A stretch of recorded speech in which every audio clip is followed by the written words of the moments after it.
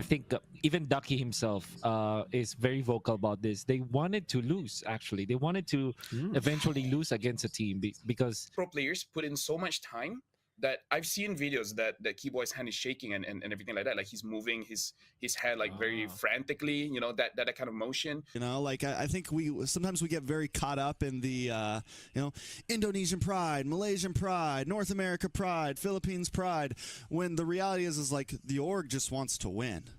You know, that's like the org. It's more of like Team Hawk pride, RSG pride. You know, that's where the management is coming from. It's like I think last year we saw the rise of just MLBB globally. Oh yeah. We saw the downfall of NA.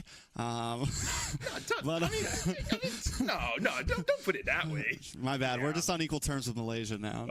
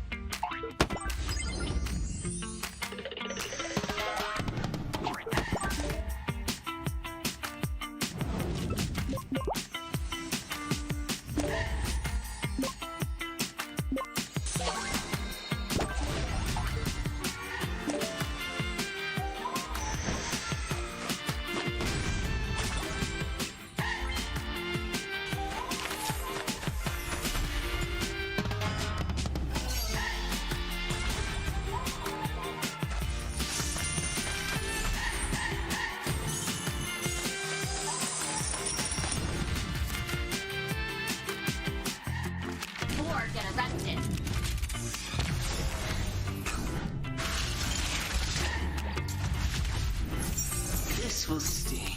You have my word.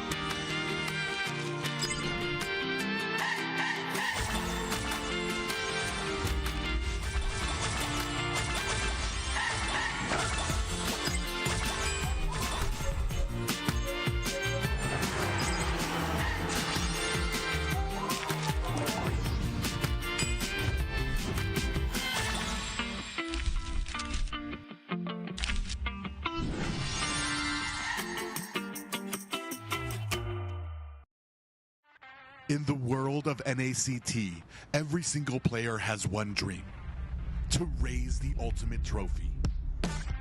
It builds alliances.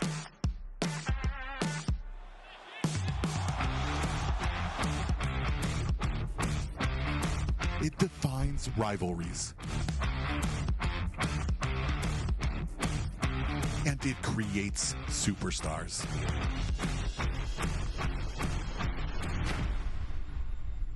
The only question is, who will be next?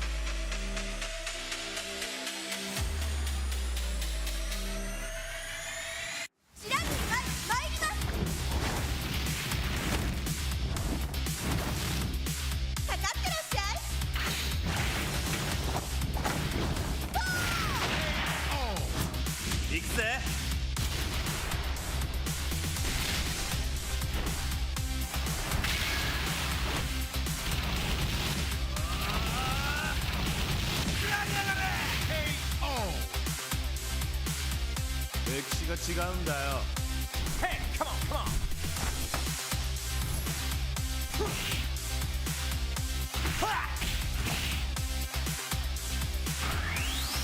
Okay. Power up.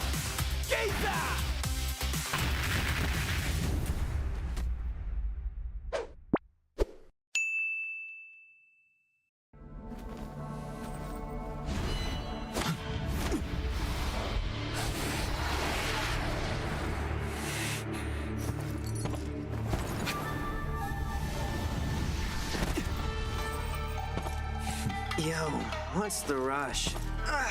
Wait up, will ya?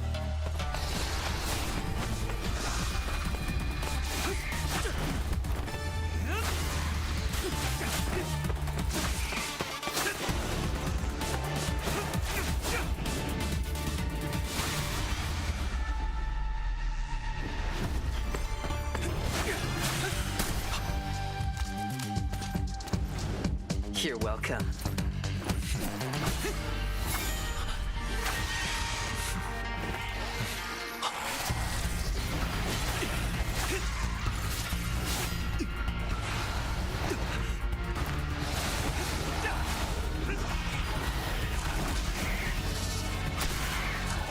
Hey, keep it together. Do you really want to die here? If I lose control, kill me without hesitation. It is your duty. Of course.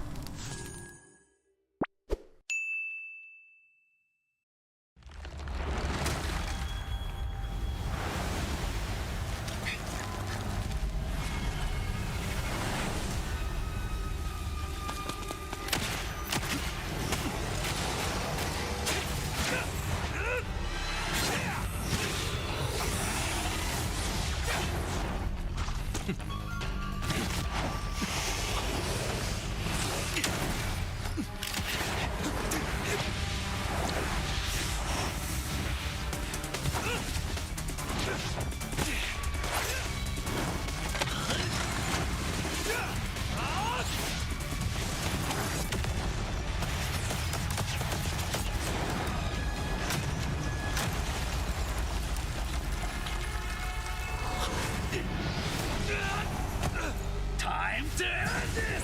Don't! I must! Losing your grip already. How will this end? I wonder.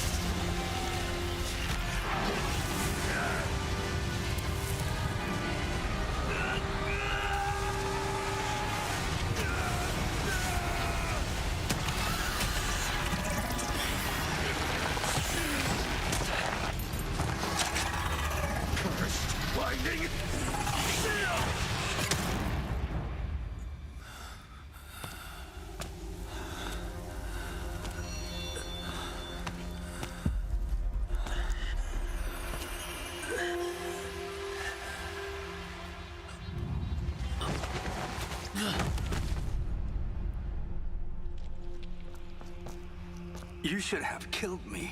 Well, guess it's your lucky day. I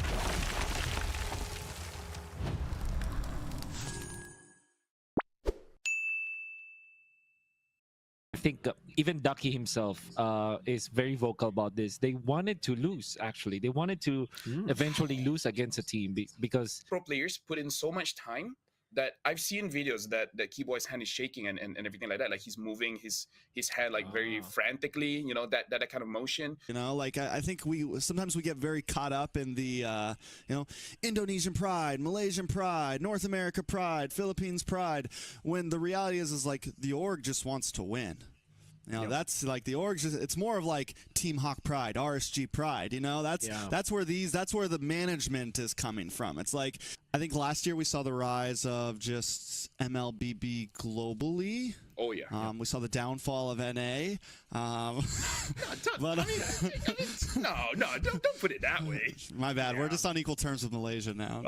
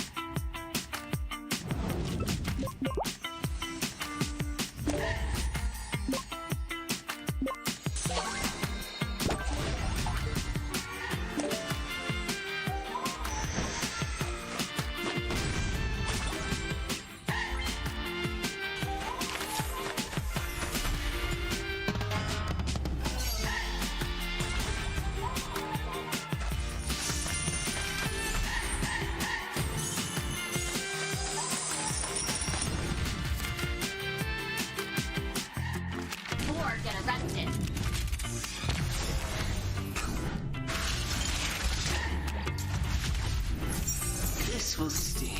You have my word.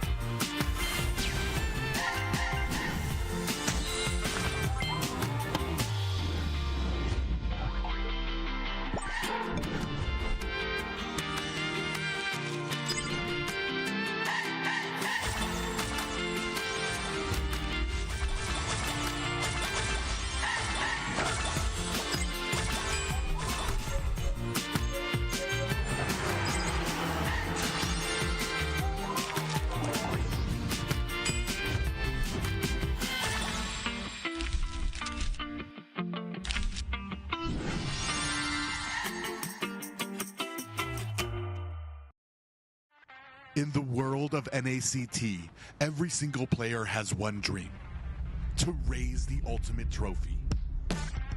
It builds alliances.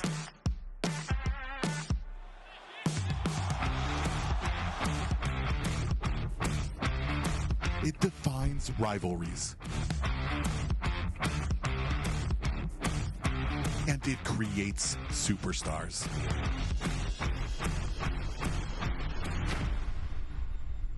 The only question is, who will be next?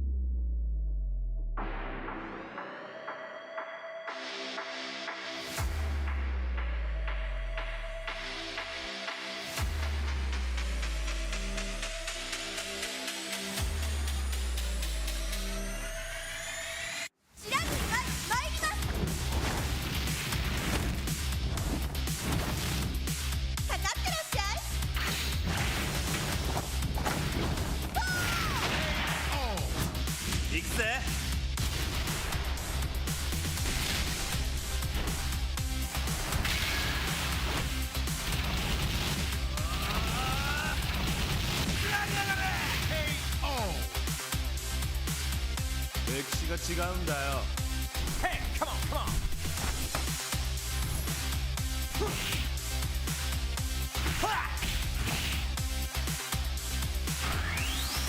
Okay. Power Gazer.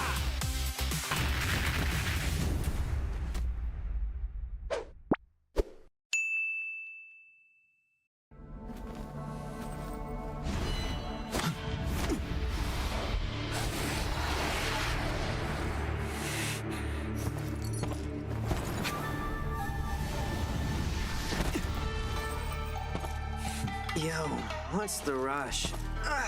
Wait up, will ya?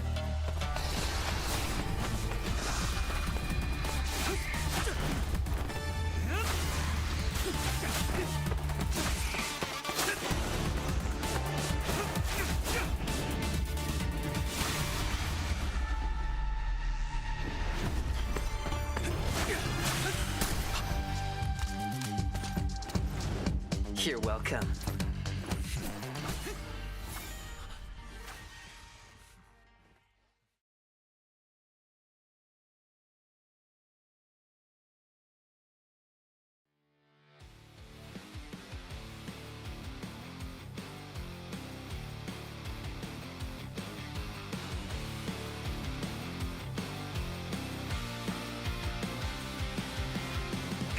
Ladies and gentlemen, the moment you've all been waiting for.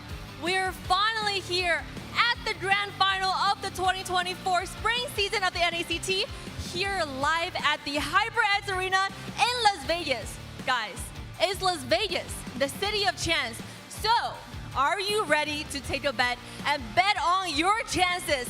Cameron, pull out those QR codes because we're starting the show with a banger. Giveaway time. Well, the QR code is taking a minute to pull up, but you guys by now know the drill. Pull out your phones and scan that code. But a special gift for all our live audiences is that the first person to scan that code in the stadium will get an extra prize brought to you live. If you are the first person, make sure to raise your hand.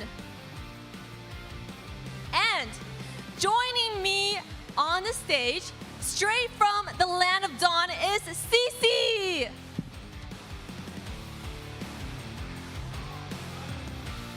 You got it? Aye. All right, come on up.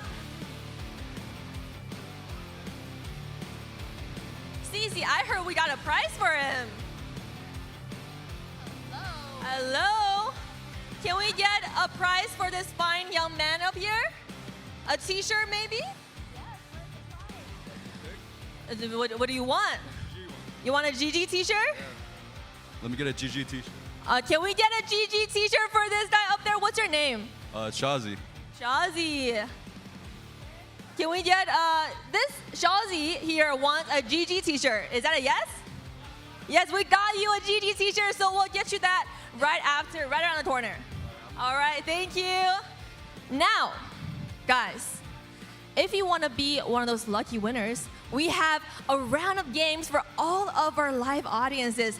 Now, Cece, I heard you have something special for us. Well, let's hear from the crowd. Make some noise for yours truly. Come on now, is that all we got? All right, tough crowd today. First game, Cece, explain to us what we have to do. Well, if you guys want to win some prizes, step right up to this mic right here, right now. Come on, guys. Don't be shy. You guys want to win some t-shirts? It's free. You got to play the game. Come on. All right, guys, very fun games. Line up here right behind those microphones, and we have a few round of games for some awesome prizes. Guys, come on up. Come on. Come on. Let's play. Let's go. What are you guys doing? Just sitting there. Come on, join the crowd. Wow, the brave young man just sat himself down. Yo, come on. Chelsea, come. Guys, what is going on? I want to join the game if I could. I'll get it. But this is your chance to win some awesome prizes, so get back in that line. Guys, come on, we have a lot of prizes for you guys, and some really, really fun games. All right, we got some participants lined up. So, Cece, why don't you explain to us the first game that we gotta play? We are gonna play Name the Line. So, on this one, I'm gonna say a line of the voice character, and you gotta name who that hero is. All right? All right, guys. First contestant. What is the line? All right. Are you ready? The fire of battle never extinguishes. Valir. Who? Valir. You have one more chance. You have one more chance because there's another line from the same hero. You get 2 chances for each time. My hands are made to fight. Ciao. Crowd, what is going on? If you want to play, line up in that line. Don't shout out the answers. Come on.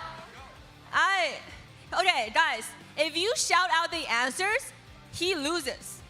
So do you want to sabotage him? You shout out the answers. If not, line up in the back and grab one of those prizes. All right, next up, we have Shazi again. I like it. I like you're joining the game. Since they said the name of that one, we're going to start another one. So what I'm going to do, okay. Adults are so boring. I don't want to grow up. Probably someone tiny and young. I'm just kidding. Okay. Just guess. Anything. Guess. Nana. Wait, no, you have one more try. Who is this? That guy. You're disqualified. You just ruined Shazi's chance for that prize. If you want to play, you can come up. You have to come up now. I swear, the first time is probably you shouting the answer out. So by now, you gotta line up in that line. Let's give this man a chance to answer. If you get this one right, I mean, we about to give you 2 t-shirts. All right. What's your name? Nick. Dave? Nick. Nick. Okay, Nick. All right, Nick. Let's see if you can get this one. Your death is music to my ears. Come on, Nick. What is going on? I thought you got them all. Almond? Just speak to the mic. Almond? Ooh. How do you say his name? I heard Onyx. Onyx is not in. Wait, what did he say? I didn't know. Okay. You know, this guy missed his chance. Oh, you missed your chance. Okay. What is it? Granger? It is. All right, our first winner. Congratulations, Nick. You have one more chance. But you get a t-shirt. All right, next one. All right. Are you ready? Yeah. Hope will find a way, even when all is forlorn. Oh my God, Nick, you're disappointing the audiences. You're disappointing me. Odette? We lost. Goodbye, Nick. All right, next up. Do you got it? He got it, okay. Who? Vexana? Guys, you have to speak into the mic. Vexana? Vexana? It's Vexana. You are correct. Ooh, congratulations, second winner. Second winner. We got our second winner. All right, next up, are you ready? Yeah. Grab your shirt. Are you ready? Do you know how the game works by now? Yeah, I figured it out. All right. Give him the shirt. Get him a shirt, guys. All right. Okay. All right. Let's go with the next one. Come on. Let's play some games, please. Oh. If you need a hint, we go with the next voice line. That's two chances. Just say it. Oh, okay. So the next Cece's- one is, to live is to trick the reaper. To live is to trick the reaper. I have no idea, That guys. Jawhead? Jawhead or no? Who? All right, guys. For the rest of you, come up in the middle of the stage because we have a better segment. This time, you might not know the hero voice lines very well, but I'm sure you will get this one because you guys know all the players super well, and this segment is going to be Name the Players. So, Cece, explain to us how this game works. All right, so in this game, we are gonna have the players show up on the board. You cannot turn around. Whoever comes up on stage is your turn. You do not turn around to look at the board or you will lose automatically. And you guys in the crowd cannot say the name of the person, but the crowd is going to tell you the features of this person, okay? They're gonna describe them, but not tell you the name or the what is that? So no, you can't be like the BTK. No, that's not allowed. I'm talking to you, Nick. Okay, no screaming out the player's name because you're gonna sabotage chance for my good friend. What's your name? Tari. All right. So wanna come up, and then we're gonna give you a player's. Actually, you have to face the audience. So we're gonna have a photo of the player up there. You guys have to describe some features, distinguishable features about the player for him to guess. All right, it's very easy. Guys, there's only 10 players. Come on, how hard can this be? All right, first player's up. You can't turn around, ready?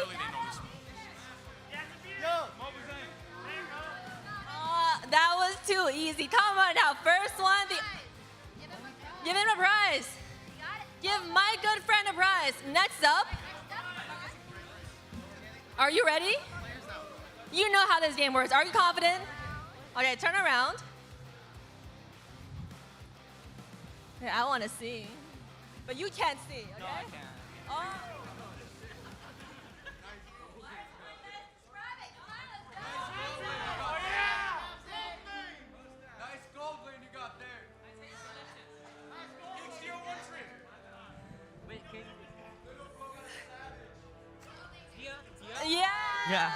Yeah.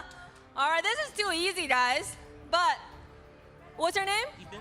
Ethan here got a prize. Now, next up, are you here with the MOBA Zane Boba head? What's your name? All right, right now. Where's this man's t-shirt?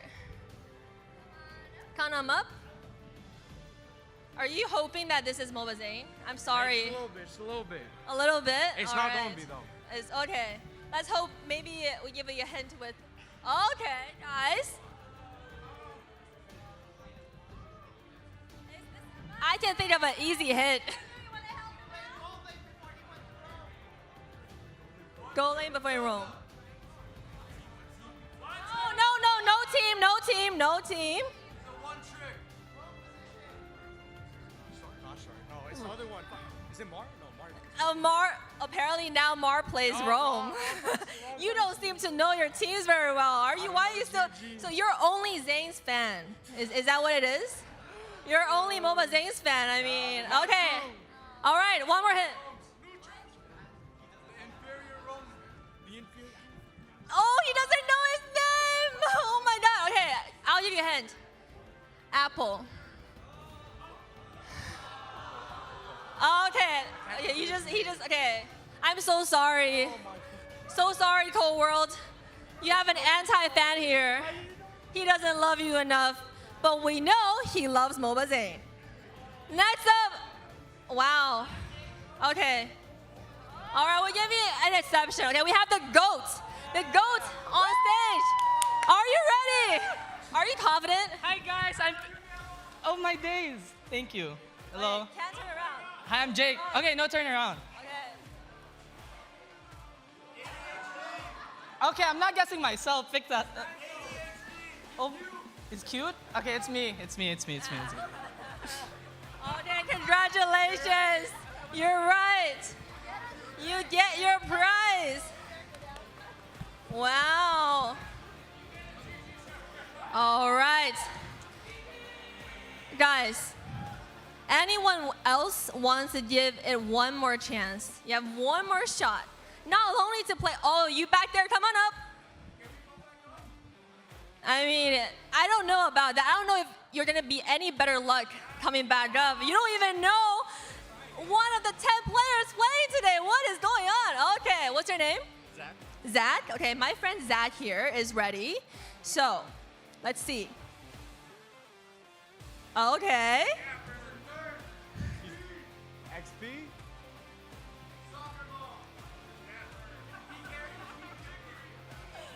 Fried chicken?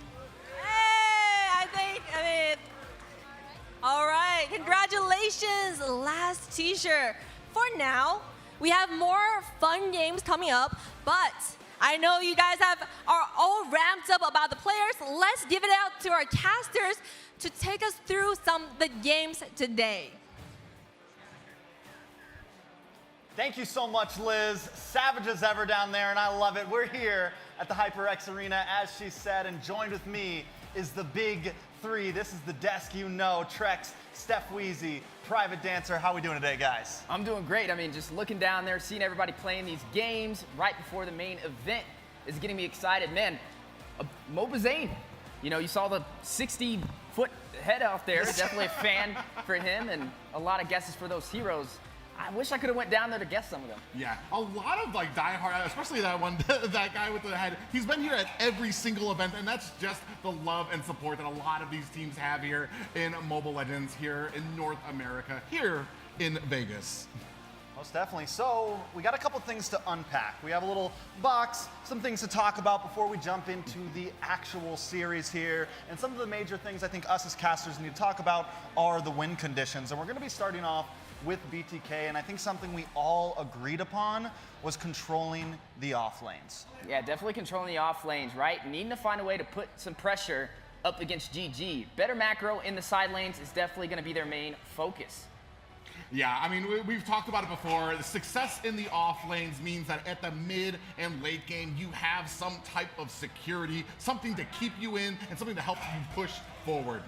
Yeah, I mean, and if they can do that, if they can control macro in the off lanes, then it should help their mid be able to match GG's mid pacing as well, and they're going to need to be able to keep up with Shark and Hoon. Yeah, and that brings us up to our next point. BTK need to be wary of the mid rotation from GG and able to either match or ideally beat them to that rotation and maintain presence in the early mid game. That's right, with the new addition to the roster, right? Marcuti replacing Nicolette in the grand finals may affect their synergy. Is it for the better? Is it for the worse? Time will tell.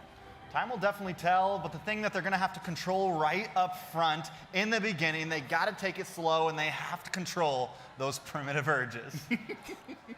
Yeah, primitive urges, right? Making sure not to overextend and make sure that the trade is worth it. BTK need to remain calm and patient at all times, especially with the new additions on their team. Like you said, synergy is everything up against a team like Gaimin Gladiators, who's sitting in that #1 spot.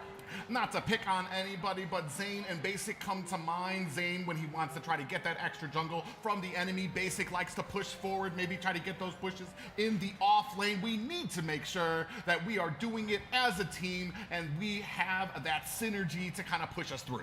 Okay, so we got a lot of BTK handled out. You know, we unpacked their box, but now we have to talk about GG. And I think the most important thing is that they have the sniper locked on. They got it cocked and loaded because they got to target MLBB. That's right. Focus on Zane, especially in the draft, right? Trying to figure out a way to get him uncomfortable. We know he likes to go for those frontline compositions, something that's a little bit tankier that he can kind of do it all. We've seen him on the Yokai up against GG. You saw him dominate with that Mathilda, and you even heard it from Hoon himself. Drink water, ban Mathilda.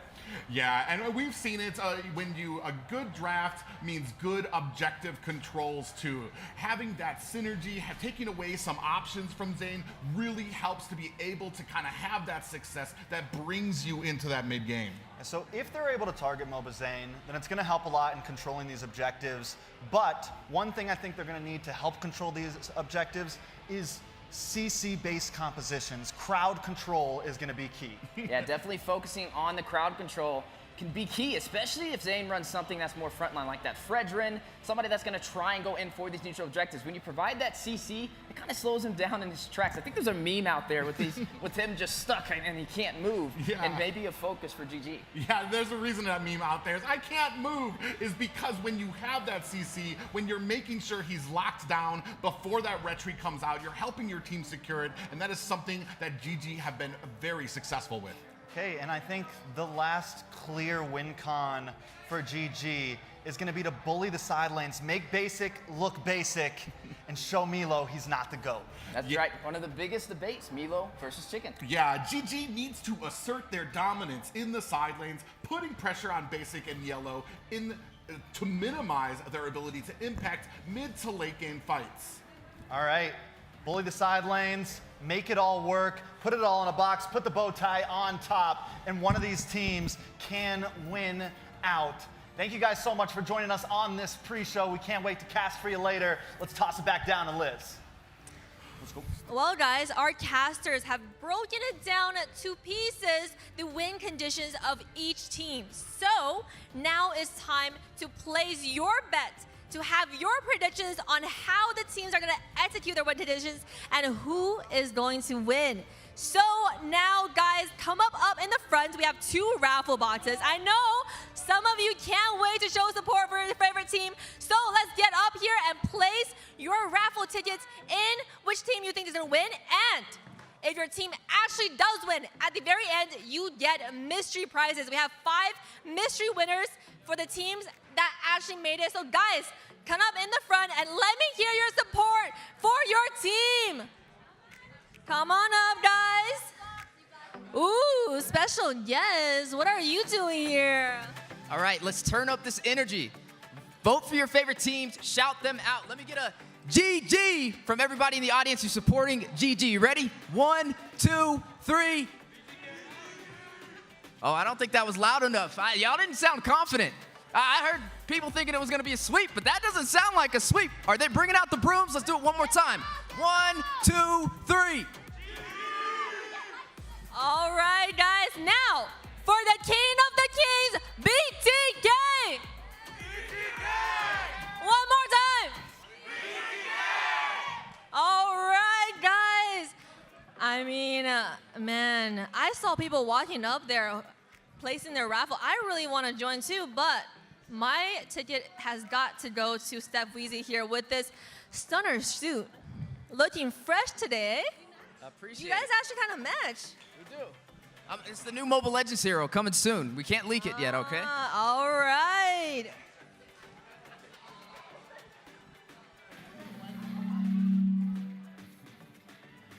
And man, we are here again, Trex, an electrifying HyperX Arena. Yeah, we've been here a few times, but there's someone that we always see, and she's looking kind of good over there. Looking beautiful, looking dazzling, looking elegant as ever, Trex. Maybe you should go say something to her. You know what? You're Just absolutely nothing right. too big, all right? Nothing. You know what? You're absolutely right. It should be big. No, it should be huge. No, nothing too big. It should be loud. Nothing too loud. Lights. Lights. Music. There's no music. Oh. There's no music. Oh, God. Not again. Yeah. L is for the way you look at me. O is for the only one I see. V is very, very extraordinary. E is even more than anyone that you adore. And love is all that I can give to you. And love is, more than just a game for two. Two in love can make it. Take my heart and please don't break it. Love was made for me and you. All right, that's enough. That's enough. Get out of here. Go, go, go. Nobody touched this trophy but me. All right, now that's a slight wrap for the opening of our show, guys. All of you who are in the live audience, make sure to play some games in the back. Enjoy the carnival because the show is going to start at 4 p.m. Central Time. Let's go, guys.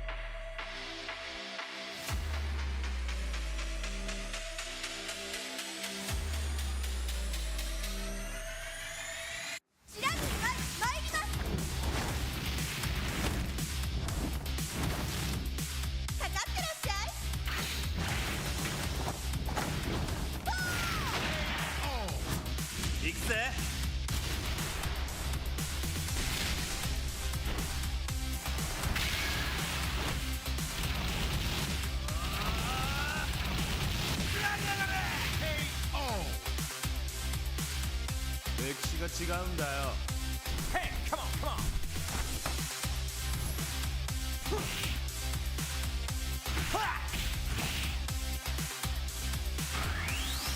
Okay. Power Gazer.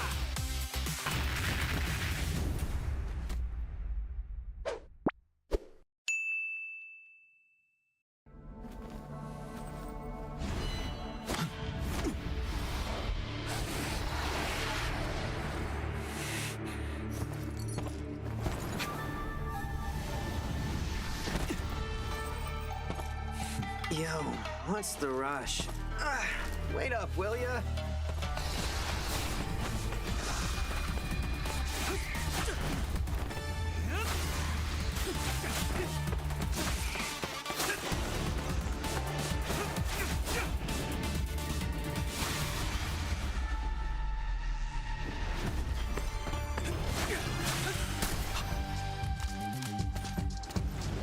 You're welcome.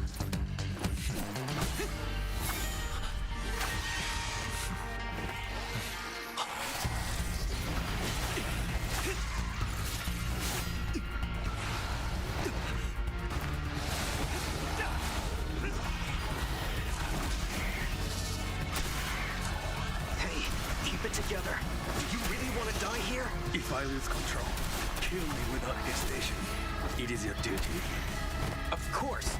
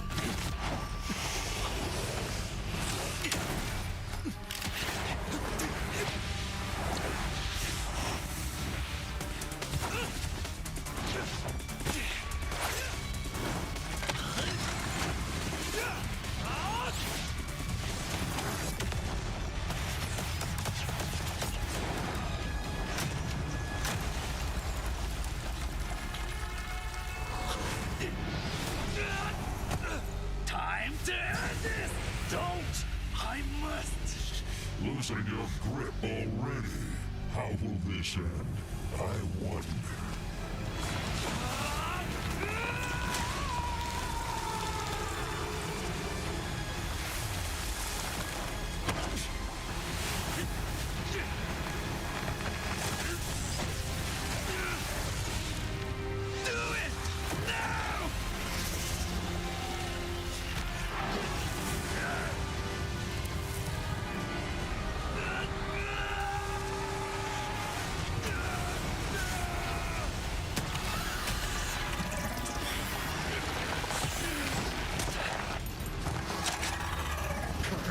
Lightning!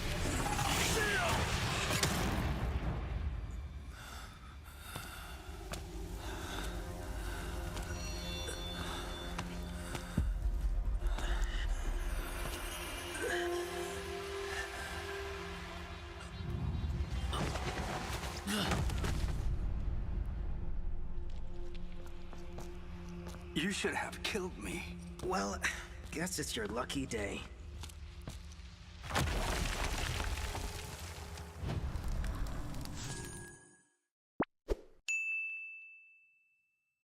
I think even Ducky himself is very vocal about this. They wanted to lose, actually. They wanted to eventually lose against a team because pro players put in so much time that I've seen videos that Keyboy's hand is shaking and everything like that. Like he's moving his head like very frantically, you know, that kind of motion. You know, like I think sometimes we get very caught up in the Indonesian pride, Malaysian pride, North America pride, Philippines pride, when the reality is like the org just wants to win. You know, that's like the org. It's more of like Team Hawk pride, RSG pride. You know, that's where the management is coming from. It's like I think last year we saw the rise of just MLBB globally. Oh yeah. We saw the downfall of NA. No, don't put it that way. My bad. We're just on equal terms with Malaysia now.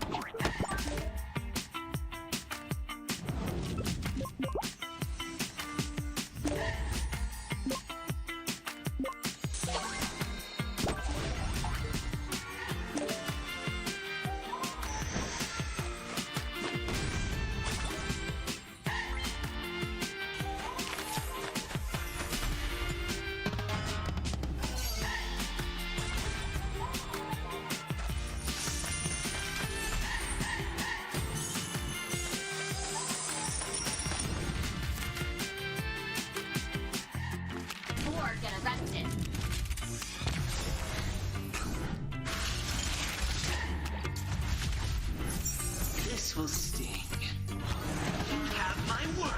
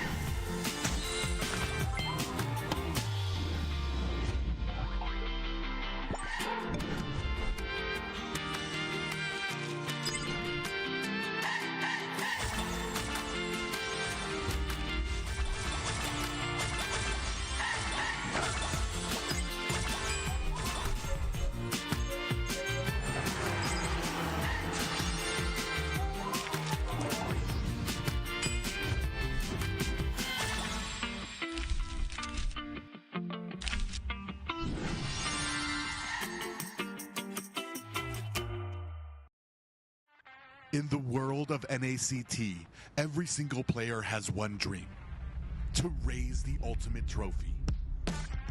It builds alliances.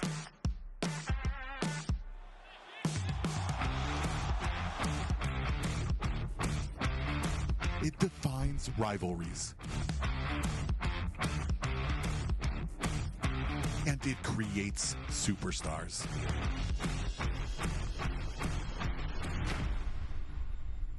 The only question is, who will be next?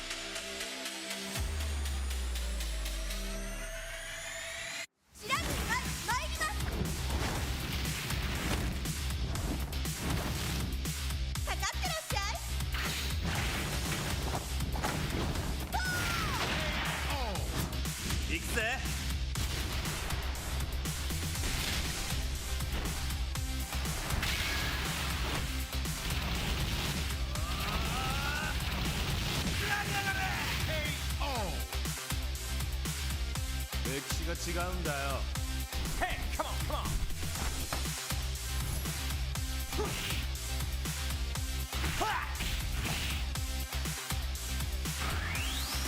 Okay. Power Gazer.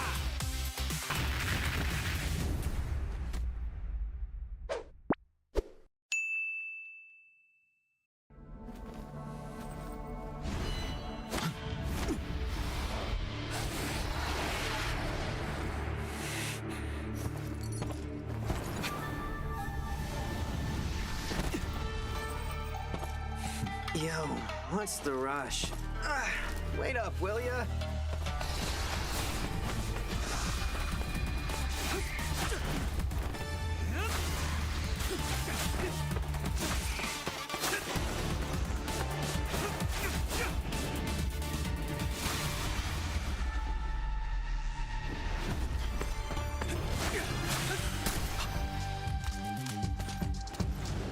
You're welcome.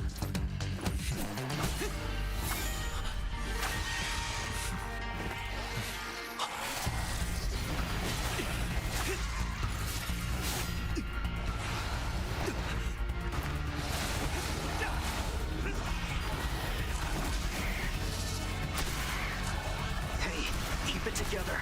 Do you really want to die here? If I lose control, kill me without hesitation. It is your duty. Of course.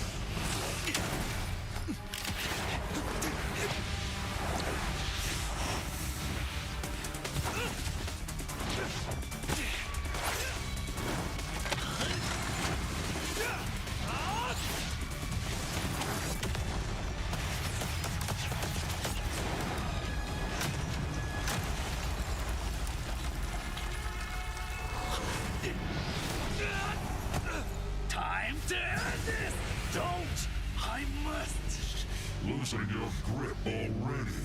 How will this end? I wonder.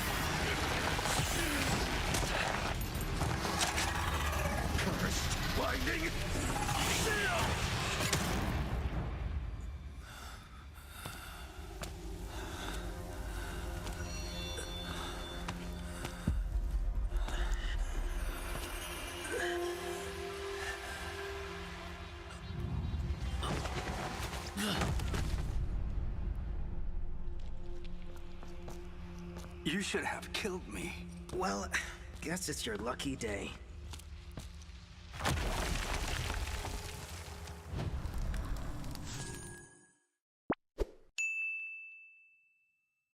I think even Ducky himself is very vocal about this. They wanted to lose, actually. They wanted to eventually lose against a team because pro players put in so much time that I've seen videos that Keyboy's hand is shaking and everything like that. Like he's moving his hand like very frantically, you know, that kind of motion. You know, like I think sometimes we get very caught up in the Indonesian pride, Malaysian pride, North America pride, Philippines pride, when the reality is like the org just wants to win.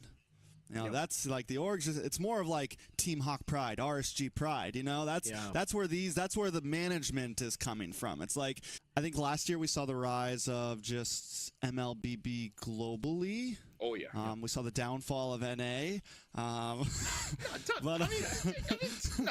don't put it that way. My bad. We're just on equal terms with Malaysia now.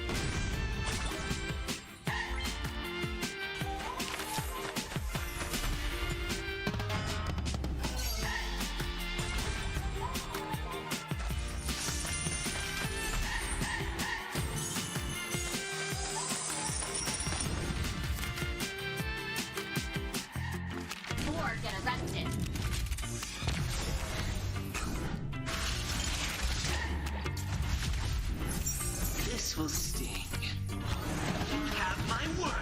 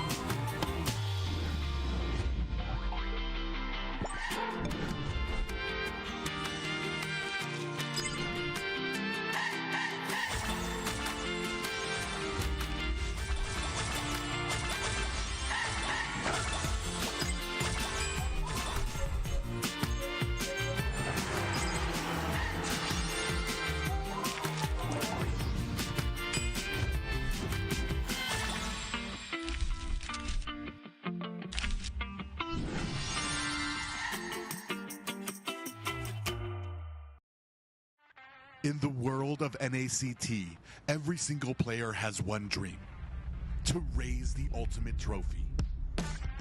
It builds alliances.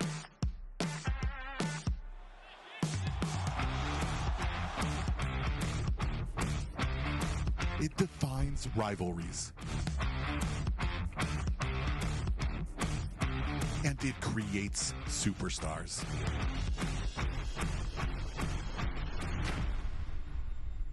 The only question is, Who will be next?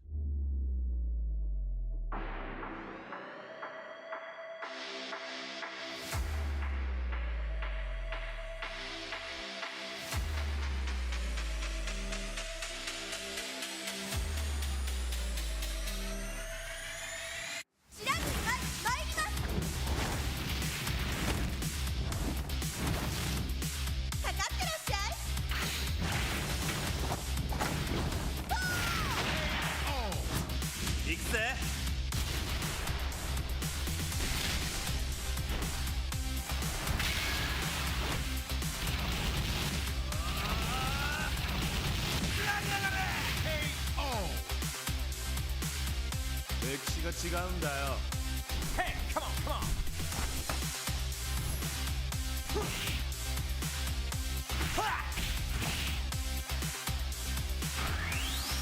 Okay. Power Gazer.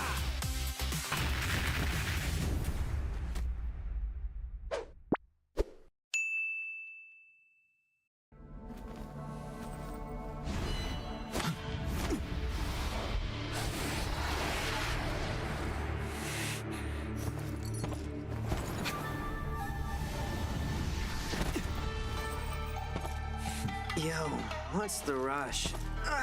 Wait up, will ya?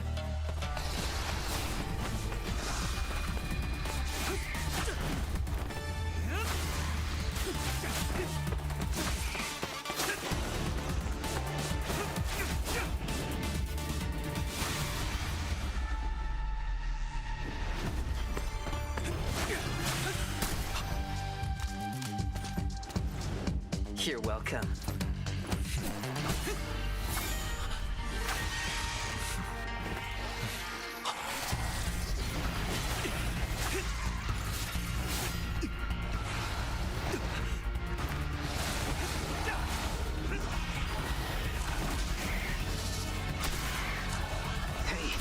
Together. Do you really want to die here? If I lose control, kill me without hesitation. It is your duty. Of course.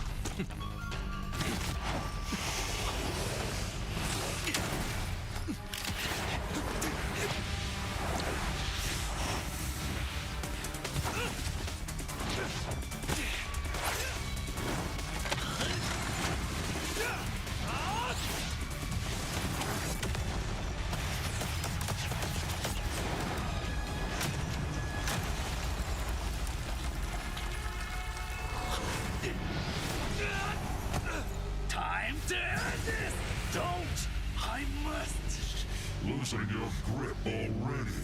How will this end? I wonder.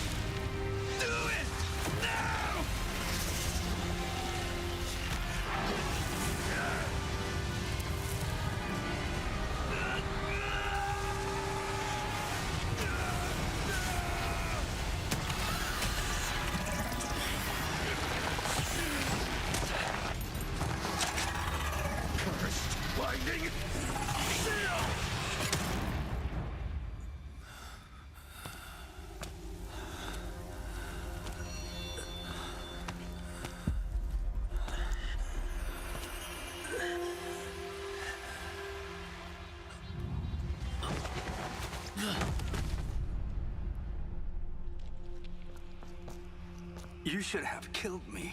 Well, guess it's your lucky day.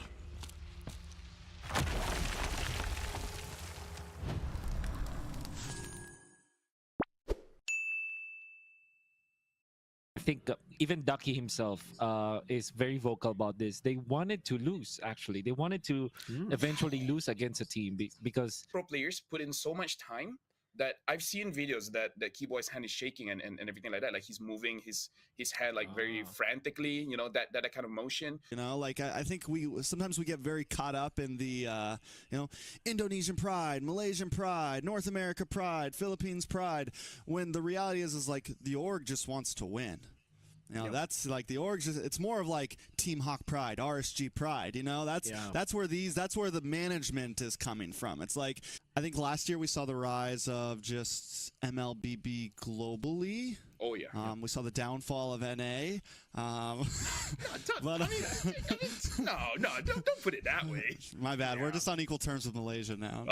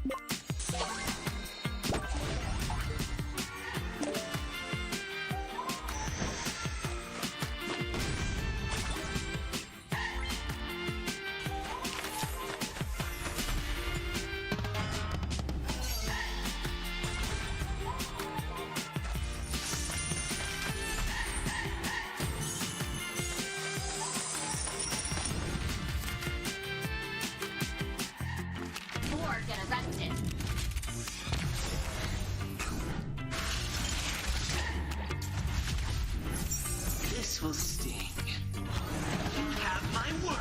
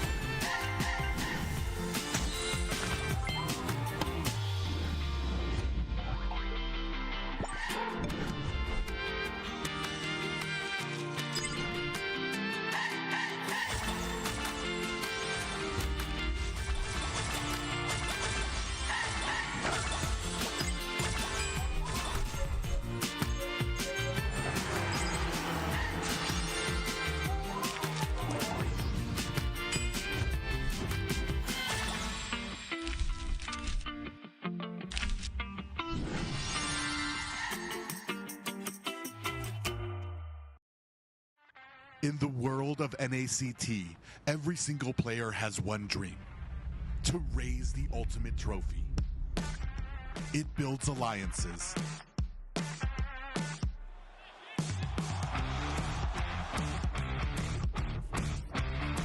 It defines rivalries.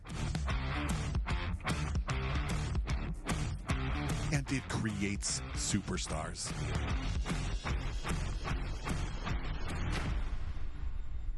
The only question is, who will be next?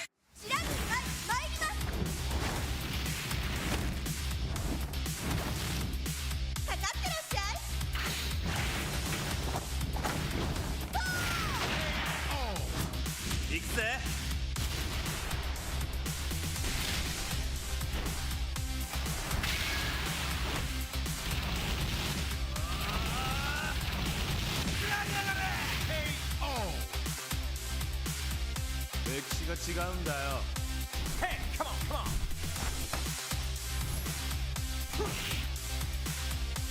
Ha! Okay. Power Gator!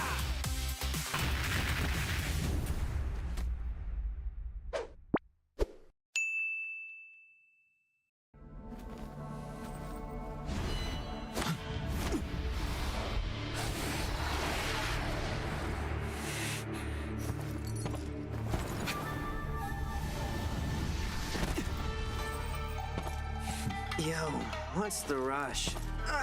Wait up, will ya?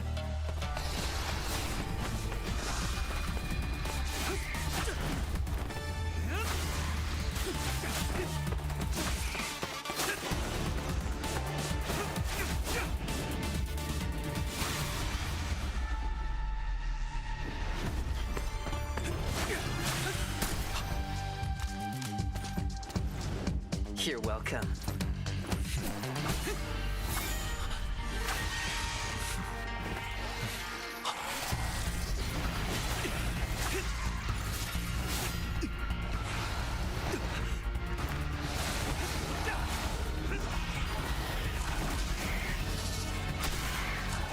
Hey, keep it together. Do you really want to die here? If I lose control, kill me without hesitation. It is your duty. Of course.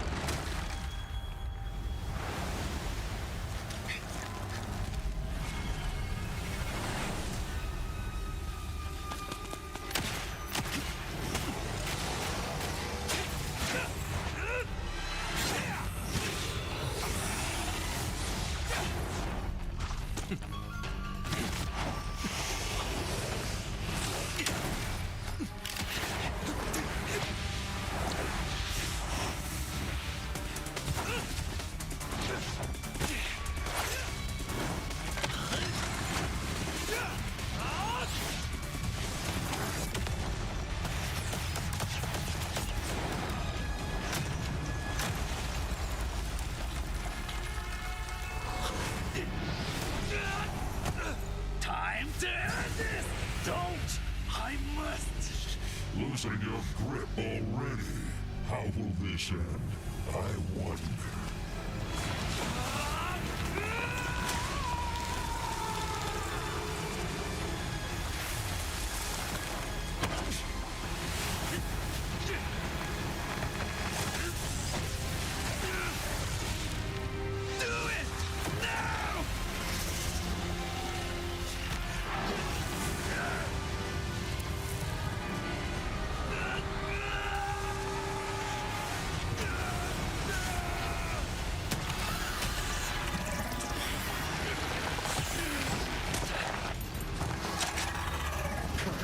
Blinding shield!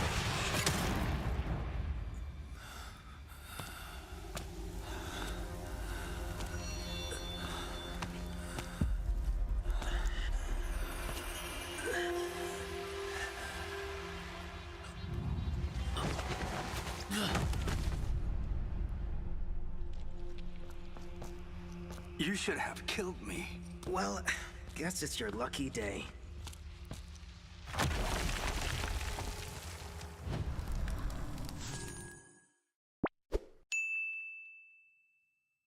I think even Ducky himself is very vocal about this. They wanted to lose, actually. They wanted to eventually lose against a team because pro players put in so much time that I've seen videos that Keyboy's hand is shaking and everything like that. Like he's moving his hand like very frantically, you know, that kind of motion. You know, like I think sometimes we get very caught up in the you know, Indonesian pride, Malaysian pride, North America pride, Philippines pride, when the reality is like the org just wants to win.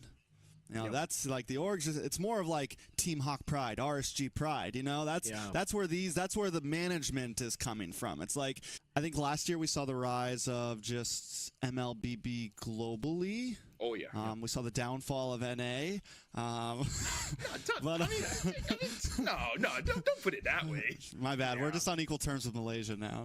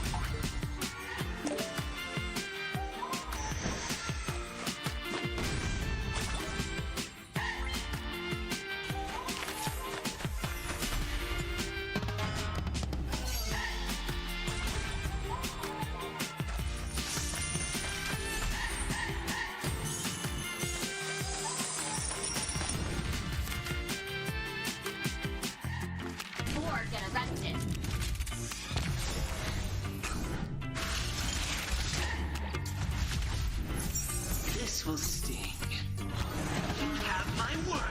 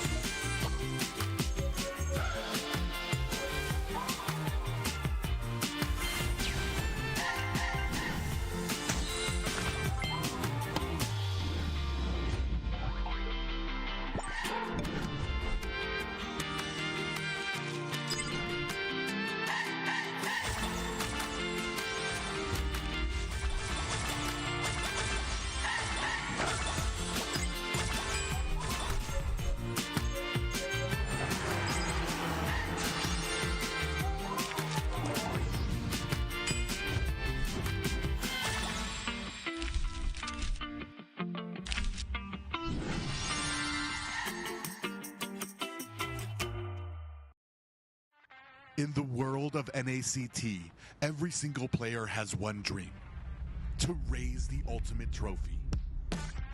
It builds alliances.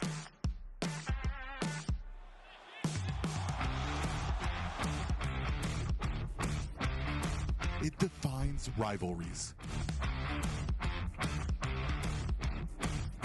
And it creates superstars.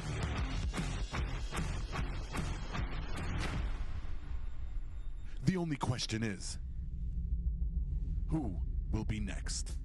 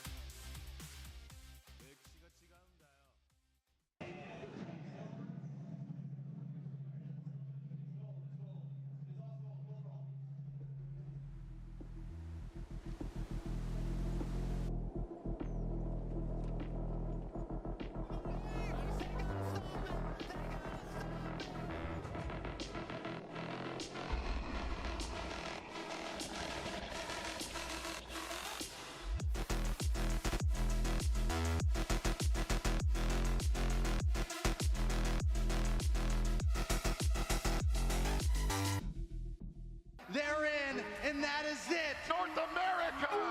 Kingdom is born. the heart of the arena, where dreams ascend. GG, well played. But the Valley are here to upset the world stage. Through the trials endured, they stand tall. Another kill. Basic will find best players. Zia will find Milo for the double. Zia for the triple finds MoBA Zane, and Basic for the Maniac. A full wipe out of 7.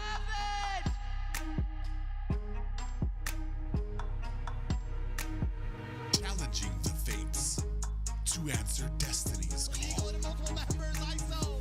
Falls down, coming out from Basic, that divine judgment combo. And now, BTK That's a full man win. They're looking at Vegas. They're looking for revenge with nods to GG. To the world, they stake their claim on a trophy, daring to etch their name. To the world, to the world, to the world, to the world, to the world, to the world, to the world.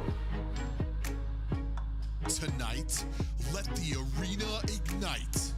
Tonight, let the legends rise.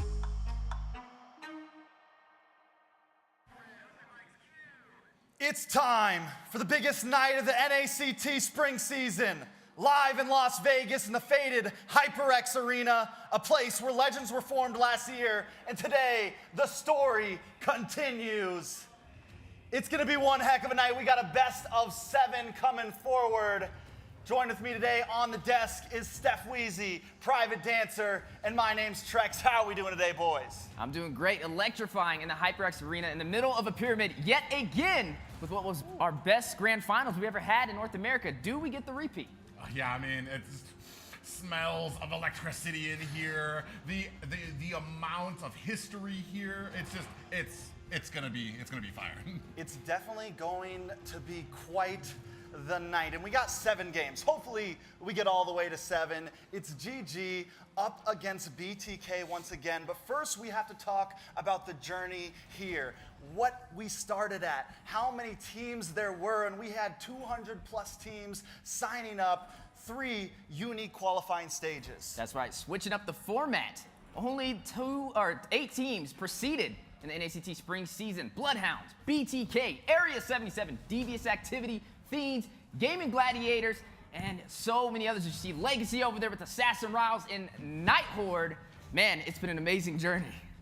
Yeah, and we can see here all the teams here and with their records, the final standings before we moved on to the grand finals. At the top of that board, Gaimin Gladiators and BloodThirstyKings. But the season speaks for itself. So many teams stepped it up, and we're coming in here unlike any other season for the players on Gaimin Gladiators. Every team here has a loss. Every team here has been proven mortal.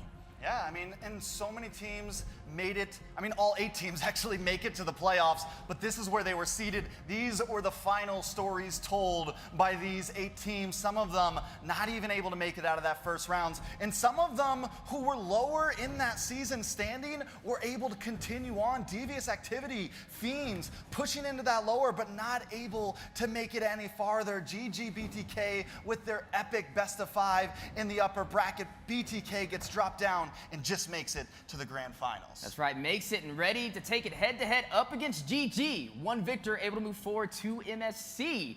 Who will it be? The spring season winner gets to go there. Biggest prize pool we have ever seen on the MLBB scene. Yeah, I mean, we talk about MSC, we talk about the honor of that, but here tonight, these 2 teams, there's something else on the line, and that's a lot of pride. A lot of pride, a lot of glory, a lot of talk on Discord channels. This will go down for at least 6 more months until the next NACT for sure. And as you said, another big thing, Riyadh, Saudi Arabia. First time MSC mid-season cup is outside of the Southeast Asia region, and it's 3 million USD. Players are coming out of the woodworks for this. That's right, we're at the top of the ladder finally for the NACT spring season. The moment you guys have been waiting for. Will it be GG? Will it be BTK? Who will represent North America in MSC 2024? Yeah, so many questions on people's mind. These people, these teams, the players, they are no strangers to each other. They've been here before. Will it be a different result? Yeah, but before we get any farther, I think we got something the players recorded for us, a little bit of something for the fans, what all this means to them. MSC and EWC means a lot to me. We want to represent NA to do better than the last couple internationals. For me, it means a lot because I never went to MSC despite winning last time. Probably one of the biggest tournaments globally, so I think it's pretty exciting to go to and, you know, fight for the best spot we can get. It's the biggest tournament in terms of prize pool so far. I mean, it's the biggest prize pool tournament in the history of Mobile Legends. A lot of money. 3 million. Give me. I think BTK will win because we're confident to go out there and we're actually ready this time. BTK was here last time for MSC and we won that, and I feel like the odds are a little bit better with the team I currently have. I think it's pretty exciting to go to and, you know, fight for the best spot we can get. Complete dedication and focus, no distractions. Just beat BTK. That's it. So we have to win it. We've been pretty dedicated and I think we'll be able to pull it out again. For the fans and to make the North America scene proud. That is right, guys. Players are ready to win. Players are eyeing for that prize, the biggest prize pool ever in Mobile Legends history, and they're eyeing for this trophy. I mean, how cool would it be to have your team tagged onto this trophy? We have the Valley, we have BTK last year in the exact same place at the same time. This time, will history be made again? And we have the Ohio Brothers. Can the Ohio Brothers continue their victories as their new name, GG? Will they triumph over the Kings? Now, prize pool for the NACT is pretty cool as well. It's $26,000 as usual. And most importantly, as the players have mentioned, they are all hungry for that $3 million prize pool, as well as the chance to represent their region, North America, the team that's the best NNA in MSC, and we just cannot wait. Now, before we begin the ultimate showdown of the season, we have another giveaway for all of you fans tuning in. On the screen, let's have the QR code. You guys better be prepared with your phone out because we have Emerald Dragon for Yujon. I mean, I bet we're gonna see Yujon today in a lot of these matches. Redeem the code for permanent skin 30 codes, first come, first serve. Now, back to the casters. Thank you so much, Liz. We all love a good giveaway. We all love a good story, and I think that is what we are here to see today.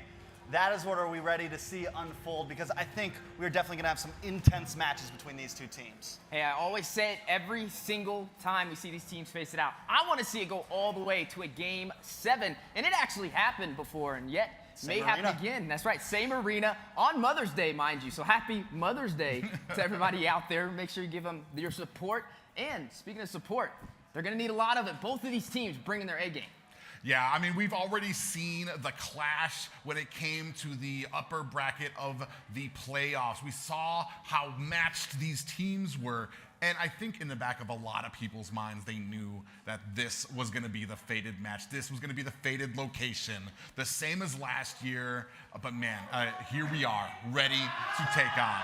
I didn't even think that it was on Mother's Day, but I can hear the boys. I can hear them, they're ready to go right now. We're gonna be having them come up on stage very shortly. I'm ready for the entrance now. These guys are familiar with this arena, familiar with that trophy. It's been a year since they've taken it all, but they are here, hyping it up in that same hall. Love them, hate them, but you can't debate them. Give it up for the Bloodthirsty Kings!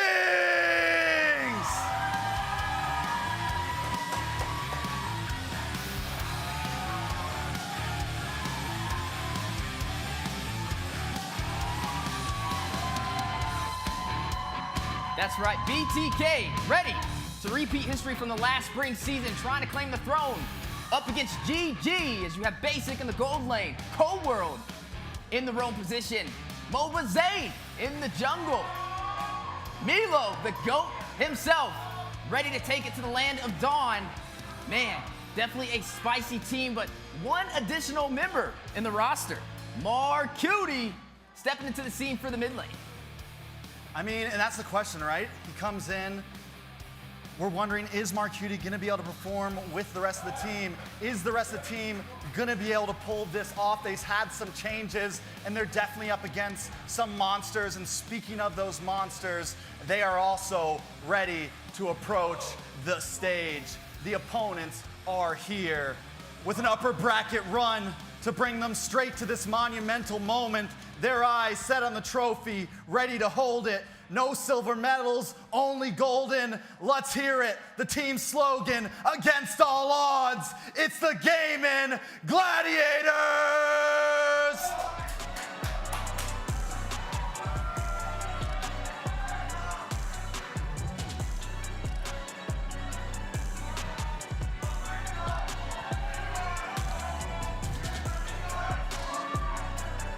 GG looking strong, looking poised, looking ready to take on all odds. It was just a year ago. You know they're looking to succeed where TOB fell short last year, and that matters how high they can pick themselves back up. Looking at the roster, Zia in the gold lane, Shark gonna be picking up that iconic roam roll. Hoon in the mid lane, best player as the jungler and the newest addition to these behemoths, Fried Chicken in the XP. Yeah, this is a team that jumped into the season full of synergy. A team that jumped into the season feeling just ready. Everyone already had their eyes thinking that they would make it to this spot. Now, they are up against BTK though. They take a loss from them in the season. They beat them in the upper bracket. How's it gonna go next? Well, you just named it, right? The 50-50. We had to trademark that after that amazing electrifying series in that best of 5 for the upper bracket. But BTK, they were the reigning champs last time in Las Vegas. Gaimin Gladiators, ready to take it away from them, but do they have what it takes? Is the additional roster with Marcuti gonna be the make or break for BTK? Now, speaking of who's going to win, the big moment comes that all of us casters dread, the predictions, the things that we are judged for centuries. Well, here they are, Private. Yeah, I'll go ahead and start this off. Just like last year, it's been something I've been honing in on and I've been stressing over. Just like Mama's tuna casserole, you don't mess with the recipe, you don't mess with the formula. Last year, it was TOB had a player out and it did prove to have some issues with the synergy. This year, BTK made some switches that have yet to be proven against a strong team who have worked their way through the playoffs. So this is gonna have to go to GG for me. I'm gonna keep it a lot simpler than that. I just voted for GG because UA voted for BTK. I mean, I can't be on the same side as my scientists. That's very, very fair. For me, it was just, I mean, every hour of the past 3 days, I've been GG, I've been BTK, I've been GG, I've been BTK, but this time, for the first time in NACT history in the grand finals, I'm going with GG. Man, it's definitely gonna be one for the books. It's gonna be a challenge, but only one team will be able to go to MSC 2024 for that $3 million cash prize. Now let's start breaking down some of these players. And first and foremost, one of the most well-known names is Hoon, Private. Yeah, bringing up that mid lane, a lot of people know he has so much history in this sport, even predating MLBB, an esports player in the mid. And you can see their favorite brought up from Gosu General, Team Gosu, and even a local boy here in Las Vegas, Nevada. I mean, he's comfortable in Las Vegas. He's at his home. He's been here before. And this time, I think he really wants this, you know? And there's a lot of pressure on Hoon. And I've been wondering, like, how is he dealing with that right now? Yeah, I mean, I got to speak with Hoon a little bit, and he's one of the most calm guys here today fighting it out. I think he's very confident in GG's performance and is looking to take it to the international scene. So we got to see where they go from here. But GG, ready to take it into the land of dawn. And if we're gonna talk about confidence, we gotta talk about someone that some people may say is overconfident, some people may say has too much ego, but it's definitely taken him very, very far places in MLB. We gotta talk about Mobazane. That's right, Mobazane, the king of the jungle. Everybody knows him running around with those frontline compositions. Did a really good job inside of the NACT spring season, but the fall season fell short. to Avalon, and now ready to make a statement again, playing on Barats as his favorite player. But I always say Fredrin, when he walks around with his hand in his pocket, he's got to have a picture of Mobazane. Not only is it his favorite player, it's his favorite hobby. He just loves playing Barats, and yeah, favorite player, Mobazane. This is the epitome of Mobazane right here, Private. Yeah, I mean, he is basically the face of North America. There is a reason for that. There is so much skill in just one player. It's amazing, and especially with what he's been able to do coming each year in and out with a different BTK, a different successful recipe against even my better judgment of all these different changes, and he's still successful with it. I mean, 3 seasons in a row, he's essentially had a different roster. 3 seasons in a row, he has been able to make it to at least top 3, 2 of those making it to the grand finals, 1 of those winning it in this same exact spot. So you can't count him out at all. He is here, he is hungry. Last time it was Mother's Day, today it's Mother's Day. This time, he wants that MSC. That's right, is the 3rd time the charm. Both of these teams gonna take it into the land of the Dawn. Like I said, when the Mobile Legends coin is flipped, will it land on the side of Hoon? Will it land on the side of Mobazane? BTK, GG, ready to fight it out. Yeah, it's all about calm, cool, and collected. We've seen the energy from both of these teams as they came into the arena, now getting prepared for the final battle. It's been through the playoffs, been through the season, been through the qualifiers, but here is the final stand for both GG and BTK. Okay, so we have a second until this draft comes up, guys. We've laid down the story. Let's get technical. Let's get nitty-gritty. We talked about some win guns, but what are we really looking at between these 2 teams, Weezy? Yeah, well, number 1, the GOAT, Mr. Milo, up against Fried Chicken. He's got a nickname out there as well, a lot of nicknames. Fried Chicken definitely excels with his IQ. He's played in the international scene. Same thing with Milo, but Fried Chicken previously on BTK. Now on the side of GG, Milo flipping to the other side as well. It's definitely going to be a spicy one. Yeah, the crazy thing is just how well both of these teams know each other. They've swapped players, swapped teams, and now we are getting in it. This is the moment we've been waiting for, coming into the first draft. Yeah, draft number 1, best of 7. We haven't had a best of 7 in a while, boys, and I'm ready for it. GG already starting it off, taking out the Barats. We talked about win cons being target, Mobazane. Is that the plan already? Man, I think they were looking at his bio, right? Barats right off the rip. I mean, they're just taking notes as they're going along. But something to kind of point out between these 2 teams, the difference. BTK, they have a coach and they have an analyst, but on the side of Gaimin Gladiators, they've been winging it this whole time by themselves. Yeah, BTK is literally all the King's horses and all the King's men to try to succeed up here against Gaimin Gladiators. Yeah, but it just goes to show for GG, I think it really, what comes down to them drafting so well without a huge team behind them, is that these 5 guys have been playing for a while now. They're probably one of the most consistent teams in NACT history. Yes, old BTK was together for a while, but GG essentially with the add-on of Fried Chicken, they've been playing now for over a year practically. I mean, these guys have been drafting together for a very long time. Yeah, the trio core synergy, right? Best player Hoon and Fried Chicken. A majority of the teams that made it to the international scene for North America. But now, the new trio core synergy from BTK with Mark Cutie replacing Nicolette for the grand finals. As you are seeing some of the bans on the board, though, the Ling gets taken off of the board from BTK. Looks like a response back from taking away the Barats from Mobazane. That is an interesting ban. I'm wondering if, have we got some inside intel, or is it just like a, hey, I got something for you. I want to keep things open a little bit here. We're going to ban out the Ling just as a little sleight of hand. Yeah, and that gives up the Lu Yi for Hoon, who has been magnificent, especially toward the later end of the playoffs. He has been in and out, especially with that diversion and the yin-yang passive from her. But wait a minute, Fredrin is in the building, ladies and gentlemen. Mobazane logging his comfort pick. We talked about the win cons. Looks like GG's not worried about it though, but where do we go from here? We talked about crowd control. Lu Yi up against a Fredrin could be dangerous. I would call you a legend for calling that Fredrin, but we all knew it was coming.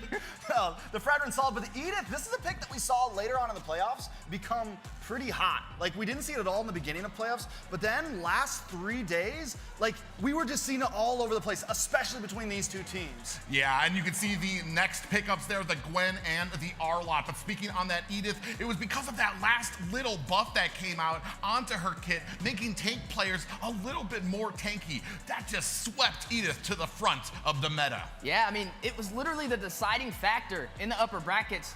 BTK is gonna go ahead and slot that up, which could profit them, but you know who else is on the table? The Roger.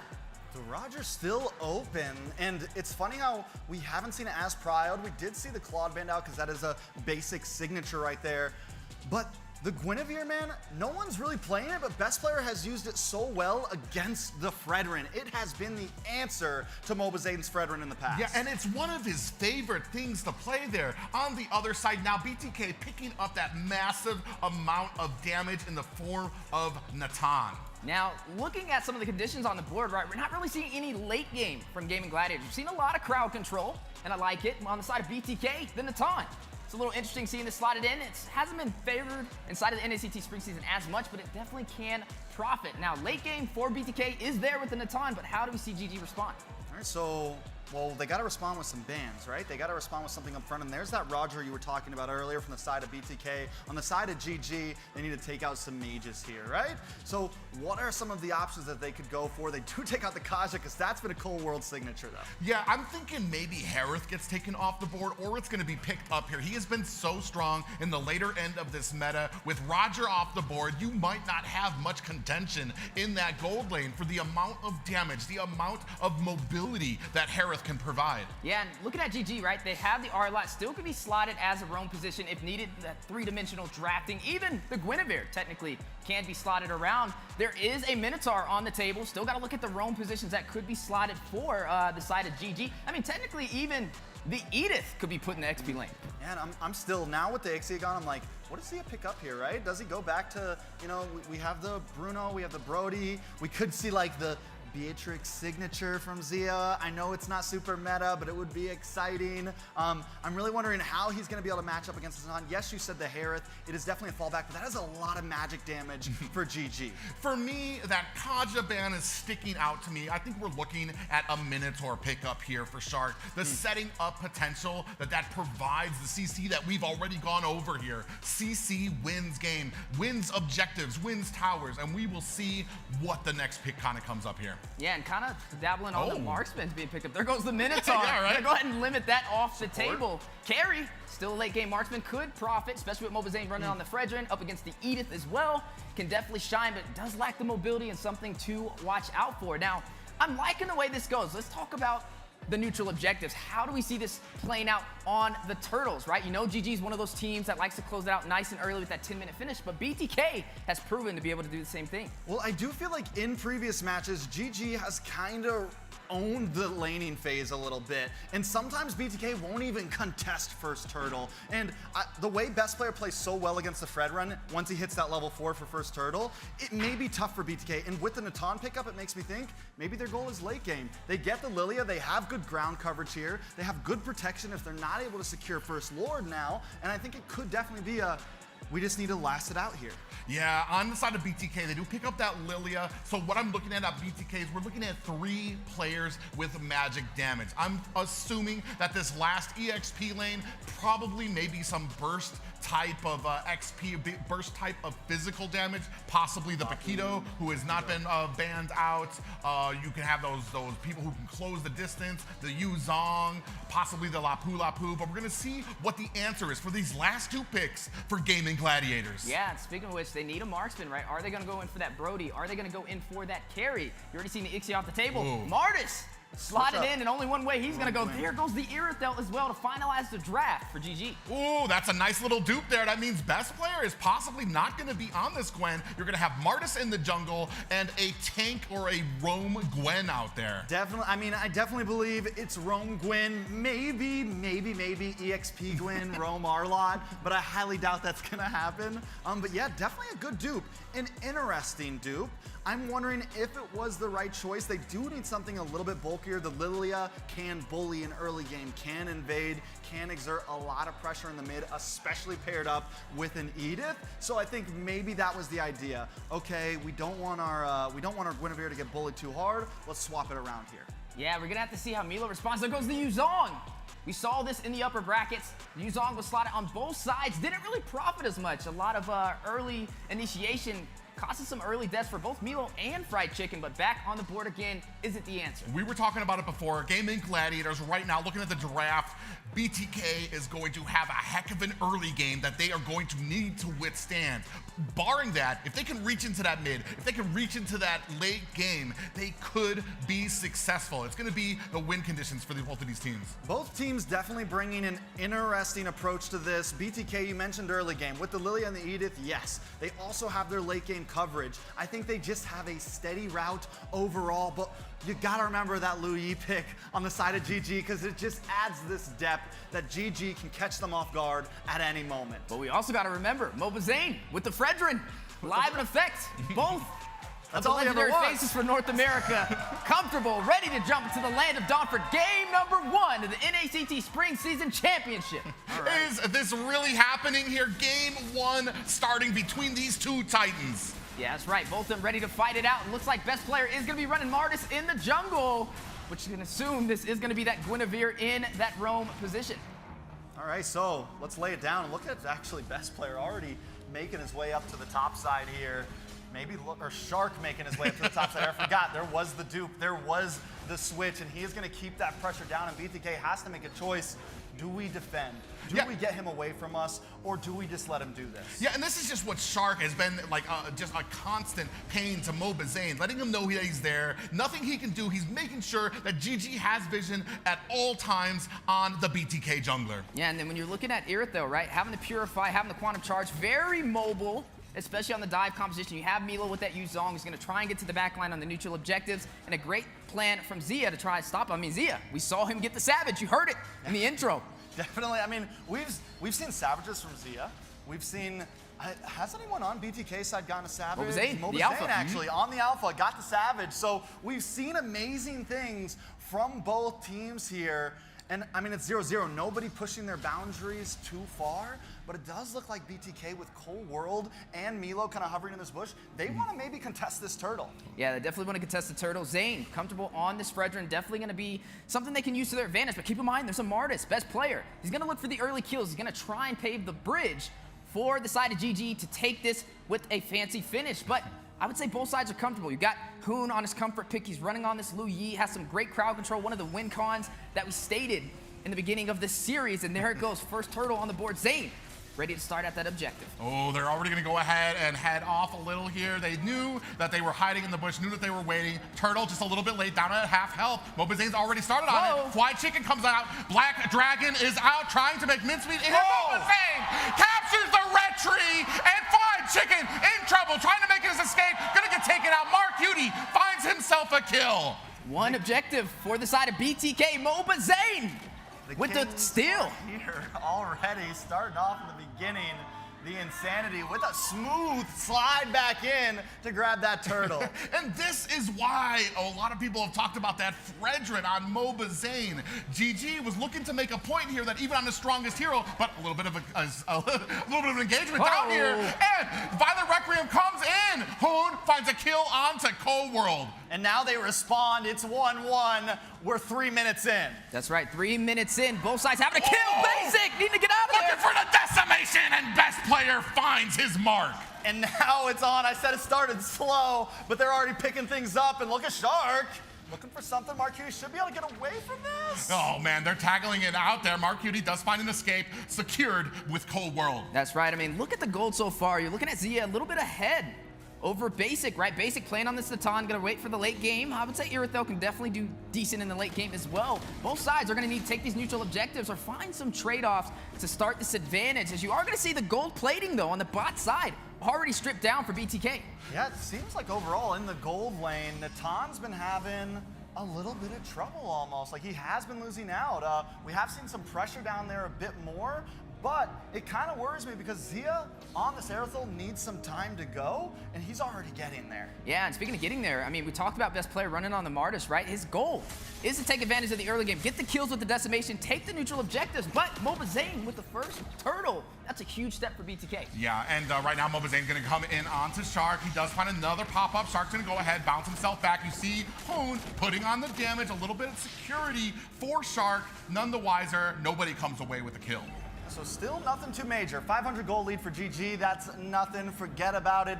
BTK though, we can start to see the pressure coming towards them, and they gotta find a way to respond. Yeah, and speaking of responding, you're gonna see the battle over the second turtle for this game. The first one going to MLBB with a quick steal, but can he do it again? You're looking at GG in position for the denial. Yeah, and we do have a nice little diversion from the side. Hoon comes in. Is he gonna be able to find the mark onto MLBB? Fly chicken. Best player takes this turtle. Finds a kill onto MLBB. The rest of BTK in retreat. Cold is able to answer back with 2 kills of his own. Basic not long for this world as Shark finds his kill, and Mielo looking for a retreat to a Violet Requiem and is down.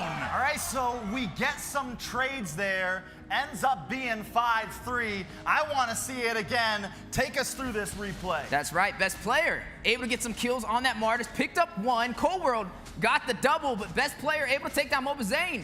Trying to get that neutral objective. Worked in their favor, but then the response back both sides, catching some bodies. 3-3 right there, and then not able to get away. Basic falling to Shark. Both of these teams, like you said, the 50-50 maybe back in effect. I'm not gonna lie, I feel like Basic there stayed a little too far back, a little nervous. Maybe it's because he doesn't feel comfortable with the kit yet, but it just feels like he's having, he didn't know. He kind of questioned himself. He tried to get that last hit in, couldn't, and then was just too late, too sorry. Yeah, GG able to take the first turret, now gonna go in for the second. Oh, Mielo should have just let this go. Now he has a final slash and a Violet Requiem. Zia finding the killing blow. MLBB coming in, trying to make them pay for it. Fly Chicken getting popped up, and an Appraiser's Wrath, followed by Mark Cutie for the kill. So some good defense from BTK to hold off that tier 2 turret, but look at the mid lane, look at best player.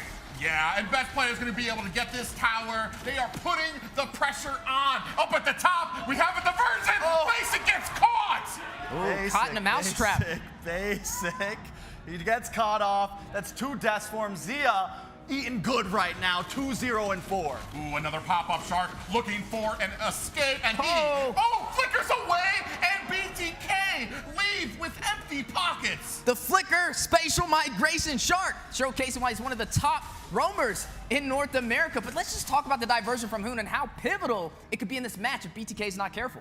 Most definitely. I mean, there's a lot we could see from Hoon, and he's already showing some of the huge plays that he can make. Wait! Oh yeah, final slash comes out. Cold World, little bit of shield on there. Fly Chicken dove too deep. Out comes a Black Dragon. Appraiser's Wrath goes wide, and they're forced to retreat. Mielo very low, gets away with a hair of health. I thought we were gonna keep it chill in game 1. We talked about this, guys, but it's already getting hype here. It's the Vegas buff. It's the Vegas buff. It's the Vegas buff. It's the Mother's Day buff. It's the Mother's Day buff. There you go. But GG, able to hold off BTK from taking that neutral objective. So far, that's 2 turtles in their hands compared to the one that MLBB got in the beginning. Now slowly climbing ahead in this game, up 2,700 gold.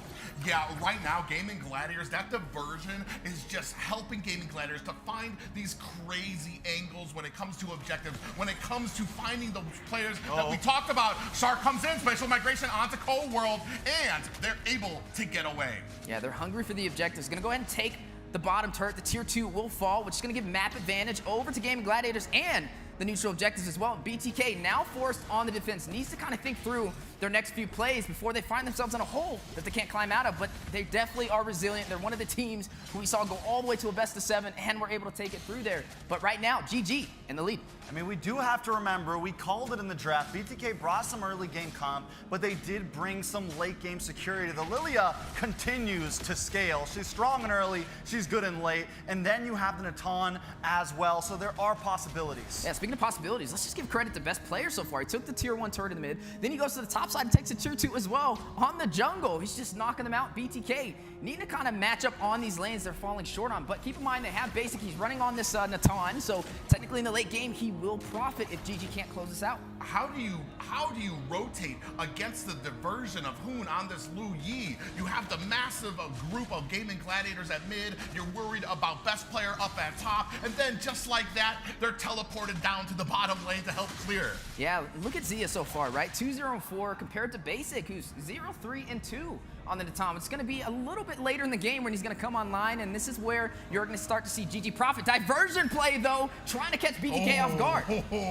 They were so close. Mielo smelled something foul in the air, found himself an escape. They are hunting The Gladiators always on the chase, but here comes another concealed play from the side of BTK. Yeah, big flicker with a pop-up. Black Dragon is out. He's hunting, he's searching, he's looking for a meal. Unfortunately, not able to find it. Yeah, a little bit of wasted utility right there. Milo gonna use the Black Dragon, the concealed play from BTK too. Major utilities off the table for this neutral objective. You're looking at GG already ready to take it if they're not careful. Oh, diversion coming up. Cold World has eyes on it, looking for the pop-up. Fly Chicken comes up. Mobazane in trouble. Popped up. Violet Requiem. Best player finds the decimation. The rest of BTK needs to get out of there. Oh, we do have the black shoes from Mark Cutie. Cold World very low. Hood with the damage. Not enough. So much damage from BTK, but not enough to take a single player down. Shark's been overextending, but every time gets away. So can you even call it an overextension? Yeah, I mean, and taking down Mobazane denies them the retribution, which pretty much guarantees a free objective again. To Gaimin Gladiators, there goes the diversion play. They're just ready to take the fight to BTK. I got a feeling Louis might be banned after this game. Again, though, you asked the private, like, how do you even deal with that? And I don't think you do in the early game. I don't think you do in the mid game. You wait till they come to your tower. You wait till you can get them all in one spot and you see them, and then you try to fight it out. You know, I got a way to deal with it, right? Don't ban the Ling. Ban the Lu Yi. Yeah, we can see now they're pushing their way through. Ooh, Mobazane gets caught. You can see Fly Chicken closing the distance. Philo Slash out there. Appraiser's Wrath. Violet Requiem bursting Mobazane down. Best player finds the kill. Black Dragon unable to help. Mark Cutie with the black shoes in the back. And best player on the back. Zia finds a kill. Hoon gets taken out by Mark Cutie. That is a 10-5 lead for Gaimin Gladiators. GG just splitting them up so well right now. Best player 4-1 on a Martis. Not what you want to see at 11 minutes in. And he can just manhandle two people in the back while the rest of his team handles the rest. That's right. You're looking at BTK now forced back into the base with the Lord quickly getting bursted down, but they're stripped down to their inhibitors now. Need to kind of rethink the situation. They need to play for the late game. They need Basic to step up to the table and get those core items to really have an effect up against GG, but you named it. Best player on the Martis, getting the decimations, frontlining all of the damage, and still able to get out of there alive. And beside him, you have Zia, 3-0-6, just dominating so far in today's game. Yeah, I mean, they've been doing such a good job making sure that these kills get onto best player. These kills get on to Zia as well. So now, as these clashes come in, not only are they ahead, but the gold is in the right hands for Gaimin Gladiators. And now, BTK has to look for the defense. GG, like we said earlier, has to close this out. I think they still could push it a bit farther, maybe still keep the lead pretty late into this game. Ooh, we did waste the final slash out there. Cold World comes in, looking for an opportunity. Violet Requiem onto two members of BTK. Looking for an angle right now. They're gonna have to escape. Yellow finds a kill onto Hoon, but Zia pays it back in the face of Cold World. And Yellow into the deep of the back line. Too far for help from his players as Mobazane finds a kill onto Zia, and that is 2 apiece. Yeah, we talked about it WinCons, right? Primitive urges. And that's what you saw right there. They threw a hook out for BTK, and they grabbed it. A little bit of a punish for Gaimin Gladiators to push them back on the back end. Even Milo overextending with the Black Dragon with Yuzong. Not really anybody there to help him out. And again, BTK forced back into the base up against GG, who's looking for that early finish. And this is typical Gaimin Gladiators. This is what we've seen all season compared to the other teams they fought against. Yeah, BTK keeps on looking for the play. They keep on using that conceal play, and they keep on missing a little bit. Mobazane might be in some trouble. Should be he's able to against get out of 2 here. players right now. Fly Chicken has eyes on him. Shark pointing it out as well, but hiding in the bush. I want to say good read by GG not to chase. You know, it's funny. Even when they're behind, they play like they're ahead. That's what we're seeing right now. But it's 12-7 on the board, 2,500 gold for Gaimin Gladiators. 5 kills now for Zia. Basic yet to find his first. BTK just bringing the chaos, as I was saying. Like, they jump into these team fights, and even when it feels like they are losing, they are going to run it until the end. They are going to just butt heads with GG as much as they can. Yeah, diversion is out. They have a back line to BTK. They know that they're on the Lord, they're looking for the bait, and they decide against the conceal play. Man, they're running some military drills with the conceal play, and now the battle is away. Oh, Shark finds 2 with the Violet Requiem. Down goes Basic. Fly Chicken finds a kill onto Mark Cutie. Mobazane is down. Yellow as well. 1 player alone. Cobra World to tell the story. The version is out. They're looking to chase, and Cold World, I mean, he's pretty tanky, and Shark's coming at him with just an immortality. Yeah, they're not trying to let him recall back a high IQ play from the side of GG. Not gonna let Cold World go back to defend the base crystal. This is a first game going to Gaimin Gladiators. I mean, GG just came in strong. There was some moments where BTK felt like they could hold a fight out, but in the end, Hoon with that divergent was just too much to handle. Yeah, just catching them off guard, right? Like I said, military drills trying to catch BTK lacking, and they did it. But you are gonna have to see how do they respond from here. They banned the Ling, let the Liu walk. We know Hoon profits on that hero. Is this something they're going to take off the board for game number 2? Yeah, and two things stick out to me is that one is they gave Mobazane Fredrin, which he is very comfortable on, almost to make a point that even with your best haircut, your best Fredrin, we can still take you down. Number 2, that Liu Yi, even from the very first objective, able to find himself an angle all the way in the back of the fight to turn the tides very early, showing that right as soon as he gets level 4, he's going to be having that diversion, he's going to be able to close the distance on the map, and nowhere is safe. Not only that, but I was wondering how that Martis was going to work out, and Best Player played it well. It's a hero that sometimes is just not worth the risk, and Best Player just manned it to a T. That's right, Gaimin Gladiators team stats 16, 7, and 44. Rating for the team almost at double digits, 9.10. But overall, it was a great game. We saw BTK kind of prop up the first turtle, but then Gaimin Gladiators started to creep up there. We got to see Zia really come online in that game. He didn't really get to see Basic get that Natan off like he was looking forward to. Yeah, I mean, a great game play. You can see versus the team stats here, 16 kills, 16 deaths on a BTK side, just right from the get-go. We were talking about that early game that GG had. Was BTK going to be able to withstand that? Never able to just catch their stride. Most definitely. I mean, it's going to be a tough road if that's how things are going to continue going for BTK. There's definitely some things to approach here. I don't think the draft was actually that bad. I felt like draft versus draft, it felt like a good match. There was just some things that were lacking, and one of them for me was Basic.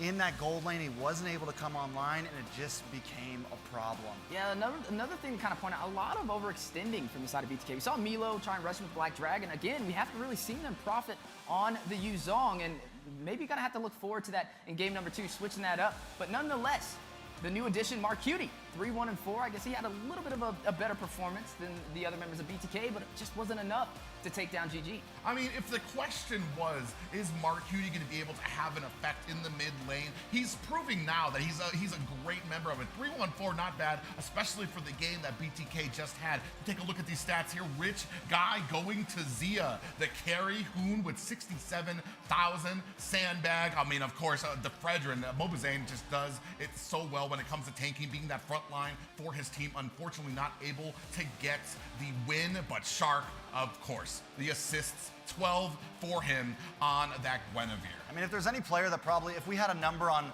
most assists ever in NACT, it is probably Shark. He's been here so long, and he has proved himself time and time again. Yeah, you've seen the spatial migration flicker play, right? When they were trying to take him down, he was out of there. A magician. But you are going to see the damage dealt on the board. Hoon on his comfort pick on the Liu Yi, 67,000. Yeah, and he wasn't even really getting that many kills. He was just being that suppressive fire, that suppressive CC during these engagements, that it was just taking all of BTK to try to get him down.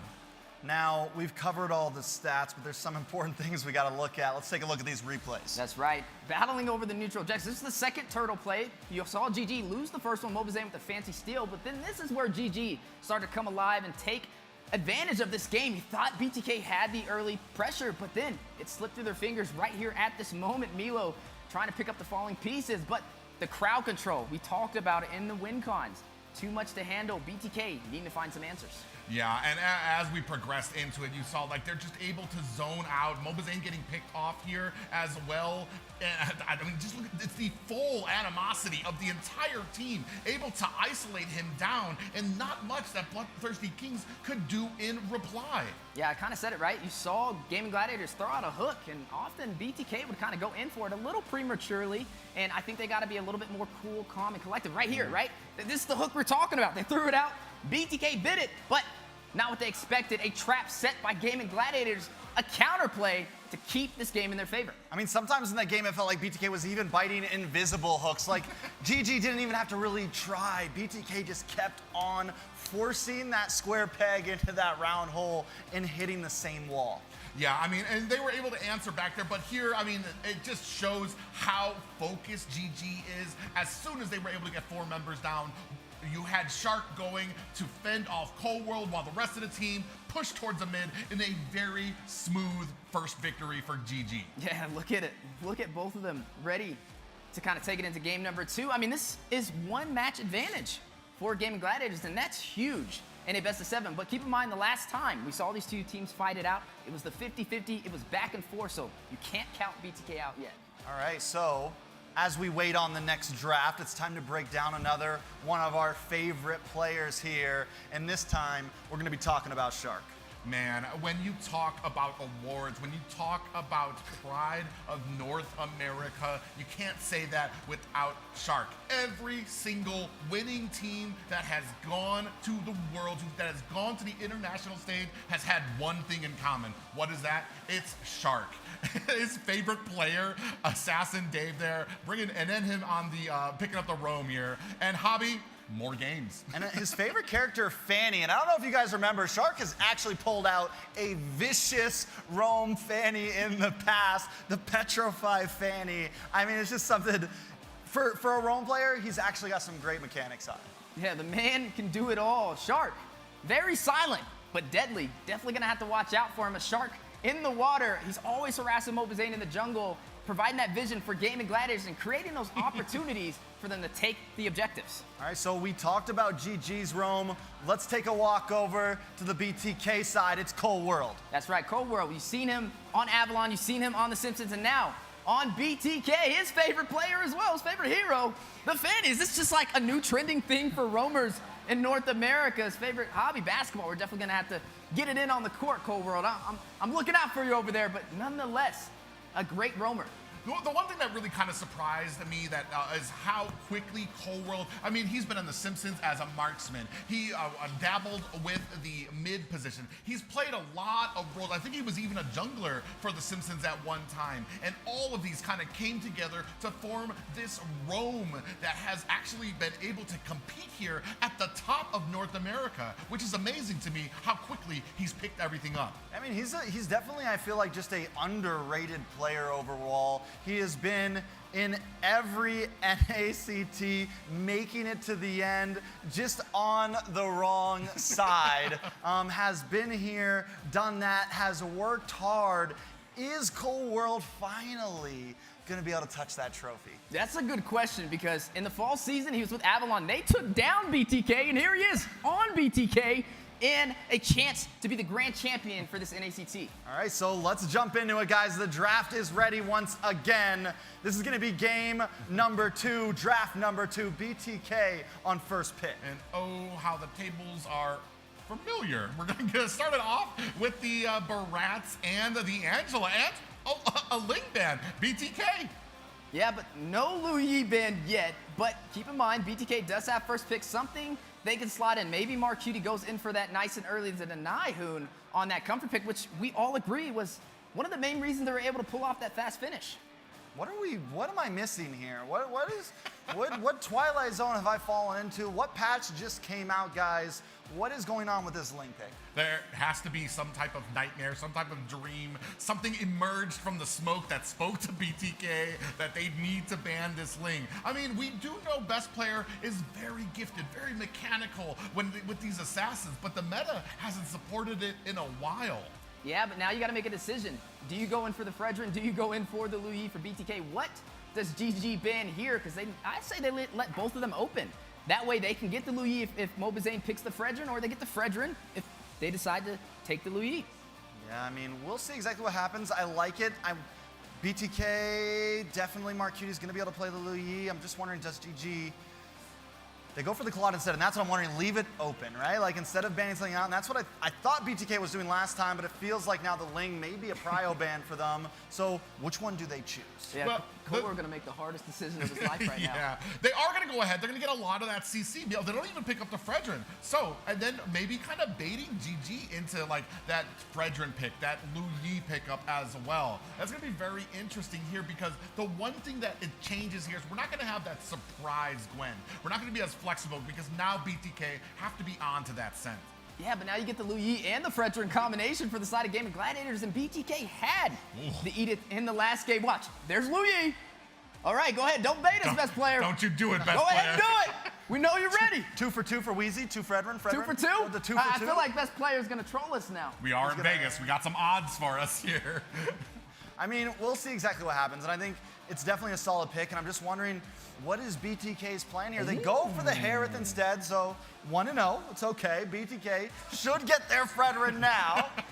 We'll see what happens after that. Man, I mean, Harith, this is what I was talking about during the first draft. Harith provides such oppressive ability in that marksman lane. God forbid you let him get farmed up, and he is just going to be a menace for the entire team, the amount of damage that he's able to dish out. In answer to that, BTK going to pick up the Valentina for Mark Cutie. Yeah, we got to see Zia profit last game. He was able to dominate over basic in the gold lane, and now going to run this Harith basic, definitely having some options to respond. But something interesting that I'm seeing so far in this draft for game number 2 is Mark Cutie picking up the Valentina, which means he is going to have the diversion to take away from Hoon, and there it goes. Yeah, I mean, this is very interesting. I want to say, like, Gaimin Gladiators we've talked before about Gaimin Gladiators, and they maybe need to kind of hone in on those picks of Mobazane. Here, kind of putting out a new card for us, saying, you know what, we actually will let you have it, and we'll beat you with it anyway. Yeah, so they still need a jungler, but they've shown that they're very flexible. They can plug something in, switch it out later. Right now, GG feeling a lot of confidence. Arlott not out there, so the question is like, do we lock any XP right now, or do we get that jungle? You can go for the Guinevere. Yep, there it goes. Guinevere picked up from the side of GG. A little bit of a repeat of what we've seen in game number 1. But the thing that kind of stands out, the only difference in this draft from game number 1 is the Harith pick from Zia. Yeah, I mean, I love the Guinevere pick here. I mean, like I was saying before, like it's no longer a surprise, but it's still a flex. It's something that you can put in multiple positions, something that BTK are going to have to plan for. It could go on to Shark. It could go on to Best Player. It could go on the Fly Chicken if he wanted to.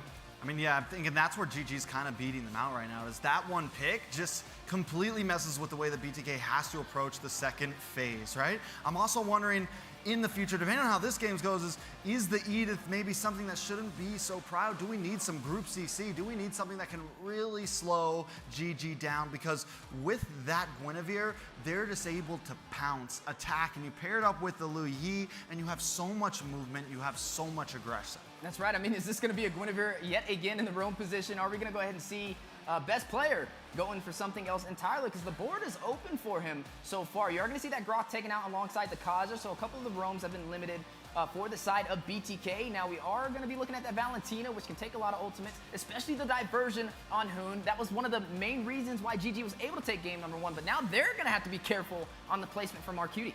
Most definitely. So it's one more ban for the side of BTK. I think they just continue to hammer into Fried Chicken here, try to slow him down as much as possible.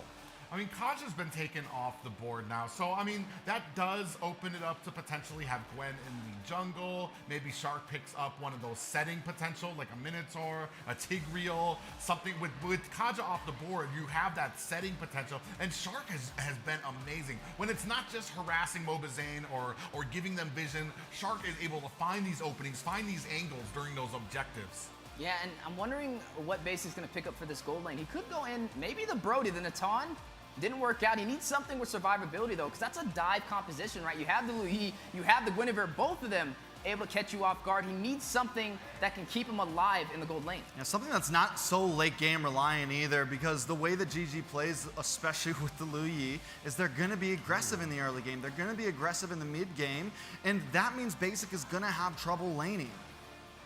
Yeah, the one interesting thing, we do have a CC out here, so I want to say right now we have a little limited setting potential, a little limited initiation on the side of Gaimin Gladiators, so we're going to see what that last pick up might be to kind of add that in. Still waiting for BTK to kind of bring it up here, looking for a marksman, looking for potentially a roam as well. Yeah, they're definitely trying to limit the XP potential from Gaimin Gladiators. They went in for the Thomas and the Tarizla, but the CC is open, and now Chip now in the building for the side of BTK, and there's the Roger we've been talking about. All right, so you pick Liu Yi, we're going to get the chip, and we haven't really gotten to see the chip in NACT that much just yet, at least not successfully.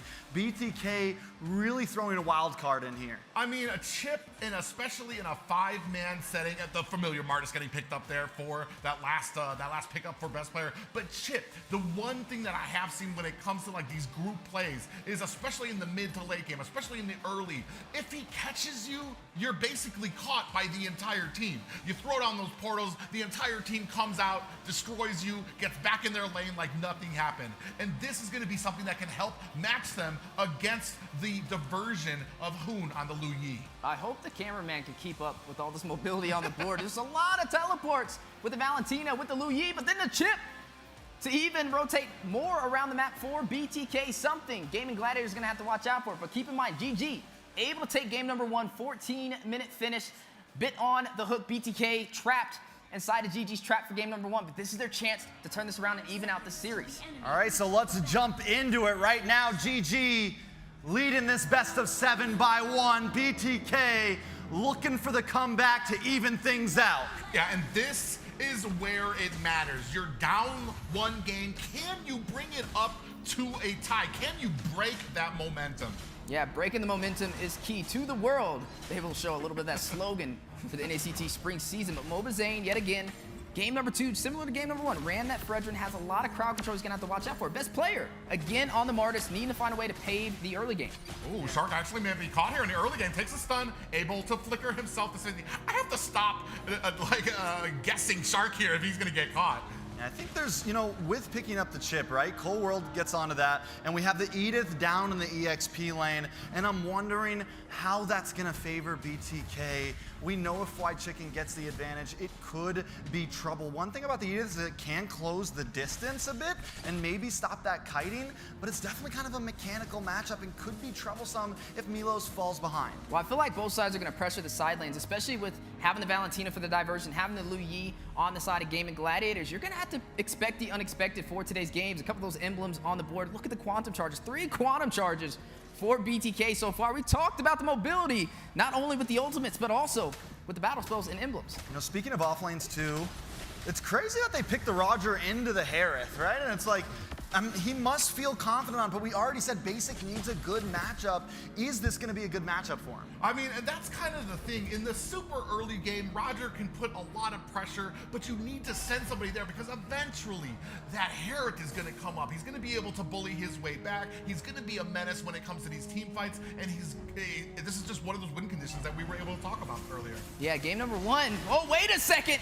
The play on the bot side, Chicken, making the most out of the mobility from CC, able to get out of there. But MLBB now going to pull the aggro of this turtle. Game number 1, they were able to claim the first one, but after that, they lost all the objectives. Is this going to be the turnaround? Yeah, best player does get his purple buff. This turtle might be going over. MLBB able to secure it before the Gaimin Gladiators come in. They do force back Gaimin Gladiators. Best player gets caught and taunted. Marcutie finds and secures a kill. A good play from BTK, able to claim the first objective. MLBB getting off that turtle. Marcutie picking up his kill with the Valentina. All right, so they get a turtle, they get a kill, they get a very good start right now, and just with that first gank down in the EXP lane, I was a little worried because it looked reminiscent of last time, trying to grab the bait and not being able to get it, but now BTK starting off well.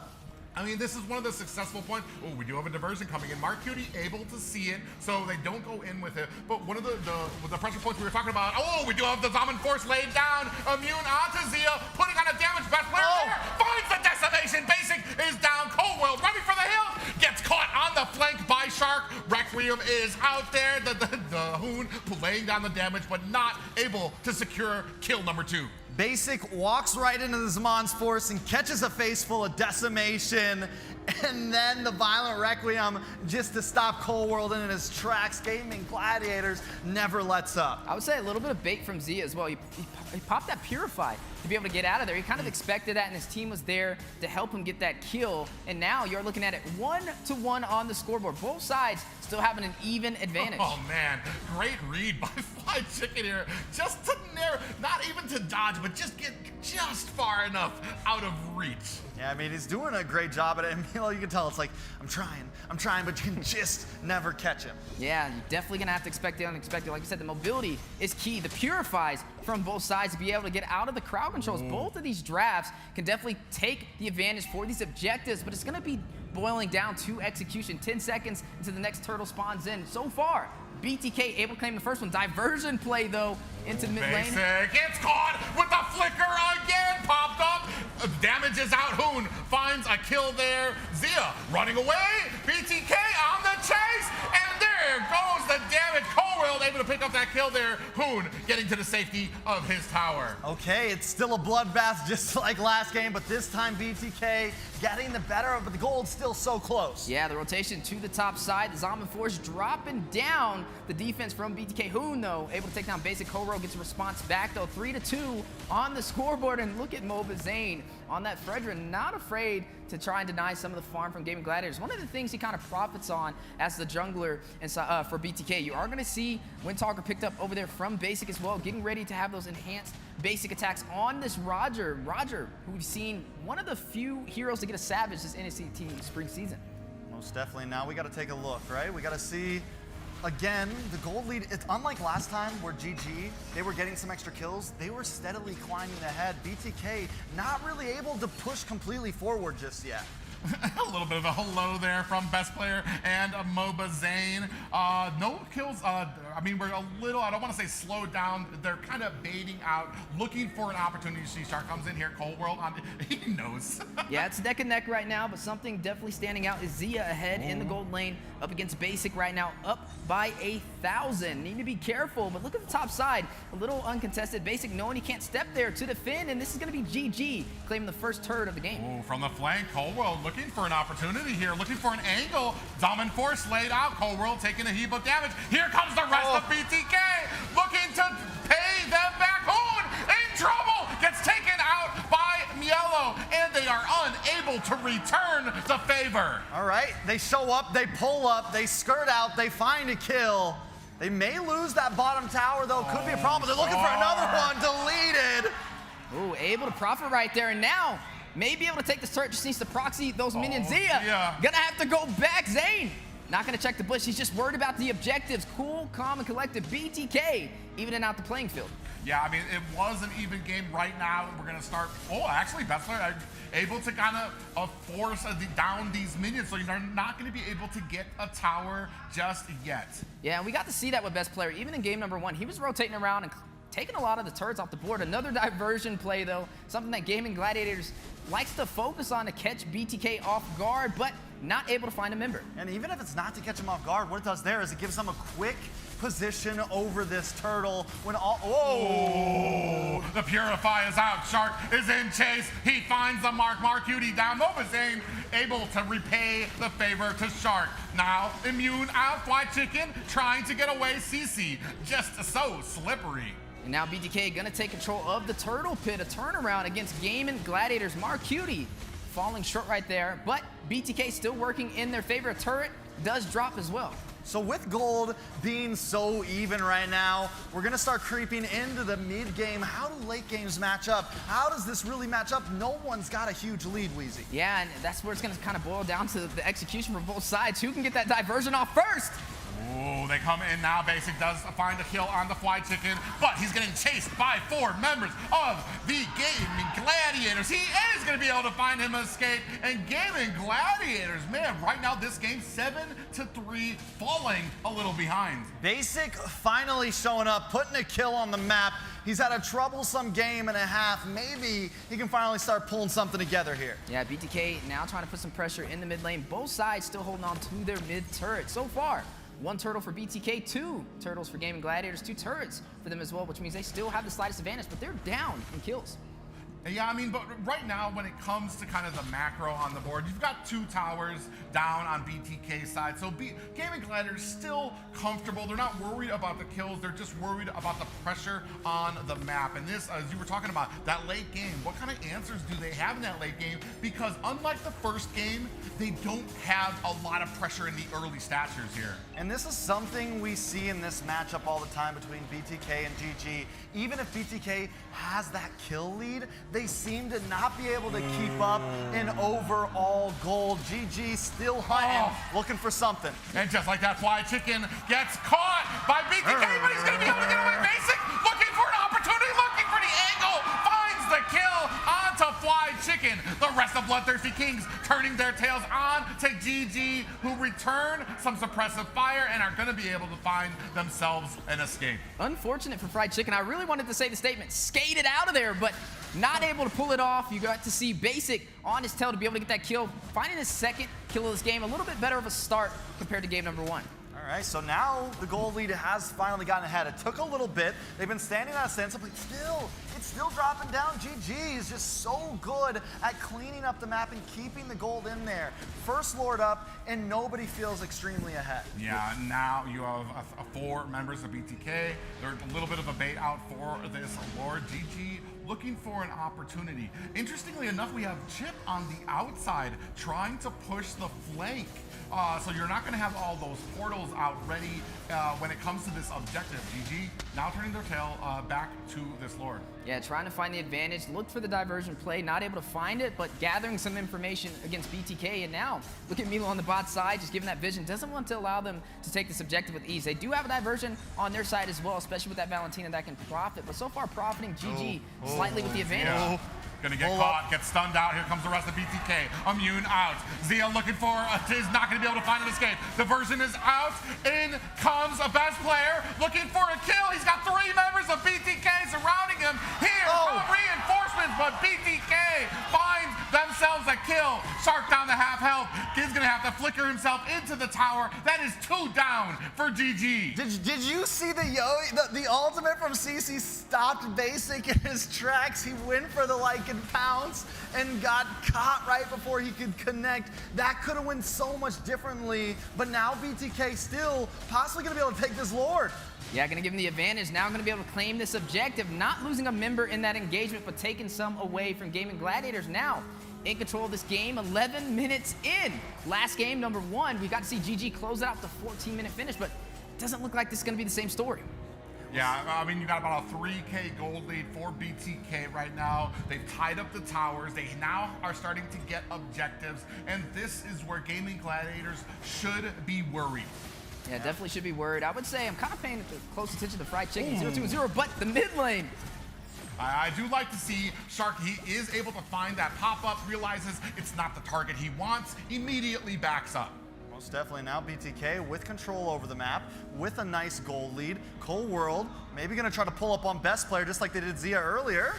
Oh, best player's not able to stop this tower from going down. Cold World comes in, portal is out. The rest of BTK comes in, but best player says, eat my dust. He's looking for an escape, getting caught, comes in for the scissors, and is not able to get away. Another kill for Basic. Okay, so BTK pulling on the same strings that GG used last game, catching them off 1 by 1, teleporting around the map. Man, just behind us, the audience is going wild. They're even more hyped than we are in the casters, as you gotta love to see it. But yeah, great play from the side of BTK, making the most out of the mobility, but now looking at a possible push through the mid lane. Yeah, Common Force laid down. Mobazane in the midst of the fight. Zia's gonna go ahead, gas himself to safety, and down goes another tower. But Gaimin Gladiators not looking to let it go in kind.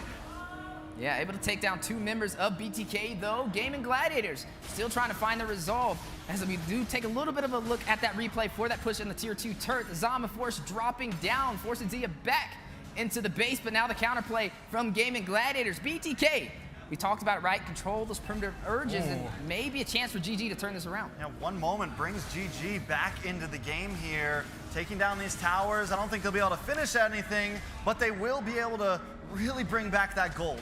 Oh man, and we were just talking about this. It's just those little mistakes is all that GG needs to kind of almost tie up the towers now. It's 5 towers to 4 right now. BTK was in a very secure lead. Now a little over 2K gold lead for them. Yeah, you are going to look at the side of Gaimin Gladiators.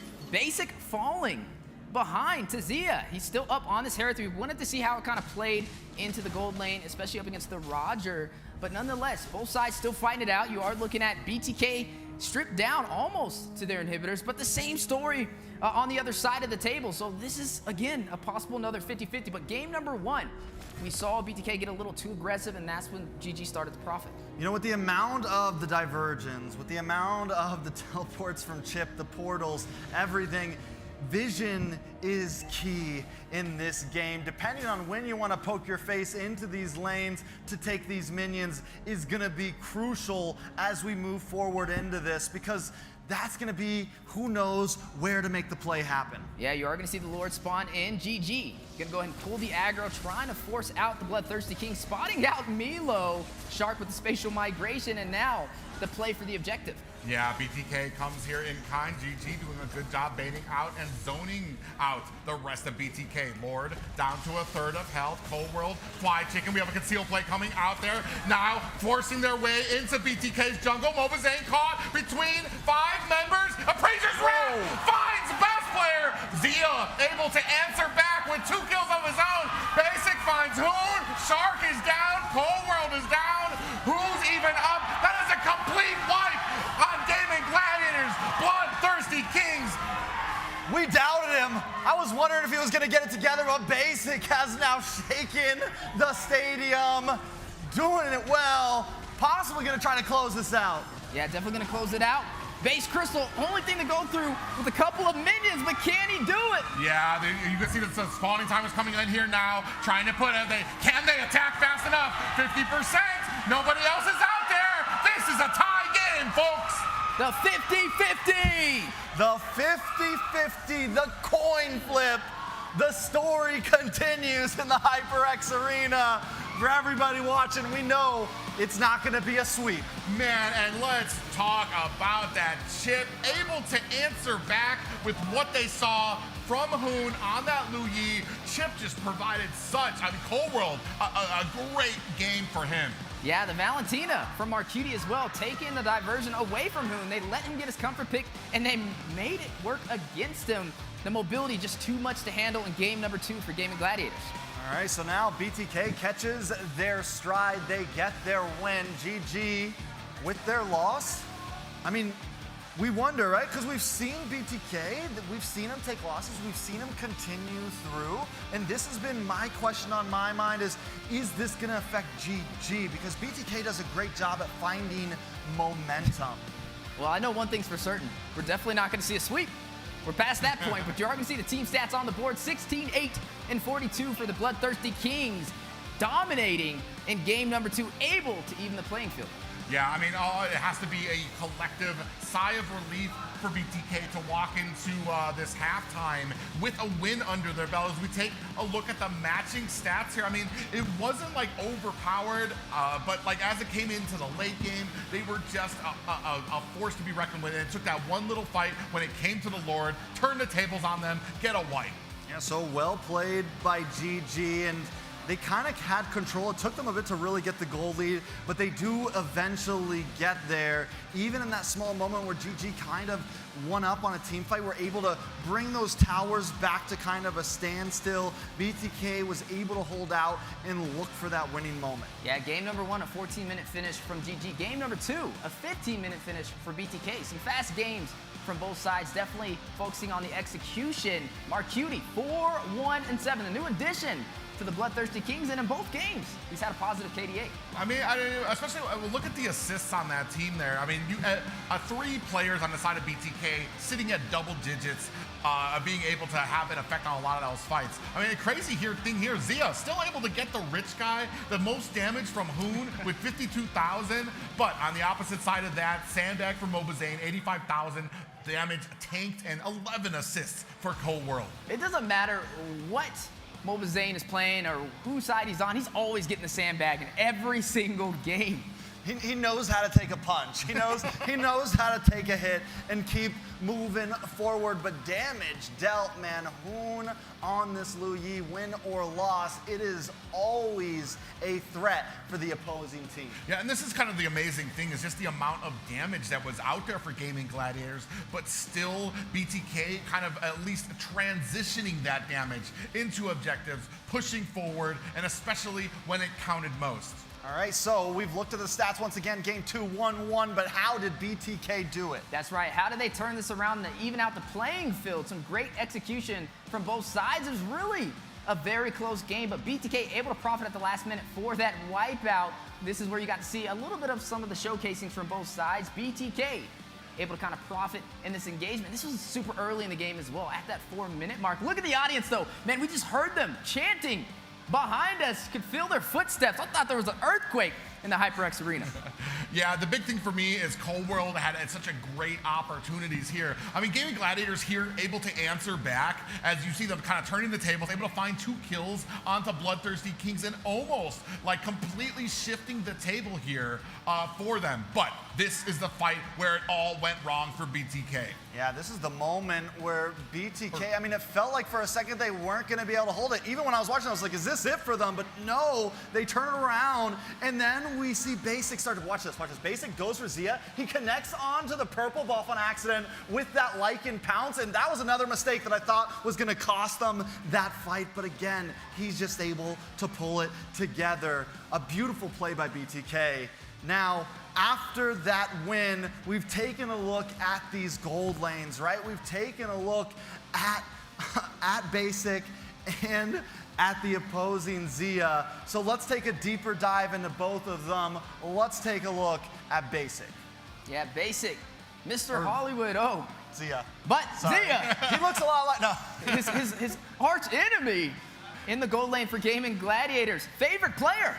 Now that's interesting. Not a single one. I think he meant to say himself. But he doesn't like you guys. Yeah, hometown Canada, Zia dominating so far in game number 1, but game number 2 robbed away from the BloodThirstyKings. Basic triumphing with the Roger. Now, of course, we have to go on to the next gold laner, and now we'll get the right gold laner. This time, it's Basic. Yeah, I mean, Basic has been involved in the top NA for so long. It's hard to even imagine it without him. We were worried about the matchup between him and Zia, if he was going to be taking some of those chances. A little rocky of an early start in the first series or the first game, but the second time, I mean, able to match up with Zia, able to control and dominate his lane. We can see here, favorite player is Shark there, and favorite hobby, I think we all know from some of his social media posts, his favorite hobby would be the gym. Yeah, and favorite hero, Roger, and I guess we know why after game number 2.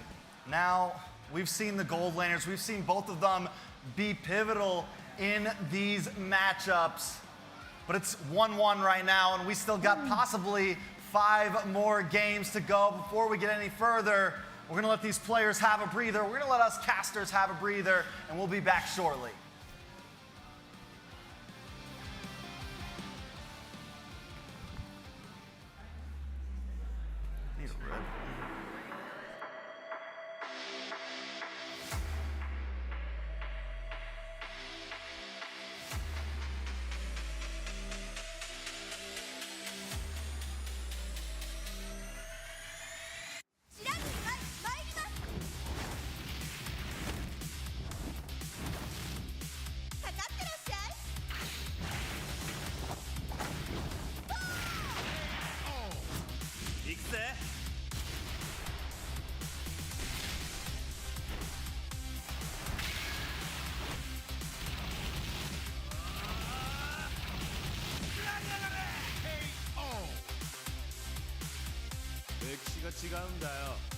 Hey, come on, come on.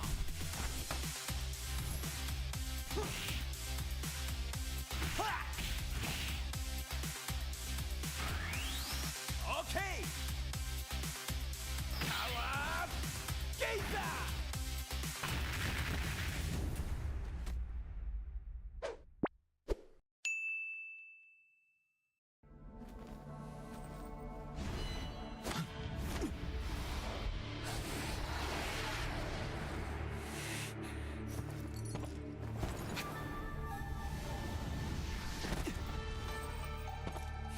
Yo, what's the rush? Wait up, will ya?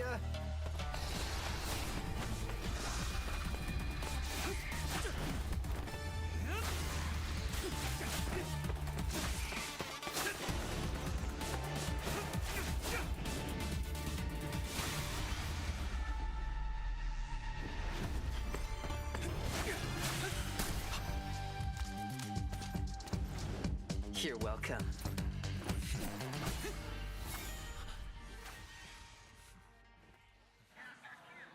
All right, we're back. It's 1-1 right now in the HyperX Arena. Sadly, we're not jumping right back into the game. First, we got a little bit of talk about it's halftime for the NACT Grand Finals. In case you forgot, we gotta say it again. It's Trex, Steph Weezy, Private Dancer, the big three on the desk right now. Now, how are we feeling, boys? 1-1 once again at HyperX. That's right, the big three, but we've got the big two down there with the 50-50, and both sides, excellent performance so far. They both pulled out the Liu Yi. They both dominated. We saw the Valentino Marcuti. The world was wondering how would he kind of move into the position in the mid lane for BTK, and so far has been doing an excellent job. Yeah, especially in that second game. I mean, it's hard to kind of focus on it when it's him catching somebody, and then you have the entirety of BTK swarming on you. I mean, it's just a masterful approach and a usefulness of that chip pick. Yeah, and speaking of 1-1, we got to do some head-to-heads. We got to do some comparisons. Let's talk about these mid laners. That's right, the head-to-head. Marcuti, the new addition to BTK, up against Hoon.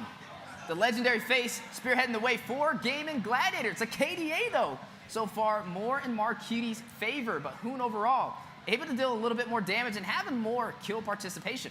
Yeah, and that just kind of speaks toward that rotating that has become so synonymous with GG when it comes to the big three on GG, when it's Shark, when it's Hoon, when it's best player, able to kind of find those kills together. Most definitely. Now, head-to-head, Marcuti versus Hoon. I think there's still a big story to tell. There's still a lot more games to see how they're actually going to match up. But next, it's the Rumble in the Jungle. It's Mobazane up against Best Player. Yeah, this is the one that everybody's been having their eyes on. And it's very interesting here, especially with the current meta, where it's a lot of like the tankier jungles on the side, especially giving up the Fredrin to Mobazane. You can see here on the KDA, just him being able to be that tank, the sandbag that we discussed before, to take the damage and be where he needs to be to make sure that his team can help with securing these objectives, can help with getting these ganks, and to help with pushing the towers. And I think something important to point out is Best Player, we saw it in game one, he was hyper aggressive, 4-5 kills. I mean, and this is it that we're looking at it right now. And Mobazane gets the steal, but still, towards the end of this game, Best Player is so aggressive. In game two, Mobazane doesn't get a bunch of kills. He gets 10 assists, though. He is a utility for his team to use. Yeah, but I will say Best Player was great on the Martis, rotating around, taking the objectives, taking the turrets, and also frontlining a lot of that damage. Yeah, I mean, it's just I feel like they're both amazing, but they have very different play styles. And that's why the debate, I think, has always been between these two players. I mean, it's not just since Best Player has been making it to Grand Finals. People have been debating these two players far before that.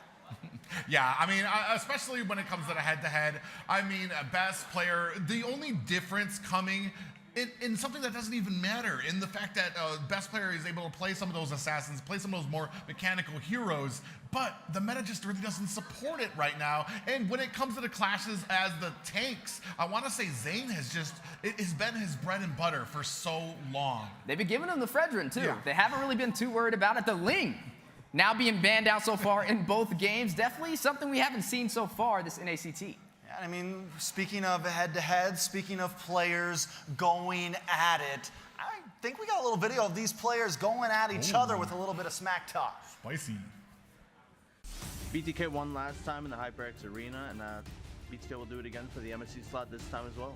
If you have to use one word to describe Hero Ball. Obesity. Give me another word. Fat. Third try the charm. Massive. Honest opinion, between you and chicken, who's better? I mean, what's a chicken to a goat? He's a snack. What do you respect most about Poon? Not a lot to respect. Mielo said he's better than you. What do you think of that? Well, Milo's the GOAT, bro. I can never compare to Milo. I mean, round one versus the GOAT. I might have a seizure on stage, man. I don't know. The biggest weakness for GG is probably the fact that they don't have me. That's a pretty big issue. Yeah, that's about it. If there's one thing you appreciate about Zane, what is it? His ability to form a great team for us to practice for him. So, anything that you respect about Zane? He always managed to like find a way to form a team out of anything, you know, and then put it on top of an second top. He has a good skincare routine. And low E. Shots fired from both teams. Whether you like it or not, whether you believe it or not, these teams definitely got some beef. Man, I gotta say, one thing that stood out after all that, there's a lot to break down there. I might have to replay it, but what's a goat to a chicken, Private? Yeah, and I mean, you saw the answers there. But both of these teams, I mean, they're so very familiar. Don't get it wrong. Like, these teams know each other. These players have been playing at the top of NA for so long. So there's going to be a little spiciness in those relationships. Well, let's calm things down. We had a little bit of heated talk, but now let's kind of break the ice and come back to reality. I heard Liz has a very special guest down there. Thank you, Trez. I mean, today is a special day not just because it is the grand final of the NACT, it's also because today is Mother's Day. And happy Mother's Day to Joanne, Zane's mom, who's once again in live supporting for her son, Zane. How are you doing, Joanne? Good, thank you. Well, Joanne, I heard last NACT on Mother's Day, you were also here in this very arena supporting Zane. Yes, I was. And they got that victory in the end. Yep. Yes. So what would you say is Zane's Mother's Day gift for you today? Well, his gift to me today was the trip to Las Vegas to watch him play. Oh. He took me here. Oh, so he paid for all the expenses, everything? Yes. Yeah. Aw, Zane's such a sweet, sweet boy. Now, I think to Zane, his gift for you for Mother's Day will be take that trophy home. Is that what you want to see today? Yes, I do. I think they will. I think they will. I mean, Zane's got the mom buff. And lastly, you've been so supportive of Zane in this whole journey through his esport journey. What would you want to say to all the other esport moms out there whose kids are playing in these games? I would say let them play and support them because you never know where it's going to lead. Like Zane has come very far, and I have supported him. And you're super proud of him. Yes. All right, thank you, Joanne. Once again, happy Mother's Day. One more thing. Happy Mother's Day to all the moms out here. Yeah, happy Mother's Day. Can we get a happy Mother's Day, everyone? Yes. Now, not only should we show appreciation and support for all the mothers out there on Mother's Day, we also gotta support our community. So today, let's show some appreciation for our community with a special reward brought to you by yours truly, Cece. Woo! So, we have chosen, based on your feedback on our content, we've chosen a few things. First up, Best Manager of the Season. Batcat! Can we have Batcat on the stage? Whoa! Let's go, Batcat!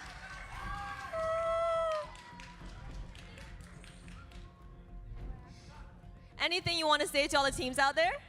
Good luck. You guys got this. Yes, you guys got this. Thank you, Batcat.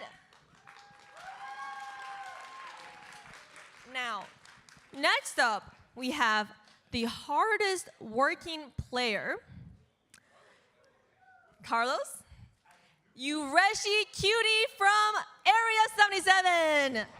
I mean, and we have Smilin representing Yureshi to get this award. And all right, I mean, we heard Yureshi say, Dave, don't make me do this anymore. So we know he's been working hard, he's been grinding all the content, and the most popular content for everything we've had on the channel this season. Nighthorde Sayuri.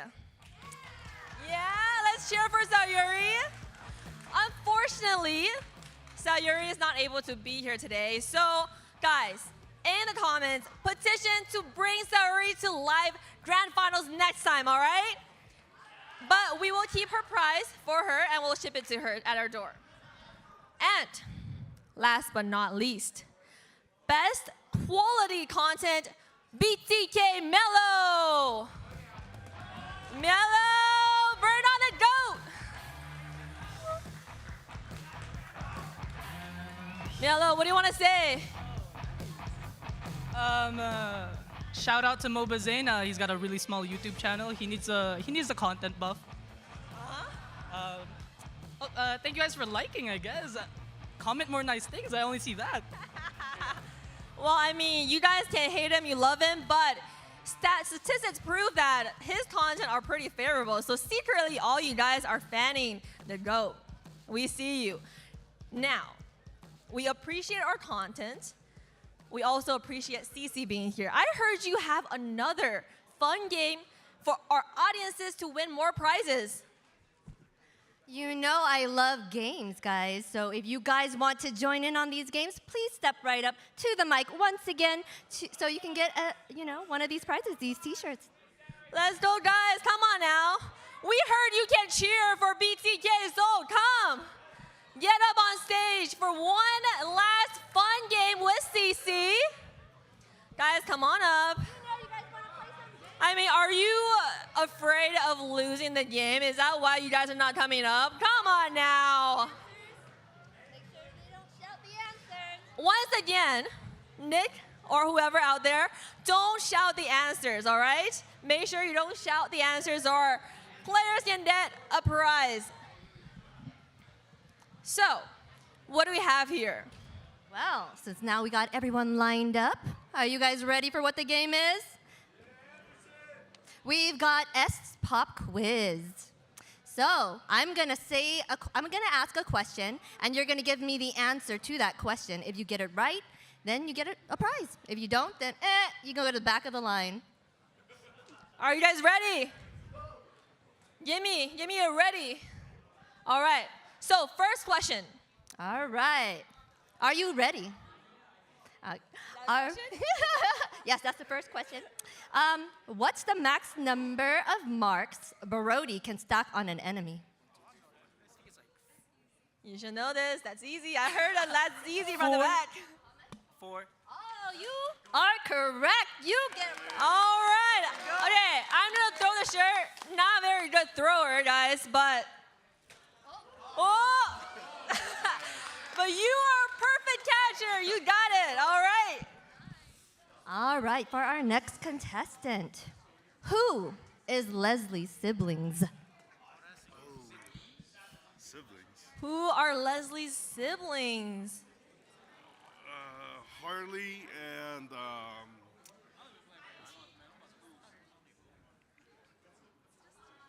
just Harley. Harley. Incorrect. Wong, get back in the line. Next up. All right, let's see if you can answer that question. Can you answer? Who are Leslie's siblings? I mean, I guess. Do you want to just say the answers? A little education note for everybody. You guys don't know. It is Fredrin and Harley. Fredrin's her step. Fredrin is Leslie's sibling. Wow, I did not know that. All right, next up, we have more questions, but make sure you get close to the mic so we can hear your answers. Next up, what do we have? All right, what year did Mobile Legends release worldwide for the iOS? Ooh. 2016? I don't know. Say it loud. 2016? I don't know. Yes, you are correct. 2016. All right, okay. I'm gonna do better this time.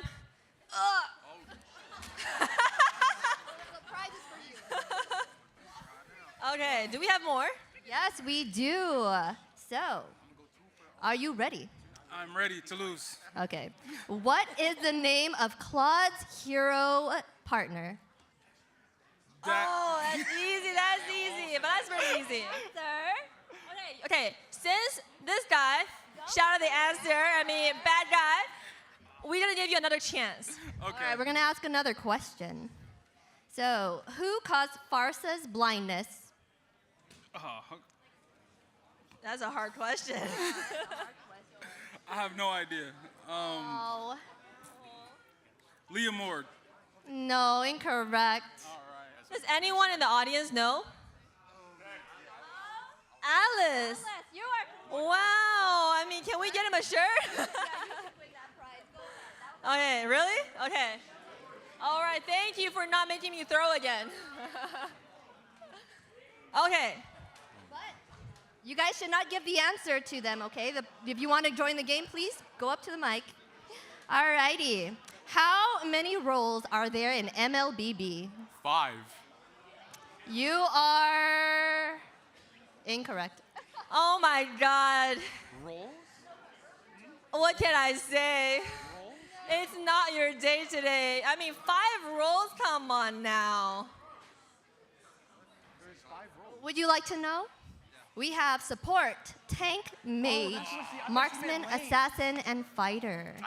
Oh my goodness. All right, let's keep it going.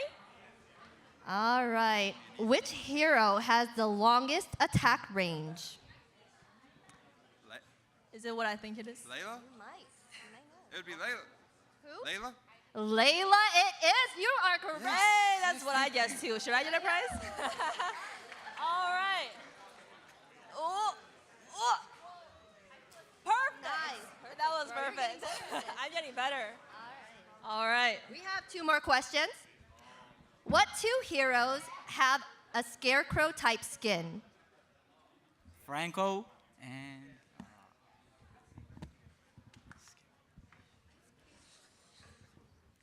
Franco and Cyclops. Oh, you are correct. Good job. Whoa, that was a hard one. I mean, that was a hard one. You deserve it. Here we go. Ooh, thank you. Last question. This is the last question. Who was the first Mobile Legends character made available to players back at the beginning days of ML? First hero, guys. First hero, the very first? Yes. Don't get the answer, guys. Mia? Mia, you are correct. It's not Layla? No. Okay, I don't know my game, guys. All right. Here we go. Ah. All right, thank you guys for joining. Better luck next time. Wow. Well, Cece, it looks like our fans know really well about the games. And I know you guys are always commenting on videos. You're always trying to push your favorite players a little further with some spicy comments. So today, we're going to listen to your favorite players react to those mean comments. GG best player 1. Carlos, where is your Fanny Ling Lance? It's better to kill one and die than just to die alone. What do you want me to say to that? Well, North America, bad MS every tournament. BTK had a 40% chance of winning an ACT with Apple, and now you only have like a 15% chance. I think they forgot to add an extra 0 after 15. Blood Pressure 1 got infected with panic attacks. Well, actually it was the goat giving me panic attacks, but now it should be fine. BTK Basic, Retry God. Please focus on using Flicker instead of retching when BTK goes to Vegas this time. How can Chicken beat the GOAT? BTK has my vote. Well, I can't beat the GOAT, but I can replace the GOAT, you know? The Colette is better mage. Yeah, but is she here? Apple. Ah.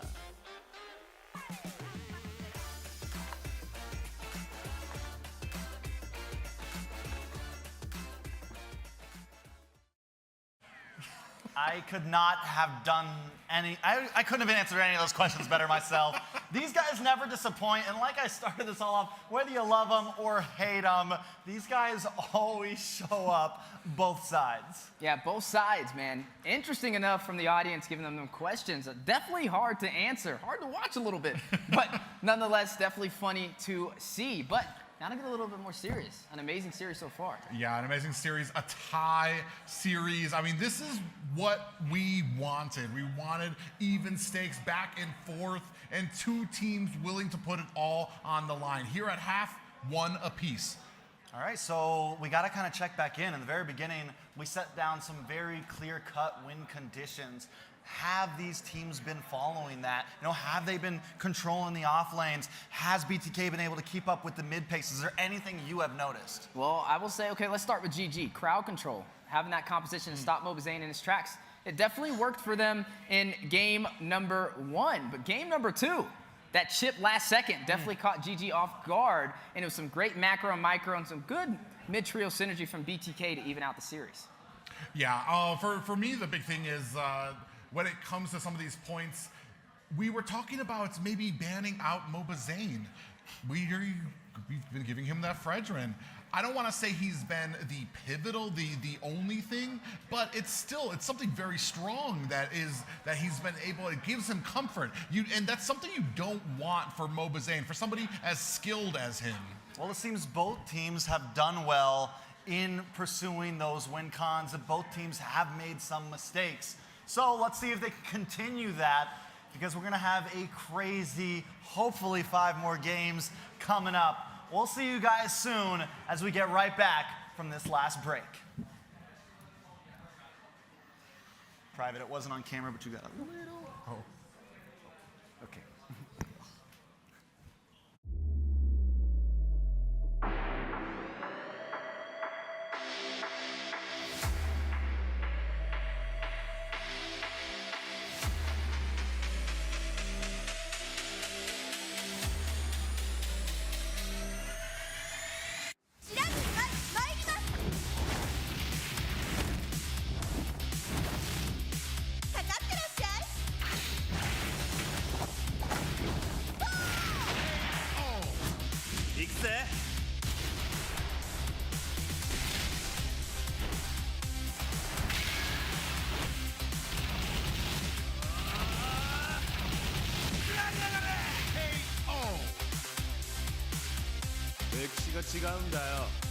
Hey, come on, come on.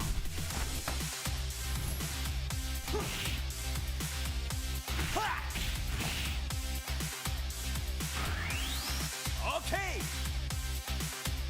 Power Gazer.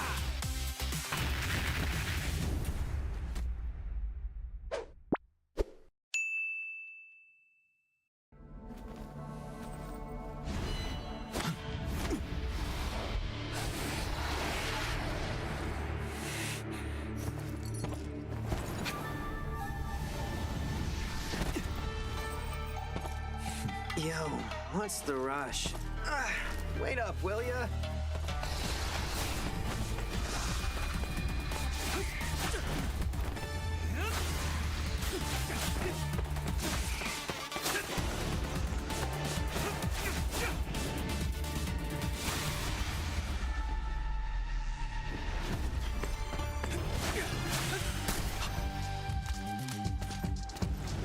You're welcome.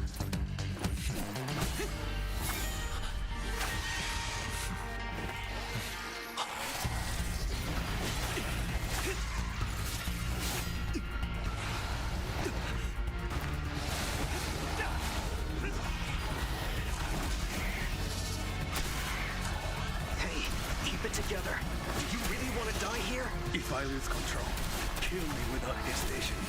It is your duty. Of course.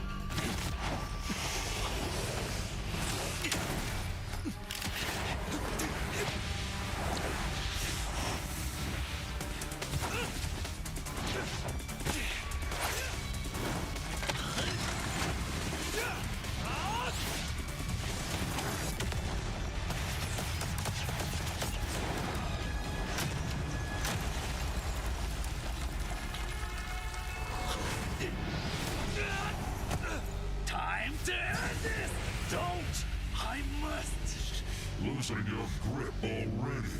How will this end? I wonder.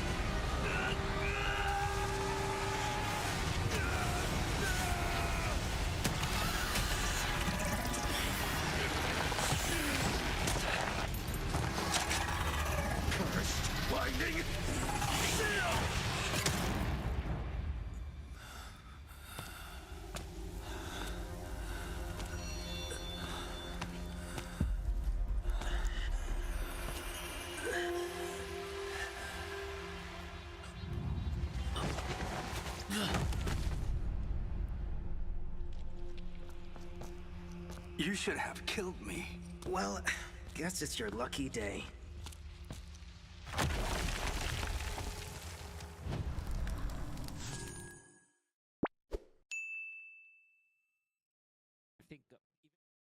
All right, it's 1-1. Gaimin Gladiators up against the Bloodthirsty Kings. Wondering exactly how it's gonna pan out, but we're back at the HyperX Arena, and that's it for breaks. That's it for commercials. That is it for all these games. Let's get to the nitty-gritty. Let's get to the meat and potatoes. That's right. It's time to get to the bread and butter. A lot of food. A lot of that food. we're throwing in there. But on what makes North America great for Mobile Legends Bang Bang, the 50-50 that we've all been wanting to see is live in effect in the Pyramid in Las Vegas. Yeah, just like Trex was saying, man, it is a full pedal to the metal until we crown a winner here tonight for the rest of the show. And both of these teams showing how hungry they are so far. Yeah, and as we're waiting on this draft, we are going to talk about another player, and that player is one we have all gotten to know for a while. That player is Fried Chicken. More food. That's right, and a couple of animals. We're going to talk about Fried Chicken, one of the best XP laners in North America. We've seen him on BTK, now we see him on Gaimin Gladiators, and has been dominating so far this NACT spring season. His favorite character, Cece, got to see that live in effect as well, and his favorite player, I think we got to change this. If it's none, it has to be himself. One thing that has been joking around, we even talked about, is the range of emotion from Fried Chicken there. And that just capitalizes it there on the hobbies. Meh.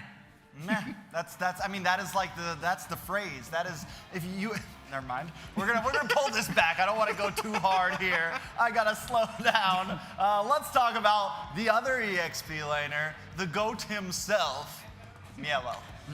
Another animal out there, and what can you say? He is a personality, a vibrant one, more vibrant than the suits I try to pick out there. You can see here, favorite player, Mark Cutie, hobby, more games, but man, his favorite hero, Yu Zhong, but that just does not encapsulate the personality that comes with this gentleman. Now I understand why the Yu Zhong has been picked so much from BTK so far, but yeah, Milo, he's one of the most interesting players, one of the most explosive, one of the most talkative on the North American scene, full of personality. We got to see him in the pre-show today, hop on stage as well. So definitely credits to him, another great XP laner in the NACT. He is literally the polar opposite of Fried Chicken. Yeah, exactly. Like if we talk about two EXP laners and just personality type everything, they are on complete opposite sides of the spectrum. And the thing about Mielo is, we didn't really see him in a whole lot of competitive scene for a while. We didn't see him make it to grand finals until he just showed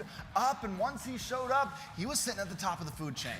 Yeah, the big thing for me about Mielo is his ability to absorb from these great teams that he's been a part of, finally now resting in BTK, and has been a menace and up there with the greats like Chicken, being able to, handle himself in that XP lane. But, ladies and gentlemen, finally, we're at it. All right, draft number 3.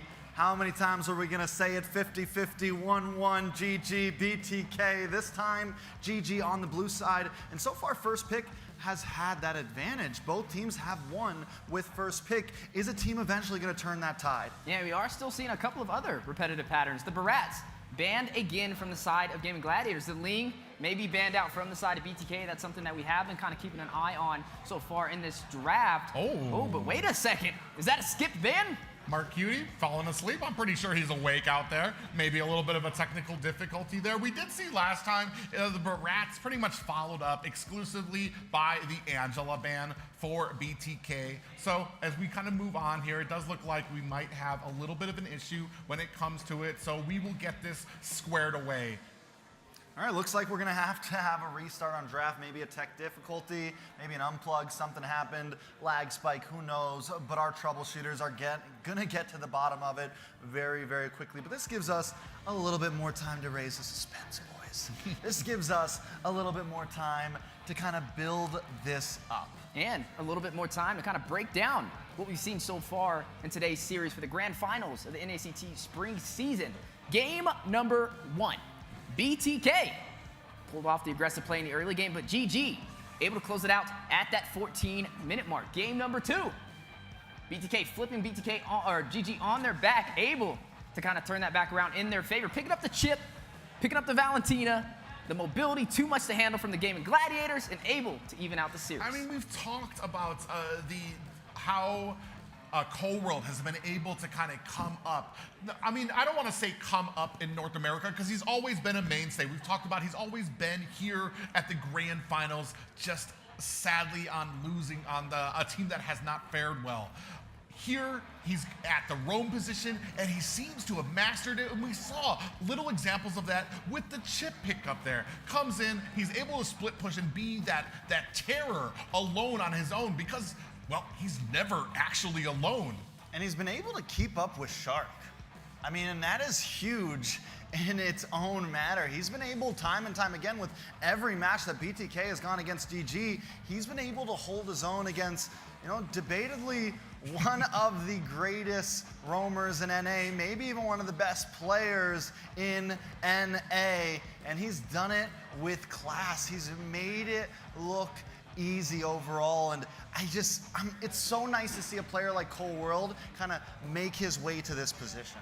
Yeah, and speaking of positions, taking a dab into the gold lane, Basic versus Zia, something that we always love to see time and time again. Game number 1, Basic, not able to hit the mark, falling short to Zia, not able to profit, and they were able to close out that game. But game number 2, pulls out the Roger up against the Harith, dominates and pushes through the base crystal for the 15-minute finish. Which to me is amazing because for the longest, Harith was that counter to the Roger, the one that was supposed to be able to hold the lane against him to kind of meet the mark there. Here, right from the beginning, Basic was able to bully Zia.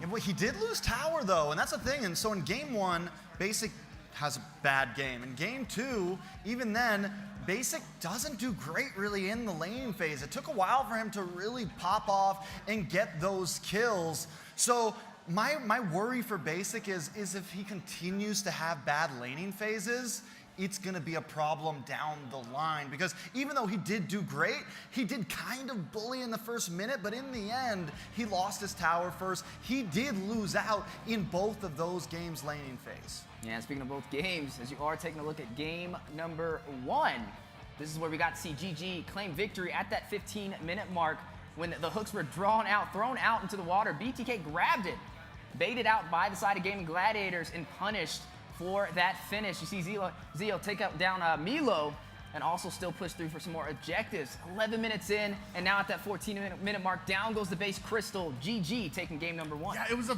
very smooth game for GG, but even smoother for me was the way that BTK was able to adapt and adjust to it. Coming back into the second game, we talked about the Valentina pickup, the chip pickup to match exactly what the Lu Yi brought to that table. All right, seems like everything's been handled, everything's been figured out. We're gonna be jumping into this draft in just a second. Now, what do we change? What do we do? Both games, we kind of like the drafts from both teams. Game 2 was a little bit spicy with the chip pick and everything. Is there anything that either team needs to drastically change, or do they just keep going with the pace of things? Well, we're kind of seeing it right now with GG. Gonna go ahead and ban out that Valentina. That's credit due to the Angela being banned out from the side of BTK, opening up the window for that Lu Yi to be picked up and not having to worry about that IMU from the Valentina. Yeah, Arlott taken down for GG as well. This time, BTK, I want to say this is the first time they've actually banned out the Matilda. I mean, I know we joke about, drink water, ban Matilda for Gaimin Gladiators, but I mean, Shark has been one of the most dangerous Matildas in North America. So, I mean, a good ban there by BTK. We still got some things open here. And waiting for that last ban for BTK. Yeah, I'm waiting to see if the Louis walks right here, right? This is what Hoon wants. I think this is how they kind of set up this draft. They wanted BTK to ban out that Angela. The Matilda's a little interesting to me, though, because later on in the season, it wasn't really banned so early. It feels like teams kind of found a way to work around it, but now back to it being banned out opens up a possible opportunity for the Louis play. Or the Ling? Oh my goodness. I'm just saying, we gotta say it. Maybe they were just messing with us. Maybe there really is no reason it was getting banned. Maybe it was some head play. Who knows what it was? But it is open now. Best players, first pick. Yeah, Lu Yi, a very clean pickup there for Hoon. I mean, we've seen his skill on it. The one thing, though, is now we still have Chip as an option for the side of BTK, so we can cleanly kind of maybe counter that out by having something that does the exact same thing, has the exact same presence. An excellent breakdown. That was what was running through my mind when I see the Louis picked up in the Chip on the playing field. Does BTK go in for this? But again, they're still lacking a little bit more mobility this time around with not having that Valentina. GG, game number 1, that Valentina was huge, or that Louis was huge on the neutral objectives, but MobaZane, gotta keep it the same. Why change it when it's been working? Fredrin has been slotted alongside Marcuti with that pickup. So first time we're going to see Vexana right now in the grand finals. Definitely a solid pick. And if positioned correctly, can kind of help those aggressive frontline dives that GG likes to bring. You can stop them in their tracks with the Terrify and the Eternal Guardian. So definitely still a solid pick for Marcuti. Going to be very positional based though. GG, this time Zia is going to get that Roger, and the Claude is not banned out either. So does Basic favor that this time? Yeah, we're going to see how that kind of works out there, or if maybe they have something in mind for this Roger on the side of BTK. Another thing big on the side of BTK is I like this early game for BTK. I feel like this is going to really support those early objectives. The problem from the first game from Gaimin Gladiators is how quickly they were able to push to get those objectives to where BTK was never able to actually catch a breath. Here, they've got a lot of security in that early game with the Vexana to put on so much CC in the early game to help facilitate a lot of that for MobaZane. Yeah. Oh, and an answer to that. There goes the Claude that Trex was talking about. The Vexana going to play on the back line, use the Eternal Guard for some great frontline positioning. But I would say GG has a very solid draft so far. Hoon, very comfortable with the Lu Yi. Zia, you saw him get the Savage on the Roger, the intro for the grand finals. It was there. And then best player. Gonna go ahead and pick up this Guinevere, but keep in mind, Shark did swap this and profited off of it. It still can be flexed in the wrong position to keep BTK on their toes. I mean, at what point does it no longer become a flex and just obvious, right? Because my thought is best player gonna just pick up the Martis again, right? Because, I mean, it's up against the Fredrin. It's literally everything they need. But this time, I feel like BTK has better answers to the Fredrin. Or is he, you're gonna say it, Wheezy? I'm gonna do you one better. They could even put the Roger in the jungle. It definitely could be there. They've done it. They've done it. And that's another thing we've seen best player do. He's not scared to test limits. Yeah, it's really interesting here because the focus from BTK seems to be on to best player. You see the Fanny taken down, the Ling out of the mark here. Still up on the board, I want to say, is that Kaja pick. The fear of having that Kaja kind of will keep Gaimin Gladiators possibly away from more of those setting potentials, the Minotaur, the Kufra, things like that. But even having the fear out there for the Kaja, you still have opportunities to be able to take down the Roger, to be able to get that Divine Judgment on the Guinevere. Yeah, and also some XP laners still fully available on the table. The Yuzong was a favorite hero for Milo. Does he pull it out? The CC over there for Fried Chicken. Does he lock that in? There goes the Kaja taking off the table for the side of GG. I still find it so interesting. The respect is there, I guess, right? It's the respect for best player. Because honestly, with the Fred, like, maybe the plan could be to bait him into picking that and then just bully, invade, but they don't want to take the chance. Best player has showed time and time again that he can tear them apart, especially with a slightly immobile mage like Vexana. But the Grok gonna get picked up for Cold World. What is GG's response? Yeah, and the response needs to be something that can deal with the combination of the Cold World and Marcuti here, the Grok and the Vexana, the clear speed that they're going to have in lane, the ability to rotate very early into the lanes to create that pressure into the side lane is going to be huge. Ooh, Fried Chicken picking up the Paquito, especially that early burst damage. Ooh, and crowd control at its finest. A little bit of life steal as well for survivability. GG gonna lock in the Ruby. First Ruby that we've seen in today's series. Responded back by Melo on the Esmeralda. Okay, so normally we would not see an Esmeralda, but against the Paquito, it is not completely horrible. More CC as well. A big stack up for BTK. Something that can kind of withstand. It is dicey. It is weird, but I would say it does. I mean, it can fit here overall. Well, you've got little nuances. Every single time Hoon connects a yin-yang, he gets a little bit of shield. Every single time Paquito does some of his abilities, he gets a little bit of shield. Same thing for Zia when he transitions from human to wolf form or wolf form to human form, he gets a little bit of shield.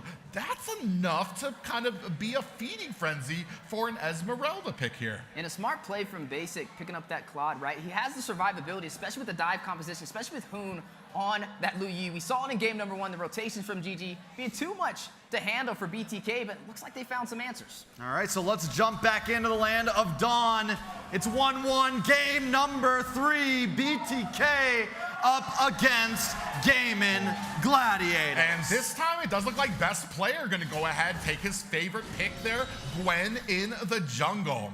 Yeah, Guinevere in the jungle definitely has the mobility, the survivability to get in and out of there, get those neutral objectives. Shark over there on this Ruby, rotating around, being that menace that MobaZane has to always watch out for, but he's running a comfort pick of his own on that Fredrin, but you are seeing some great pressure from both sides nice and early for this Lethal Wonder. Yeah, you can already see them already contesting for it, trying to not make anything easy for BTK or Gaimin Gladiators. This game is definitely going to heavily favor into crowd control here. Both teams just stacked with it. Both teams just looking for those moments to layer one after the next. It's all going to be about who can do it better. Yeah, and speaking of doing it better, Gaimin Gladiators, looks like their game plan is going to be using Hoon for the positioning with the diversion, trying to catch BTK off guard. But on the side of BTK, playing for survivability, having Basic on that Claude, definitely being able to keep him safe with BMI to go back to safety when Hoon is in his lane. So one of the good things about Claude, right, is he can really kind of stalemate against a lot of gold laners. Even in the laning phase, he can bounce back and forth. He can use the BMI. He can make sure he's getting those hits onto the minions, make sure he's getting the gold. And even though he's not exactly winning the lane, he's never fully losing it. And we know GG's been wanting to gank gold lane a lot on a Basic. This is the perfect hero to be able to get away from that. Yeah, it's going to be interesting here. I mean, GG, Melo is going to come in here looking for an opportunity. They do smell it out. Terrified Chicken. Ooh, we do have a diversion coming out. Melo alone here. And you can see Cold World getting popped up, getting bursted down. Shark going to find the kill there. MobaZane dives in, looking for an opportunity. Best player. Look how low he is. Marcuti finds the kill. And this is going to be a first turtle potentially for BTK. Yeah, MobaZane able to claim it. Shark taking down the opposing roamer, but falling short, and that's kind of where they kind of profited. BTK now taking the first objective in their hands, and similar to the last two games as well, able to take the first objective. But as we are looking at that replay and how it broke down, there goes Shark against Cold World, using a lot of that utility, and this is where BTK started to punish. He doesn't have the set provided to be able to stop them in their tracks. Marcuti trying to get one, takes down best player, denies them the retribution, and BTK claiming the turtle. So it's 1-1. This is the same thing, you know, punch and punch, blow for blow. This is what we've seen the past two games, and this is what we're seeing in game 3. No one has been able to really escape with a huge lead right off the rip. Yeah, I'm offended into a big pop-up. Marcuti trying to support, but Shark gonna go ahead, clean things up, finding a kill on to Cold World. Yeah, able to hit him with that crowd control. Too much to handle and some great execution. The alley-oop over to Gaimin Gladiators for that kill. Now 2-1 on the scoreboard, slightly trailing ahead in gold, but still anybody's game. Definitely very aggressive though in the beginning parts of this match, as you are going to see some of the items on the board right now. One of the biggest things was the difference in gold in game number 1 and 2 between Basic and Zia. Gonna have to keep a close eye on that between both of these marksmans. Something important to point out, Zia picks up boots this last time, and last time we saw on Roger, we saw Basic actually end up selling the boots later on in the game. By the end of the game, he had no boots. He was just taking advantage of the speed boost you get from the transformation, of the slowdown you get from those shots and your ability to catch up. And I'm wondering if Zia is going to maybe take that same route. He's already got the Wind Talker in. He's already going to be putting out a decent amount of damage, getting some passive damage as well off of it. I'm wondering how that build is going to continue. Yeah, Shark misses, and I'm offended. A spatial migration did miss as well. You can see little sneaky plays on the side right now. Mielo, I mean, almost in GG's base as he's cutting these lanes before this next turtle fight. But the mirror play from Fried Chicken on the opposing side, gonna go ahead and clear out those minions. A stalemate to allow both of them to take this fight to the turtle pit. MLBB already down to 50%. Oh, big I'm offended lands on the BTK. They are able to disengage. Best player coming in. Marcutie finds a kill onto the turtle. The rest of BTK forcing the fight here, looking for an opportunity. Down goes Mielo. Down at the bottom, you can see Zia able to find the kill there. Yeah, Marcutie, the new addition to BTK, able to take the turtle, able to take down best player as well. A one-man army to keep BTK in this game. Oh. Yeah, I'm offended lands on a MLBB. Oh, taking a lot of damage, but he was not the main target. They just wanted the tower. And they're gonna get that tower. They've lost 2 turtles, but they are still finding objectives, just not neutral ones. They're coming for BTK, they're coming for the base, they know the goal, and here comes a diversion over the mid lane. They're using their speed, they're using everything in their kit to control the map. It is very similar to game 1. Very surgical so far. The diversion into the mid lane, trying to make the most out of every single second to try and claim these turrets, having the smallest advantage right now, but we know Gaimin Gladiators, you give them an inch, they take a mile. BTK need to be careful, as they are definitely trying to go in for that early finish, similar to game number 1. I want to say such great placement here by Cold World. They haven't even checked the bush. They're going to check it now. But just how long he was able to exist on that side of the map without them seeing him speaks for a lot of his game sense. Yeah, I think Cold World, definitely in the beginning, we saw him have a few moments where he got caught off. He's doing a little bit better now, just kind of holding it still, holding his spot, but still needs to be careful because the damage from GG is definitely enough to take him out. Yeah, the funny thing, Shark, highest kills in the game so far, matched up to Marcutie with this Ruby.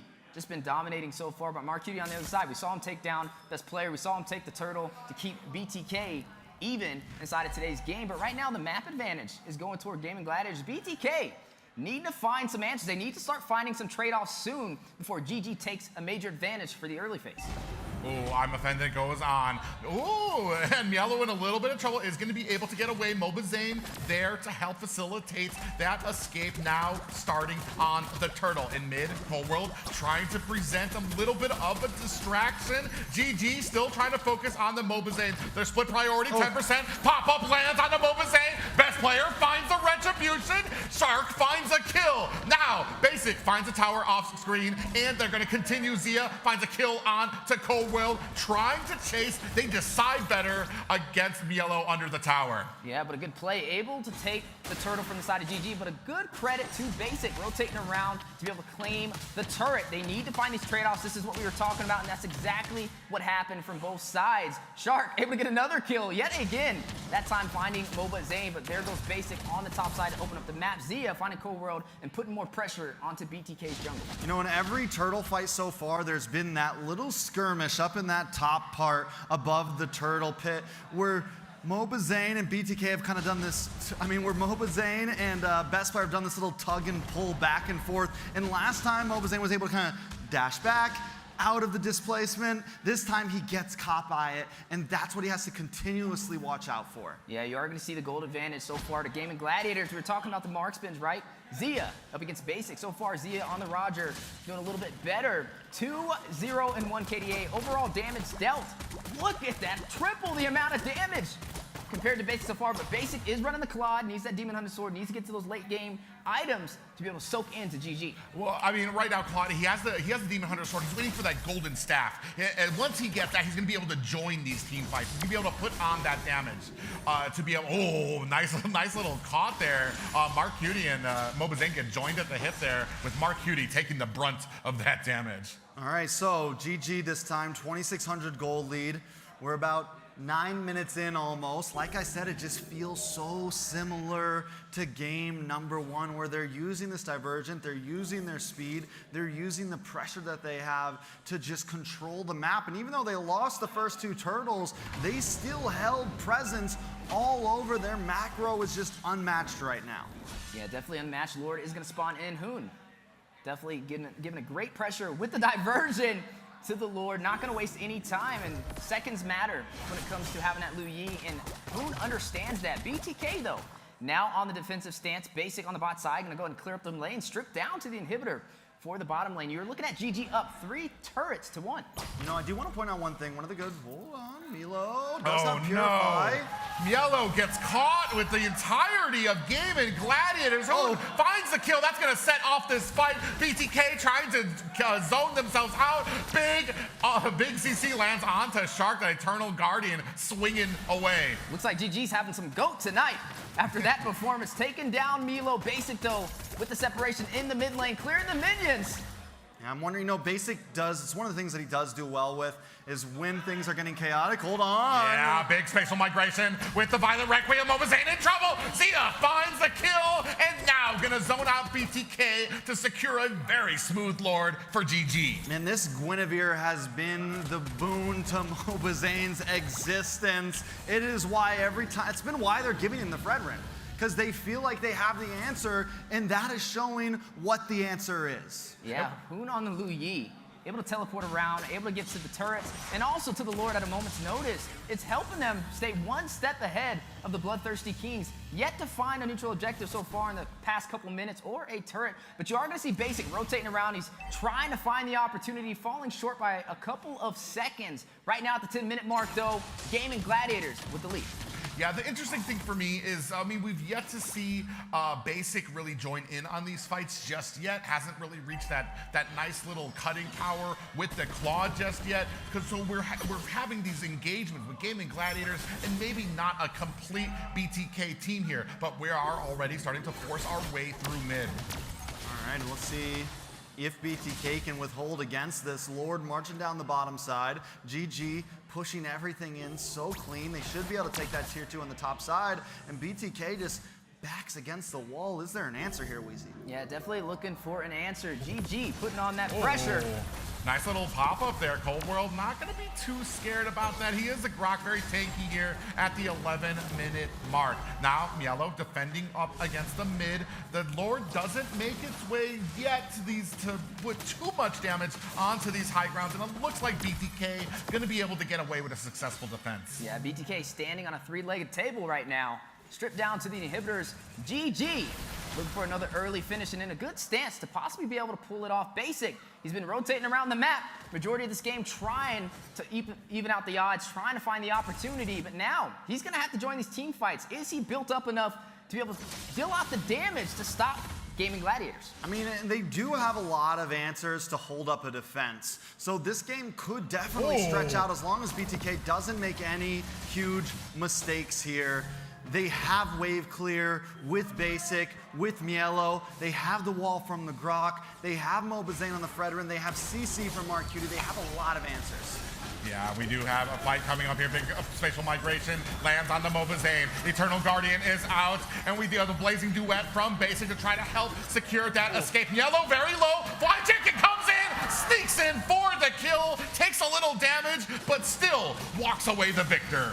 You know he wanted that after that trash talk. He definitely was looking for that opportunity, and he sees it, but now the conceal play. Yeah, Mobazane comes in and tries to put on that ultimate. Big pop-up lands onto Chicken Shark in the front line. In comes Zia, a flicker play, well played for Cold World to be able to get away. Milo, 0-3-1 so far in the Esmeralda. We're wondering how it would play into this. I mean, you kind of mentioned the shielding over there from Gaimin Gladiators, and I thought it would kind of profit a little bit better, but GG.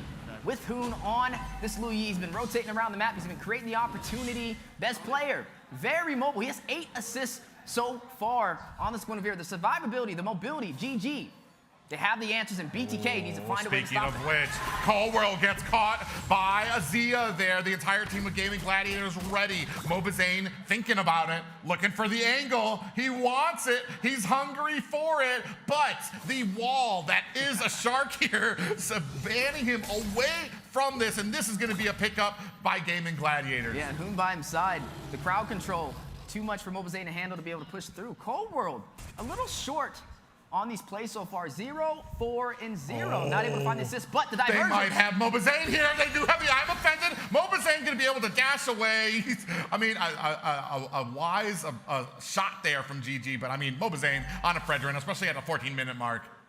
All right, so they've been able to defend this now. They've maybe, if they can get through this one, we could start seeing the turnaround. But it is a huge goal lead. I think they definitely need to get at least past this Lord and maybe even one more, honestly.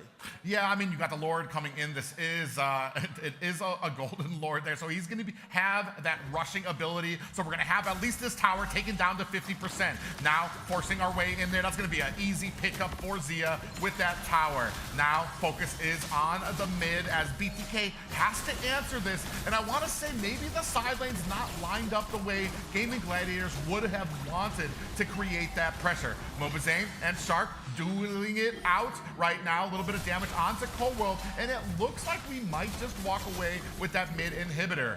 More minions up at top. Shark comes in there. I'm offended. Lands onto Mobazane. In the backside, Yellow comes in, looking for some damage, picking it up, and down goes Hoon. The rest of GG have to disengage, but Mobazane's not going to let them. The rest of BTK, the Blazing Duet is out, and the Appraiser's Wrath lays down the load, and you can see Zia in trouble there. He has a kill onto Yellow. Fly Chicken finds a kill onto Basic, and just like that, they turn it around onto BTK. Mobazane in trouble. He's going to find that dash, and a very well-placed wall for Cold World will secure it. The counterplay to the counterplay. Able to find Hoon. They go for the opportunity. Mobazane spearheading the way, but then the quick turnaround from Gaimin Gladiators. Milo falling, and now GG with the push. Yeah, they do have a couple of minions here. Might not be able to make much happen. Another wave coming up behind them. GG needs to be very careful about this. I'm offended. Marcuti gets caught. Cold World in trouble. Mobazane trying to hold the line. Appraiser's Wrath finds Fly Chicken as Azia trying to put some damage on, finds Mobazane, and now BloodThirstyKings are out, and GG are going to have to disengage. It is on the edge right now for both of these teams. We're 16 and a half minutes in, game number 3, and it's starting to feel like it's already a game 7. Let's take a look at this big defense. Yeah, big defense. GG trying to push Chicken, taking down Marcuti, a little overextending, trying to defend them. Mobazane, though, shutting down Chick with the Appraiser's Wrath. Zia finding Mobazane, but now they had to escape from the base as Mims responding in. Basic, ready to hit the Blazing Duet, but now the push. Yeah, at the bottom there, 2 down for BTK right now, so they don't exactly have this even pushing power. And it does look like Gaimin Gladiators is going to go ahead and reset on the map, but Lord is up. Lord is beckoning both of these teams. Yeah, and that's started off as well above a 30-second death counter for Basic. He's probably not even going to be able to have a piece of this Lord, not even going to be able to try to fight it, and GG still holding a significant lead, and we're not even at the 60K gold mark yet. Yeah. Zia ticking time bomb. He's running on this Roger 7, 0, and 3. He got the Savage on it before. BTK needs to be careful. Best player so close to finding that spatial migration again. And we've talked about it before. Trex brought it up. The thing that is keeping BTK in it is the clearing power that they have. So it's going to take a few more Lords for Gaimin Gladiators. And they need to be very careful because in the snap of a finger, they can lose that pushing power. They can lose those minions at the core. Yeah, Lord marches to the mid lane, now needing to sync the lanes. Basically, a ticking time bomb, waiting to get those core items to be able to burst down Gaimin Gladiators, but do they give them the opportunity? Ooh, you can see best player looking for an angle, looking for members here. They see it out there. They all disengage back to the core. Now, one more high ground left for BTK. I'm Offended lands on the Mobazane. Big pop up there. Mobazane able to dash himself to safety. Lord gets taken down in the back line. Mielo getting taken down and chewed. Martucci finds a kill on the fly chicken. Zia is down, and the rest of GG have to disengage once again. 2 for 1?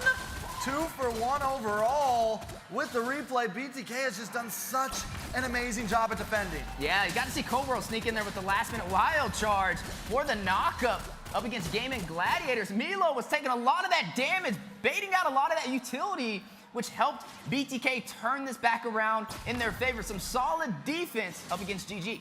I mean, a great game, especially as quickly as Niello was getting bursted down, able to come in, take some of that damage, take some of those abilities, still got away and turned the tables for BTK. You can see them getting a little bit more confident here in their pushes. And look who is 4-1-1 right now on BTK. Martucci doing a wonderful job. I was wondering about this Vexana, and I knew what it would be great at is stopping that push, stopping that rush that GG likes to bring, and just slowing them down, giving them enough time for BTK to stretch out these fights where they can come out on top. 4,000 goal lead for Gaimin Gladiators, but now at that 20-minute mark, 15-6. But BTK, they don't have any inhibitors. Nothing left between GG and the base crystals. Definitely having to be careful for a possible backdoor play. Look at the items from Basic. He's maxed out, man. They're all the way. They're feeling good about themselves, but it's still... Oh, man, and just like that, a diversion yellow still has the immortality. Mobazane in there to take the damage for his teammate, and they are able to find an escape for the GOAT. Look at Cold World. Not going to try to force anything here. But we saw them coming up, so still no major deaths, and immortality pops for a divergent. Good trade for GG. Yeah, good trade indeed, but the Lord now spawned in, and Gaimin Gladiators in a position to possibly take it. Cold World trying to wrap around, gonna hug that wall to immune the crowd control, but is it enough to stop GG from taking this objective? Yeah, I mean, here's the thing is that this might be the first objective that BTK is going to be able... Oh, I'm Offended, you can see, landed on the Basic, who is going to be able to stop that. Oh, here comes the diversion! And Basic, very wisely, using that blazing duet. Look at the damage he's taken!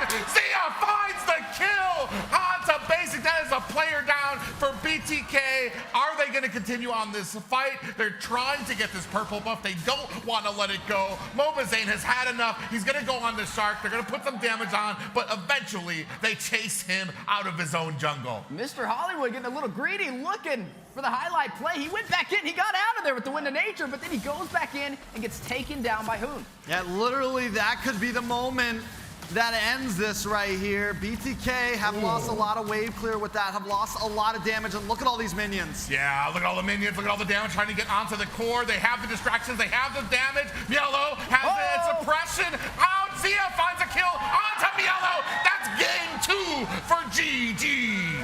Game number 3 for GG, able to push through the base crystal, now up 1 game against the Bloodthirsty Kings. The pendulum swings back and forth, back and forth. It just continues. How long is it going to go? When will one of these teams finally escape with that extra game? I mean, a great job by BTK to hold the line, especially when it came to the defenses, taking out the minions and being able to kind of hold that wall around their core. But eventually, it took just one mistake to give the advantage to GG. Speaking of advantage, team stats on the board, 17-6 and 46. Rating again, 9.24, almost at the double digits. But overall, some solid gameplay from Gaimin Gladiators. Honestly, with the Luyi, banning out the Valentina, definitely a high IQ play. The mobility, very hard to deal with for the side of BTK. Even when they pull out the Grok, trying to hug the wall, trying to deny them the opportunity, they still find a way in. But this is the 50-50. GG takes game number 1. BTK takes game number 2. Game number 3 is in GG's favor. Do we see BTK in number 4? And I don't know. I mean, I definitely think it could keep going back and forth. I definitely feel like the way, even when we look at the stats, both teams, and I feel like it's actually gotten closer and closer and closer. BTK, even when they were losing, have had a little, have been able to stretch it out a bit farther. And GG, even when they were losing, had some moments. So it just feels like every game could go down to the line. Man, you could take a look at BTKs. Maybe that's a synergy of what things to come.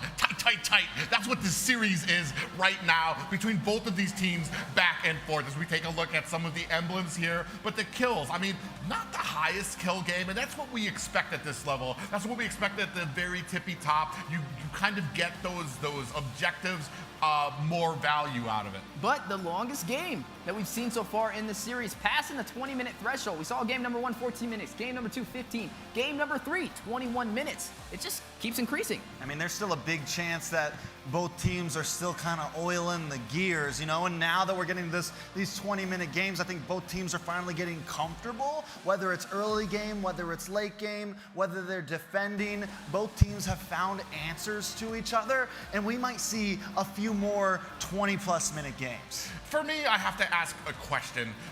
Even though they lost, first we can go on with the stats. Rich Guy going to Zia, Hoon with the carry, Sandbag this time taking it away from Mobazane. Yellow on that Esmeralda, able to get 177,000, and best player, king of assists right now. But that actually brings up what I was going to ask. Yellow on the Esmeralda. How effective did we feel that was? I mean, toward the late game, it did work. We saw him defend. He soaked up a lot of that damage. He baited out a lot of the utility, and BTK was able to fend off the side of GG from being in the base. But in the early phase, I just didn't really see it. But something that I will give credit over to Milo, he took the Sandbag away from Mobazane. I mean, we also have to remember one of the problems, I don't think it was exactly Milo, I think it was Grok got caught off a few times in the early game. Cold World got caught off a few times in the early game. Taking a look at this head-to-head though, Basic also never able to fully pop off. Yeah, and Milo, he did a good job of rotating around. We got to see him on the bot side clearing a lot of the minions, and on the top side, the opposite side,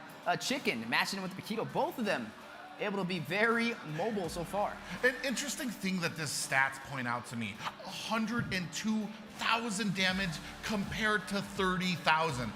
Especially on a hero, a Claude that specializes in AoE, that specializes in that team damage, which tells me that just Basic was not part of those team fights. I'm starting to kind of see a pattern. Zia goes in more for trying to be in the team fights. Basic goes more for the map advantage. He's rotating around. He's trying to create the separation on the neutral objectives to take these turrets, and I think that's why we're kind of seeing this shift in damage between both of them. I mean, he does look for the map advantage. I think he's much more of I come into the fight a little bit later. I don't always want to be at the forefront of it.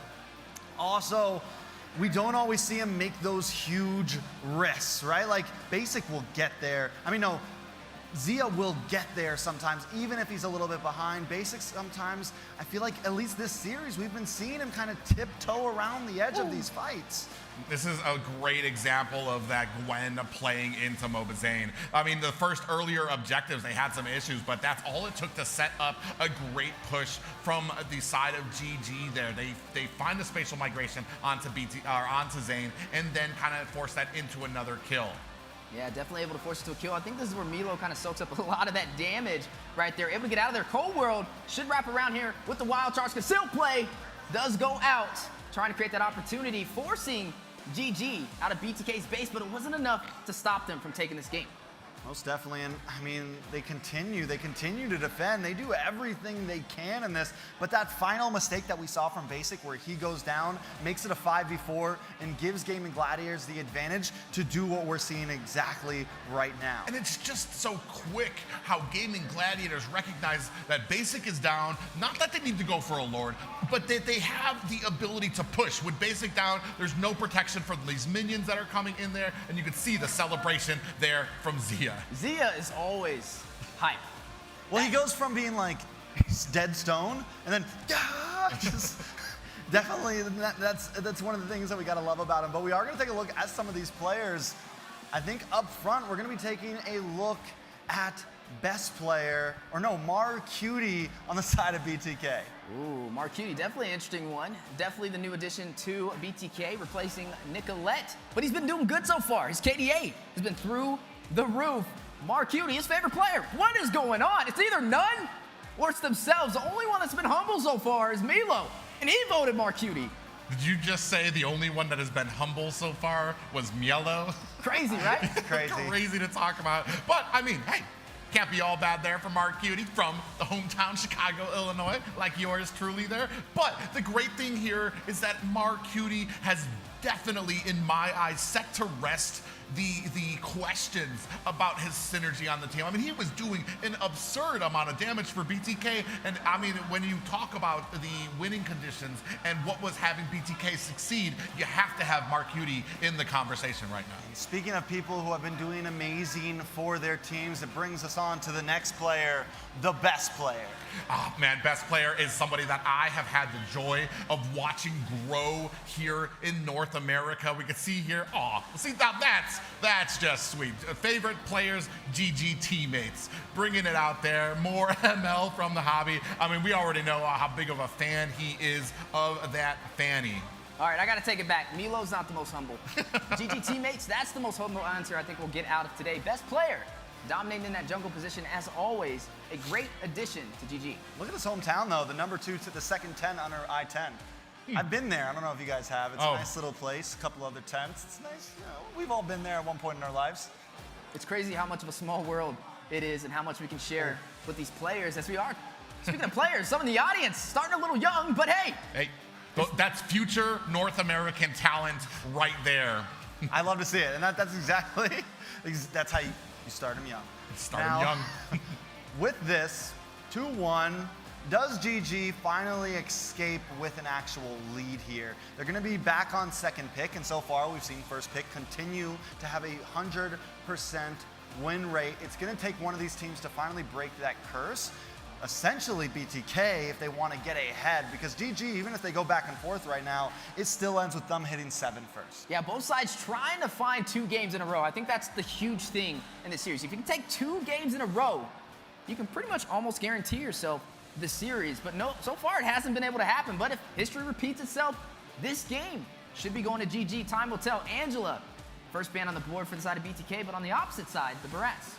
Yeah, I mean, it's been those first 2 bans pretty much have been written in stone for them. I'm very surprised by the Ling picks. I mean, I've talked with Best Player before too, and I know he's loved these picks, and if he could, he would.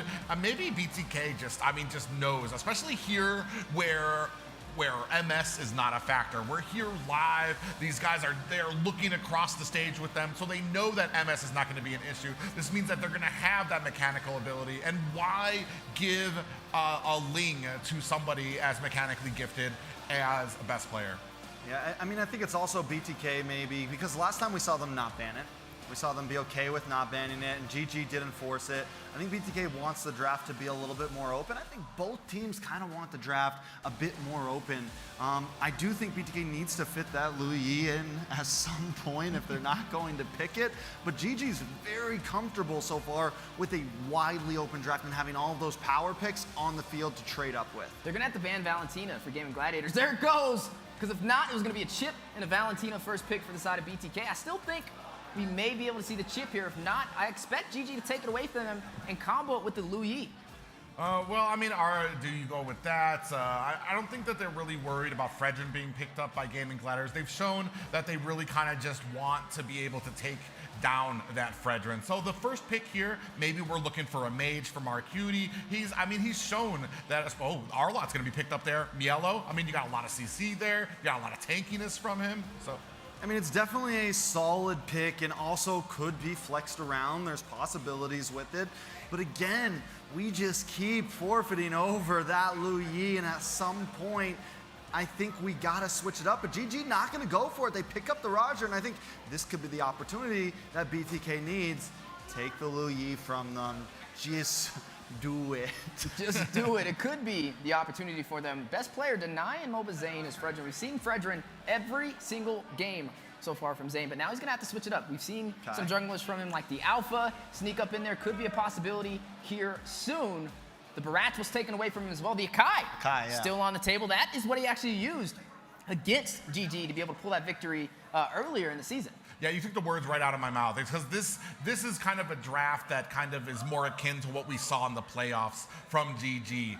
Ban out the Barats, they would pick up the Fredrin, leaving Mobazane with the Akai, maybe, and there it is. They're gonna go ahead, take away the Lu Yi from GG here. And as I was saying there, with that Akai pickup, BTK has really shown that they can really form a really great and competent composition around this. You know, so I'm questioning though, right? We haven't seen him pick up the Lu Yi at all. Have they just been holding this one in the chamber?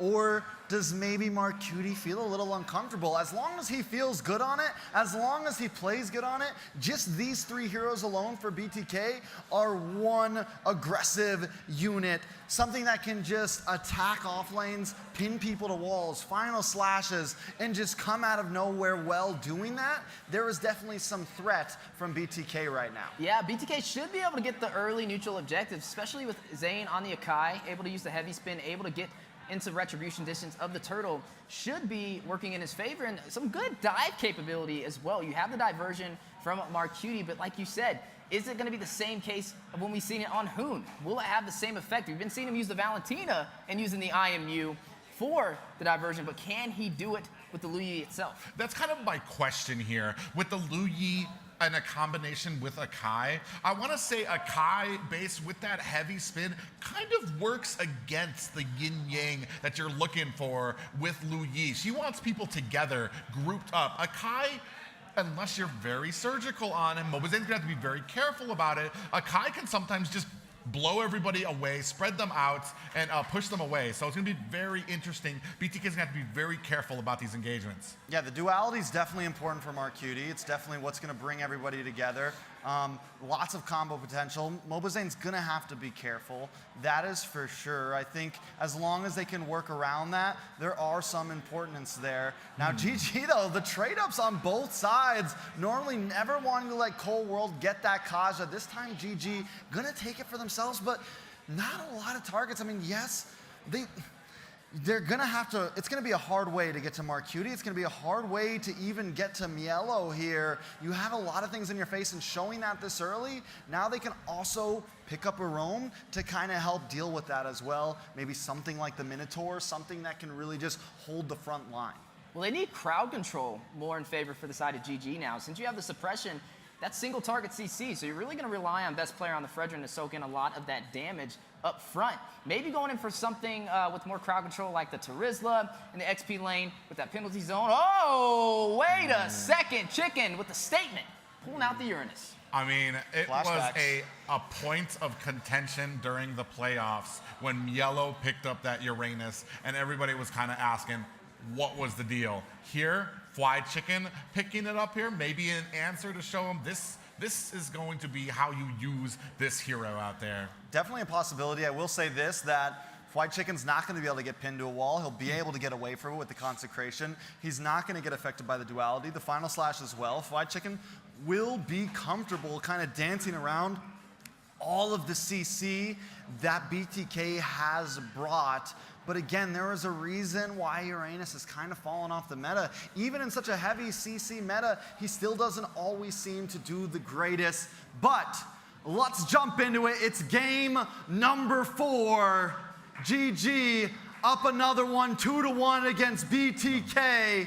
Let's see if things can tie up again. Yeah, we're just gonna jump right into it. No time for talking. These teams are ready to go as we start off here in the jungle of both teams. Yeah, Mobazane pulling out that Akai. One of the recipes to beating Gaimin Gladiators earlier in the NACT spring season, but can they do it again? Some early pressure though in the mid lane. Yeah, you see actually Marcuti taking a heap of damage there. The onslaught from Shark and Hoon proving a lot here. Cold World still trying his best to protect him. Yeah, look at Chicken though harassing Mobazane. He's actually trying to deny him the farm. Usually Shark's the one that does this. Yeah, a little bit of trouble. That Fly Chicken might be caught, and then the tower gets put down. But Marcuti gets picked up as well. It's a pretty decent trade right there for GG, man. They take out Marcuti, they take out the mid. It's gonna help them on rotations. It's gonna help them move around a bit faster. And now BTK has to recalculate their approach to this. Yeah, Chicken, the playmaker, opening up the opportunity for a slight advantage. Now, we got to see more of how this Uranus kind of plays into this. Last time we saw it on the side of BTK, Milo was the one to kind of pick this up, and it really did not profit, but already seeing some potential over there from Fried Chicken on the opposing side, but it's still a little too early to tell. I do think it is still kind of debatable because you want this Uranus to scale, and taking a death that early could become a problem pretty quickly, but look at him already up against this Arlott. Is that the answer? Oh man, and he's not done yet. He's still trying to put on the damage onto Mielo. Has a couple of dashes out there to answer away, and Mobazane sneakily hiding in this bush, but gives himself away. Fried Chicken gonna create some distance here. Yeah, but the thing that Gaimin Gladiators lacks is crowd control, right? They have the suppression, but I don't think that's enough CC to stop BTK in the objective fights. BTK putting on some pressure. Zane already pulling the aggro of this turtle, running on the Akai. The one-man army, he really doesn't need anybody there to get this turtle now, which opens up more opportunity on BTK's side. It gives his team, just in completion, the ability to move around and look for positions on the fight instead of hovering around Mobazane, because at any point, he uses the heavy spin. Yeah, and now contesting for this turtle, Mobazane in yellow, looking for an opportunity, still trying to maintain that vision. Turtle down to 50%, Mobazane still in the back, Fried Chicken trying to create that wall. Mielo very close to the side here. Final slash comes out, Hoon gets caught in it, is popped back up by the Black Shoes. Best player in trouble, and does find a kill onto Mobazane. Marcuti is down as well. That is 2 down for BTK, still continuing on the push. Cold World deciding against that engagement. Some great execution from both sides, though. That final slash was huge. Oh, Mielo in trouble. What are you doing? Going in against the team. Another final slash out there. Best player finds the turtle. Mielo dashing around, but is not long for this world. Fried Chicken with the pickup.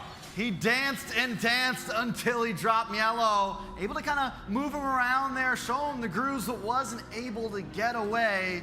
Able to maybe open up the rest of the map, buy some space for his team, but let's take a look at this, because honestly, he gets caught by the judgment. He still dashes through. For a second, I thought he was going to steal the turtle. He knows there's no escape. He comes back, but finally goes down. I think it was worth it, right? I mean, if he would have took that turtle, that would have been huge for his team, but falling a little short with that final slash, but a good play from Milo. Both XP laners showing out today. Yeah, and right now, I mean, I want to say BTK, when it comes to this objective right now, they're starting to fall a little bit behind the aggression from Gaimin Gladiators. They are just trying to choke it out of BTK to remove any type of resting that they have in this jungle. Yeah, but Marcuti on the Lui already finding 2 deaths so far. And with Hoon, you saw Hoon using a lot of those diversions to take turrets very early, not wasting any seconds, but I feel like we're seeing Marcuti try and use these diversions for the team fights. Most definitely now. Taking a look, Fried Chicken, cutting the lane like we saw from Milo last time, and he is just doing his job. This is what he should be doing as Uranus. It's even okay if he dies as long as he's consistently harassing, as long as he's consistently controlling this whole side of the map like he is, but divergent play? Yeah, but it is on their side, so trapped. I mean, just trying to get a little bit more room to kind of close the distance on this bottom lane. Yeah, and this is what we're talking about, right? Where does the diversion kind of play into this? Marcuti, a little behind the power curve compared to Hoon, who had a little bit more of a stronger force in the early presence, but it's still a little early in the game, so we'll see. GG up 4-1 so far, though. 2,000 gold lead against BTK. Honestly, we haven't seen a lot of divergence from Marcuti. I honestly feel like he should be using... Fried Chicken. Yeah, in a little bit of trouble. Still has that consecration left still, and no worse for Rare. Mielo even tries to put some damage on there. But Fried Chicken is not afraid. Still swooping in and out to kind of keep those stacks up for himself, to keep that regen up. Yeah, GG trying to take the second turtle. I mean, Mobazane's running on the Akai, but he has not found the opportunity for the objectives. Looks like they may be able to get this one. Yeah, and right now just a Fried Chicken doing such a great job of keeping that zone, keeping those opportunities, but down at the bottom, Zia almost gets caught. Shark in trouble. They close the distance. Basic scoops up the kill. So a kill in a Basics pocket is big. He's 1-0-0. Taking a look at Zia right now. Hasn't put any kills on the board, but also hasn't taken any deaths. So still gold laners not too far apart overall, but with Basic taking 0 deaths, he still can be kind of, you know, that egg in the basket for BTK right now. But Mobazane on the Akai definitely has a heavy spin, and now the play. Zia sees it in there. A heavy spin pins him against the wall. Hoon powerless to help them, and that's going to be a tower down for BTK. Oh, they aren't able to get it. GG come in, save the day. Just the littlest bit of health left on that tower. And this is what we're talking about with GG. When it comes to a matter of seconds, they're able to get there. That's like 5% HP over there for the tier 1 turret. Still able to hold on to it, not trying to give BTK any advantage so far. 4-3 on the scoreboard. Ooh, now we're gonna come in through the mid. We got a big pop up there. Mielo catches a Brazer's Wrath. Best player with the taunt. Mielo in a little bit of trouble. Shark finds the Divine Judgment. Mielo trying to dash away. Zia cleans up, finds the kill, but might be in trouble for Fly Chicken. Zaman Force laid down. Best player finds the taunt. They turn around onto BTK. Mobazane with the heavy spin. Shark gets caught, and Basic finds the kill. Another Fly Chicken in trouble there. Might be taken out, but they are going to disengage. Shots for shots still. GG holding the lead, but never escaping with it. Not this game. BTK hanging on. Both sides still holding on to the mid lane, though. They're trying to find that early advantage to be able to take it down, but still falling a little short. On the bot side, though, that tier 1 turret is hanging on by a hair. Need to be a little careful. You are looking at BTK starting to slowly be a little bit more aggressive with Marcuti, with the concealed plays, with Mobazane trying to wrap around with the heavy spins. And I think this is where they can start to profit, especially with GG not having that much crowd control to use against them. All right, so last turtle on the field.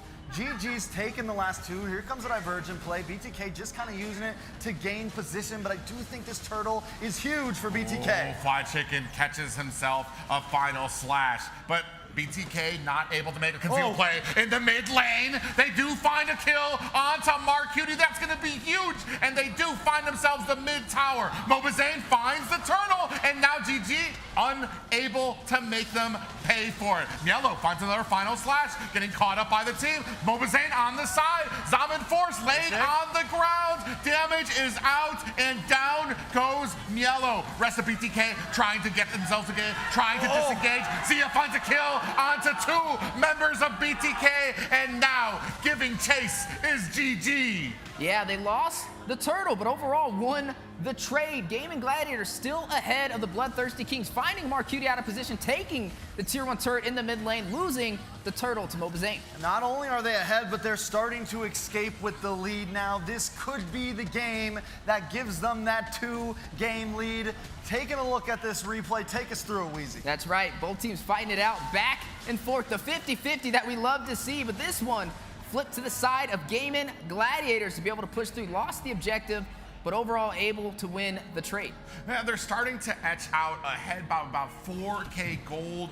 You can see, and that last fight, Mielo comes in with a final slash after the fact. I have to wonder if like the team of BTK was actually ready for that engagement, because it started the engagement that pretty much ended it all. Big heavy spin onto best player. Zaman Force laid down on the ground. Mielo picks up the kill, and they're going to walk away with that in their pocket. So that's actually their second pick off now since the last big fight. We missed it, but they were able to catch Shark as well during the replay.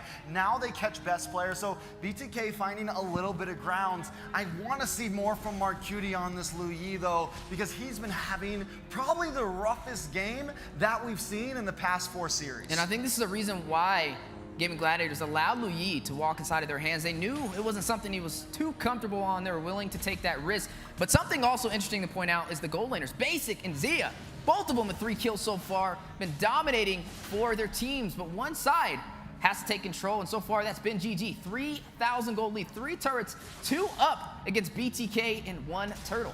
Yeah, and we're looking at the beginnings of an objective fight here as they smell the Lord. And big pop up there lands. Best player, heavy spin, might be in trouble here on that Fredrin. Basic finds the kill in the back. Hoon finds a kill onto Marcuti. There's no retry for Gaimin Gladiators. They're forced to take this fight. Now looking for the damage onto Mielo, who's dashing around the board. They're not able to find it there. Lord has been reset. Okay, but they get the reset. He still is pretty low, but right now, without a retry, BTK can have the advantage. They just got to get these health bars back up. Yeah, and unfortunately, Sharkonic staying in there. It's down to 10%. They might not be able to get. Basic picks up the Lord, and now GG in tow, looking for an opportunity here, looking to make BTK pay for that Lord. All right, I gotta say it. The Retro God, there he is. Basic, able to take the objective over Mobazane, who did have the retribution, but nonetheless still goes to the same side. BTK able to win the trade. Mobazane, hold my retry. I got this. So there, Basic, able to pull it off. Taking a look at the replay, even for a second, man, GG with their gold. We know that they can force these fights, but BTK has done a great job at disengaging, has done a great job at fighting these battles at a deficit. Yeah, but overall, I mean, last game was at that 19-minute mark, right? It went further than the others, and so far, it's looking like we may have the same thing. Conceal play called out, though, from BTK, looking like a possible play on the GG on the top side, but no, they're going to disengage. They're going to be a little bit more calmer here. They're trying to kind of tip the toes in their favor. BTK able to take the tier 1 in the mid lane. GG now pushed on the defensive. Yeah, and unfortunately, with that concealed play, they are able to find a good position, and Gaimin Gladiators just seconds behind being able to protect that tower. Yeah, Wind of Nature picked up over there from Zia for Gaimin Gladiators to negate that physical damage. Has the Wind Talker, has to end this battle. Malefic Roar as well. But he is leading 400 gold above the marksman for BTK. Basic, slightly behind, but I would say both of them doing an excellent job so far. Ooh, good escape there. Very smooth. Finally, we're seeing that divergent come from Marcuti a bit. And I want to say Marcuti, a little bit more grounded with his approach to these diversions, using it to kind of close the distance, to get his team somewhere faster, rather than like those really oppressive backline diversions onto Gaimin Gladiators. And that just might be a play style for both of them. Yeah, but this is where we're possibly going to see Fried Chicken start to profit, right? The later this game goes, the more heals he's going to get when he's taking these fights. Diversion play, though, to the top side, may be able to catch them off guard. Dang, and they are able to catch best player. Pop-up lands onto him, and Yellow finds the kill. GG in a bad way right now as they split them up. In trouble, Marcuti finding the kill there. Shark using the flicker, but he is not long. He has the whole of BTK chasing him down into this tower. And Shark, I mean, I think we already know what's happening there. The caster curse stands strong. The moment Private says it, they come out behind him with the divergent. Yeah, and Fried Chicken gets cleaned up here as well. It is just Toon on a Gaimin Gladiators right now with 10-second death timers. Yeah, they should be able to push up the map. Not going to be able to close it out, but still able to hold that advantage up against GG, closing the distance for game number 4. The 50-50 in full effect. Both sides, 39,000 gold, complete even 4 turrets as well. Yeah, I mean, so far with that, now the fact that they have a small gold lead here, do we think they have a big advantage in late game? Do we think they have an advantage comp versus comp? Well, Mielo actually came in there, a heap of damage done onto Hoon, who has to use those black shoes. Marcuti gets hit by a divine judgment. Hoon finds the kill there as well, but they are going to have to disengage. Yeah, they're going to go ahead and take down Marcuti, but overall lose the neutral objective. BTK focusing on that Lord the entire time, using Marcuti as a distraction to be able to possibly inch their way even more up this map. Which the fact that they were behind 2 minutes ago makes it feel worth it. Normally I would say, you know, in this position, losing Marcuti, who's been huge in all of their team fights, has been, like, even though he didn't play a big role in the beginning, once he started playing a role, it was important. I'm still trying to decide whether they broke even, whether they took the lead. As long as they can take some towers here, they definitely get the win there. Yeah, now they're going to work on syncing these lanes. Luminous Lord on the bot side, working his way to the base crystal. Gaimin Gladiators on the defense. BTK trying to take game number 4 to even out this series. They're pushed through the tier 2 on the top side, and now may be able to open up the doors to GG. Yeah, rushing through the mid is the whole of BTK, while at the bottom, Gaimin Gladiators, Fried Chicken doing his best to deal with this Luminous Lord. I think they noticed it. They're looking for a diversion, and they do come in. Fried Chicken sees it coming from a mile away. It's going to create that distance. I don't know about you, but I'm not chasing a Uranus. I'm just going to let that go. The mobility is insane, and they realize that. They're going to focus on the push. Yeah, now down to half health for this high ground. Fried Chicken comes in looking for an opportunity. BTK wisely creating that distance from the high grounds, and no worse for wear. They do a much better job this time, too, than what we've seen from BTK in the past of overextending. A lot of times we would have saw them hang out in that bottom tower, just do everything they could to take that bottom tower, but this time they back it off. Oh, Mielo comes in there, best player. Gonna go ahead and handle that front line. Mobazane standing there very close. Ooh, the diversion up at top, looking for the flank. Oh, just narrowly. Oh, they do have it on the best player. They find the CC. Zaman forces down, best player in trouble. Heavy spin onto him. Basic finds the kill. The rest of Gaimin Gladiators coming in. Immortality activated onto Cold World and not able to make or reply to BTK. One member down for the side of GG, and BTK on the push, trying to get the finish. A flicker final slash comes out there. It's gonna be enough to get this middle high ground fight. Chicken gets taken down by Basic. A flicker into a pop-up. Down goes Cold World. That is one down for BTK. Shark doing his best to clear out. Hoon finds a kill onto Marcuti. Final slash, able to take down Hoon. It is 2v2 right now, but BTK lives to fight another day, is gonna back up. Basic versus Zia, man. Both of them have been showing up, but Basic has come online this game. He's 5-1-5. Zia sitting at 5-2-4, but Mobazane as well. I mean, I feel like BTK really catching their stride in the late game here. All right, next Lord on the board. Best player, gonna pull the aggro. Mobazane in position for a possible heavy spin and a retribution. We talked about the Akai and what of an impact it has to the team, and this is his moment to show the world. Basic beside him for a possible counterplay. Will they be able to get it though? The numbers not in their favor. Cold World wrapping around, conceal play. Yeah, we do have a diversion coming out. Mielo and Marcuti on the side. Conceal play is out. Right now, best player looking for an opportunity down. Shark has the immortality. Cold World finds the Lord. Marcuti finds a kill onto Shark. Fly Chicken able to take down Marcuti, and Cold World finds the best player. That is 3 players down for GG. I've been wanting it from him, but Basic finally put his boots on. He finally strapped up. He's 7-1-7, and he's finally outputting the damage. Yeah, now they're on the core. Hoon activates his black shoes. Damage onto the core. 10% left.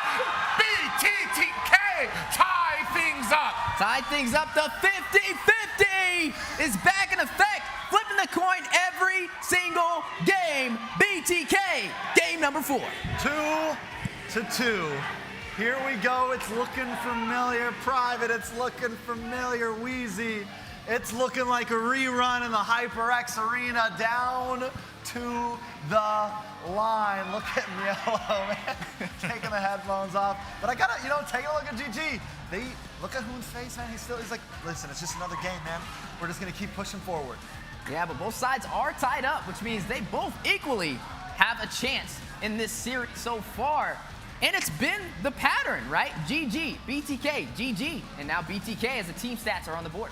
Yeah, it's the curse of that second pick right now. You can see 17 kills for the side of BTK, 15 deaths alongside there. I mean, they had such a great game here. That Lu Yi, I want to say a little slow to pick up for Cold World, but then suddenly creating these opportunities, finding those angles onto best player for some great picks. And taking a look at the team stats head to head, let's take a look at the damage. BTK ended up unloading in the end there. And one more important thing is Gaimin Gladiators had a huge gold lead, but towards the end, I think, is when it really changed up. That gold per minute for BTK just outscaling as we crept into the late. You know what's funny? 2 of the members of BTK took the Lord outside of Mobazane, Cold World, and Basic.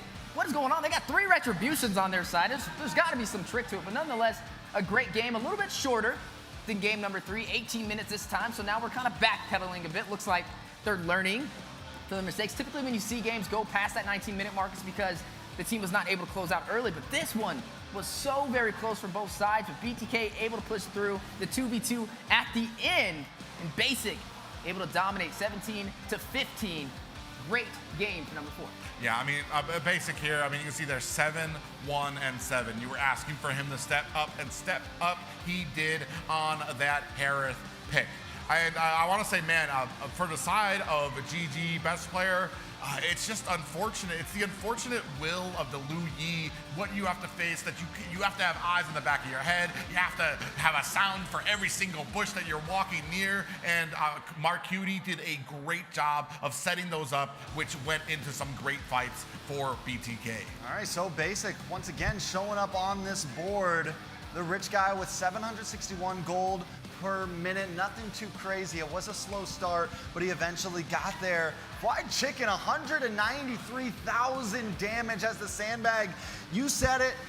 He didn't show it, how to play that Uranus. Though it didn't take them to victory, I still feel like it was one of the things that kept them going, kept GG grinding throughout the mid to late. But one thing stays the same, 0% win rate for the NACT spring season. As you see the head-to-head, Milo versus Fried Chicken, the GOAT versus the Chicken. Now on the screen, Milo this time around though, able to profit a little bit more with the kills, up by 3 up against Chicken, and more kill participation as well. Able to kind of dominate a little bit smoother for game number 4. It's just amazing to see these two players go back and forth. The thing that's in my head, or what Mielo had to have had in his head, was just be aggressive, be aggressive every single time. Even when BTK lost an objective or was backing off, Mielo was like, no, I think I have an opportunity here. Comes in with those final slashes, setting BTK up to kind of turn things around on GG. Yeah, Milo was consistently creating moments, I feel like, throughout that whole game. Whether it was too risky, because there was a lot of times where I'm like, Milo, what are you doing? What are you doing? What are you doing? He still is able to just escape or just bide that time for the rest of his team to get there to where they can pounce. And we kind of talked about the crowd control effect from BTK, right? Running on Kaja on GG kind of limited them in the set potential to hold them off from pushing through the base crystal. Maybe that was the answer. Maybe they need a little bit more crowd control. Maybe not allow Marcuti to get the lead. I mean, it may actually be worth banning if you're not going to pick it up, as we are taking a little bit of a blast from the past from the previous game. Yeah, and I think this is one of those opportunities where we saw that Gaimin Gladiators able to find themselves on the back runner. Best player finds a kill onto Mobazane, Hoon onto Marcuti, and then I believe this is when Mielo came in against 4 of them. At the beginning here, Mielo wasn't as successful. Here, best player found himself at Appraiser's Wrath as well, but the second half of this game showed a different story for BTK. Most definitely, and as it continued, I mean, like we said, we saw at the very beginning, it was just troublesome. It was just a problem. BTK didn't have an answer, and I think GG's big thing was targeting Marcuti all throughout this early game. You can see here, he's already sitting at 2 deaths. I think in the next turtle is when they targeted him in the mid again. They did the huge dive, got the Divine Judgment, and were able to take him out. And then it took a while for him to fully come online, and even here, Basic not outputting the damage. He's free hitting everybody, but just unable to take anybody down at all. It took a while until BTK got online. Yeah, this was Zia got that double kill. I was worried about him getting up to that Maniac and they're not careful. That Lord play, huge moment for both sides, but overall, only working in one's favor is Cold World. We talked about it, no retribution needed. Basic got one as well in today's game. Just able to find the neutral objectives, able to kind of profit up against GG. And this is where I think crowd control kind of comes to effect. A lot of that mobility was limited from the side of Gaimin Gladiators and allowed BTK to push through the base crystal. Yeah, and then here we have the final push by BTK, even flickering in with the final slash there, even though they kind of had it secured there. Mielo, I mean, really kind of showed out there. We were talking about it, that just that aggression, just him creating plays consistently. All right, so now, boys, big 3. Where do we go from here? It's 2-2. I feel like the next game is huge because the next winner puts you at match point. And then the pressure builds, right? Then it's like, ooh, it becomes a bit harder to get that comeback game because now you know if I let them win again, it's over. So I think this next win is going to be crucial for either team. Yeah, neither side has been able to break that chain, the back and forth between both teams, able to claim a victory. But like you said, you got to get 2 in a row to kind of really solidify that deal, and neither side has been able to find that. I mean, if history repeats itself, this next game should go to Gaimin Gladiators for game number 5, but time will tell. But nonetheless, this is looking like a repeat from last time we were here in the HyperX Arena. Nobody wants to be in a position where the opposing team is at game point, which is going to make this next match so important for both of these teams. It gives them that wiggle room, gives them that breathing room, but also it puts that pressure, that big pressure onto the enemy, onto the other team. And let's talk about these two teams and what kind of makes them different. BTK, they have a coach, and they have an analyst kind of backing them, helping them draft. But Gaimin Gladiators, they're winging it. And so far, it's been a pretty even series. I mean, I'm looking at BTK talking. I think the big discussion is, how do we win on red side, guys? Like, how do we draft to win on red side, guys? Because if we can do that, we can get to match point. But if we can't do that, if this just keeps going back and forth, blue side only wins, then GG gets it. If we just keep doing the boom ping pong, GGG hits game 4 first. BTK has to turn things around at some point and get the 2 in a row, or there is no winning here. Well, I want to say right now with both of these teams, I want to say that Lu Yi has become that picker ban. We can no longer leave her open. If you're on the side of Gaimin Gladiators, we've seen the effect that it was able to have, what Mark Hughes was able to do with it, even if a little bit of a rocky start. But at the end, I want to say they're able to take out best player so decisively and just created these opportunities for BTK. Yeah, and opportunities is what both sides are looking for, the 50-50 even. And now jumping into the draft for game number 5. And on the board, a little bit of a repetitive pattern that we've been seeing so far in today's series. But Rats has been taken down. Let me guess, Angela banned from the side of BTK. Can you see the future tracks? I can. I can. And after that, on the side of GG, Valentina? Valentina or, okay, here comes the Angela. Is it going to be the Valentina? All right, who's psychic here? Let's see if Private Drum roll, psychic. please. Oh! All right, hold on. Do we get a link? Can we get a link for 500? A link for 500 on the side of BTK. Looking for it. Basic thinking about it. Lu Yi, I'm gonna call it. Oh, okay. Private, you got anything here? You got your 2 cents to throw in? We'll see where it's at here. All right, so they're really now they're messing. They know we're gambling. They know we're taking our chances on this. So depending on how this does go, do they find, I think the Lu Yi ban is actually crucial for BTK and could be the final thing that answers this. Because it'd be the thing that shakes everything up. It'd be the thing that changes the way all these drafts have been going. Ooh. The Guinevere pick also does that a little bit too, and it makes GG guess because that's been their answer to the Fredrin. It makes them think, do we want to take Fredrin first? Yeah, and it allows the draft to not be as three-dimensional, right? You know when Lu Yi's picked up, it's going into the mid lane. But when Guinevere's picked up, everybody's scratching their head on where it's going to go. Will it be in the jungle? Will it be in the roam? Hey, screw it. Throw it in the XP lane. Basic, ready to take the fight. We see ya. To GG. Showing some love out there for the fans of North America supporting today's show.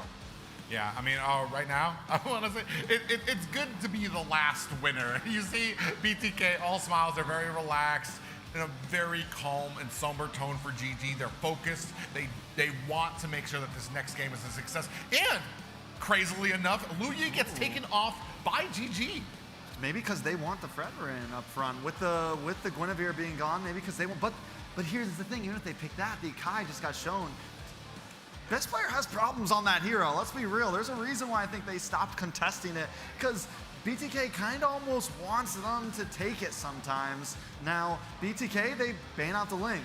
I think they're just done going tit for tat, and they want to see what BTK has to bring to the table without having that Lu Yi. But Mathilda, it's here, it's available, and GG has slotted it in. Yeah, with that Gwen ban, with that Ling coming up last, it does open up Mathilda on to the hands of Shark. Shark, who has been so dangerous on this, and it's actually very rare. People might have even forgot how dangerous on it he is because he's always been banned out against him. What a good read from BTK. Gonna go ahead and pick up some meta priority with the Edith, with the Arlap, both of them synergizing well together. But now, where does Gaimin Gladiators go from here? You mentioned the Mathilda, took a little bit of a hit previously, hasn't been as effective as we've seen it in the NACT spring season earlier, but still a secret weapon possibly for the side of Gaimin Gladiators. Do they pair it up with the Fredrin, or maybe even an Akai? Both heroes that can limit the jungle of MLBB. Well, the thing with having a Mathilda on your team is you open options for your team. You create mobility out of the immobile. People like Ixia, people like Fredrin, now they can fly across the screen. They can get those engagements. They can get those retreats that they weren't able to before. But there's once again is MobaZane's signature answer to this type of composition brought by GG. Another thing about the Matilda is there's been times where even it wasn't always banned and it wasn't always picked up. Like, it is not as threatening as it was in the very beginning of the season.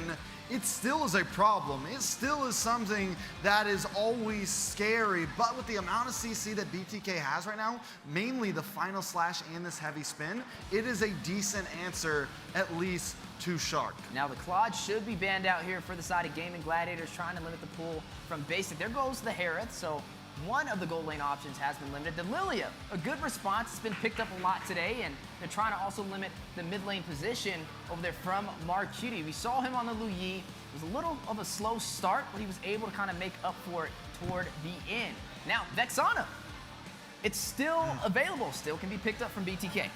I mean, we're looking at these last bans. I mean, Roger's still out on the table. Claude is still out there for basic. You can see on this side, still waiting for the last ban for GG. Yeah, still waiting on something overall. But BTK also need to make their ban, right? Need to do something big here. They're gonna get first pick after, right? And like you said, the Vexana's open. So maybe they leave that open. There goes the Faramuse ban. So yeah, leave the Vexana open. It forces GG to either ban it out or let BTK get it most likely. And after that, what's even left for Hoon, really? Yeah, right now, it's trying to limit the gold and mid lane. There goes the Claude. Irithel should be a viable option. Maybe even the Brody, who we have yet to see so far. The Natan was picked up from basic a little earlier. Didn't really profit the way he was looking forward to. Maybe he goes in for a second try. But nonetheless, it kind of works better for him when he plays with those marksmen who have survivability. But there goes the Vexana we were looking for. Yeah, I mean, Marcuti showed in that, in fact, they lost the game, but he still had an amazing amount of damage, an amazing amount of play during those objective fights. Yeah, so now it's the question you brought to the field too. What is basic pick, right, for the gold lane? There's still plenty of options. I think the Brody could be a decent answer. He can get the distance. He can kind of, dance around with the Roger, but Hoon is in a sticky situation, man. Does he kind of fall back to something? Like, my brain's racking. I'm like, going back to Novaria. I'm thinking position. I almost went to Yves, but Novaria is still there. Yeah, I mean, hey, these were some of the hottest picks in the mid lane the entire NACT spring season. The Novaria and also the Vexana, and showcasing it in the grand finals. I love to see it. But something that's standing out so far is Fried Chicken with the Thomas.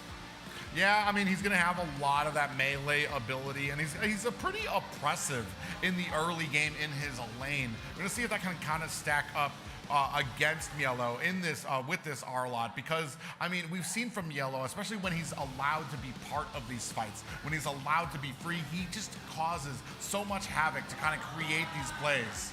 And the good thing about the Thomas too, at least if it ends up going against this R-Lot, is he's a brawler in the early game. He wants you to dash in on him. He wants to just sit there and trade blows, similar to how the Uranus had the effect last time when we saw it against the R-Lot in Fried Chicken's hands. So I think it's not a horrible pick. During the late game is when I'm worried about it. And BTK has been loving taking these to the late game. Yeah, in basic, he's not going to play a marksman who has the survivability or mobility. He's going to play that carry. He's going to be able to soak in to the frontline composition the later this game goes, but he has to watch out for the dives. All right, here we go. Jumping into the land of Dawn. No matter what happens after this, it's match point for somebody. It's 2-2 right now at the HyperX Arena. GG versus BTK. Yeah, right now they're trying to build, refute that curse of the second pick right now. MobaZane sitting comfortably on his Akai. That's right, trying to break the chain of the 50-50, trying to have a little bit more of that split in this series, but MobaZane, he needs to kind of help the team push through this and take a second win in a row, or we're going to see GG even out the playing field and have them at match point, which is a very big piece of this series. This puts a lot of pressure on either side. I'm not gonna lie, I'm kind of liking the draft from BTK here. The Novaria is good. There's possibilities with with this Matilda as well, but BTK just has a few picks that a lot of them have been comfortable on, especially this R-Lot here. It does get moved to the mid lane. It is going to be something that can be a bit more pivotal, especially in the early game. Yeah, a lot of survivability for both sides. And Matilda able to keep the team alive with the Circle Eagle, but a little bit of a pause, which gives us a little bit more time to kind of break down what we expect to see in game number 5 between both these amazing teams. Yeah, I mean, I do like the switch from Arlot on the Cold World there to provide a lot of that suppression there. You already see him doing a good job of kind of being able to push back a little bit onto GG in the early game in through that mid. Yeah, now with this pause, we get some time to talk about the compositions actually. I mean, we kind of go through draft, we see them, but are there any major win cons for you, Weezy? Does someone have a huge advantage in early? Does someone have a huge advantage in late? Well, definitely is going to stand out the R-Lot up against the Thomas. Not something you traditionally see too often, and I really want to see how the Thomas kind of plays into this. We haven't really seen Thomas that often this entire NACT as we now jump back into the Land of Dawn for game number 5. But on the bot side, Basic running his comfort pick on this carry, who also hasn't been slotted as much as the Roger has been so far. Kind of took carry's place and priority, and one of those only marksmen who got a Savage this entire season. Yeah, and he will be playing this as a tank carry as well, hoping to kind of match up. And a lot of damage actually put onto him, and he's going to have to go home. That panda hurts, as Mobazane likes to say sometimes. That bamboo stick hurts, and we're already seeing the possibilities. Hoon's gonna need to be careful. He needs to play this Novaria the way it's meant to be. He needs to stay far back. He needs to be the sniper. We've seen him on the Novaria before. We know he has those capabilities. It's just, can he do it right here, right now? Ooh, Cold World between 3 players is gonna use that flicker to get himself out of harm's way. And then takes a nice shot from Hoon. Yeah, definitely able to deal some decent damage. Turtle now on the board on both sides, trying to take this early advantage. The Fredrin versus the Akai. Typically the Akai should be able to profit, but here we go. Mielo try with the flicker there. Big Eternal Guardian comes out. Chicken putting on a damage. Mielo very low. And Cold World finds a kill onto Hoon on the back line here. GG forced to run back and not going to be able to take this turtle. For just a second, I was about to give props to Fly Chicken because he was shredding through 2 players, but Cold World goes under Cold Ops into the backside and finds a kill. Yeah, Mobazane, he knew they needed to get out of there. He couldn't take any more of that heat. Back to the jungle he goes, which opens up the opportunity for GG to possibly take this turtle, but Cold World in the position for the contest. Yeah, he's definitely looking for an opportunity, but not going to be able to find it, especially against 4 members of GG. Yeah, you're going to see the Windtalker picked up over there from Zia as well. On the opposite side, though, we are going to look at Basic trying to wind up, trying to get the damage. Like we said, going more for that tank carry may be the game plan, as he did pick up that Brave Smite for his battle spell. Chicken running on the Thomas. Can't wait to see where this goes. Looks like he's going a little bit more for the survivability with the Brave Smite on top of that to be able to pull this off. But Hoon on the Novaria, we'll have to see. Is it going to provide the utility that GG needs to push through BTK? All right, so now BTK is still not at a huge goal lead or anything. Both teams going back and forth. I'm wondering though, does GG, best player maybe in trouble?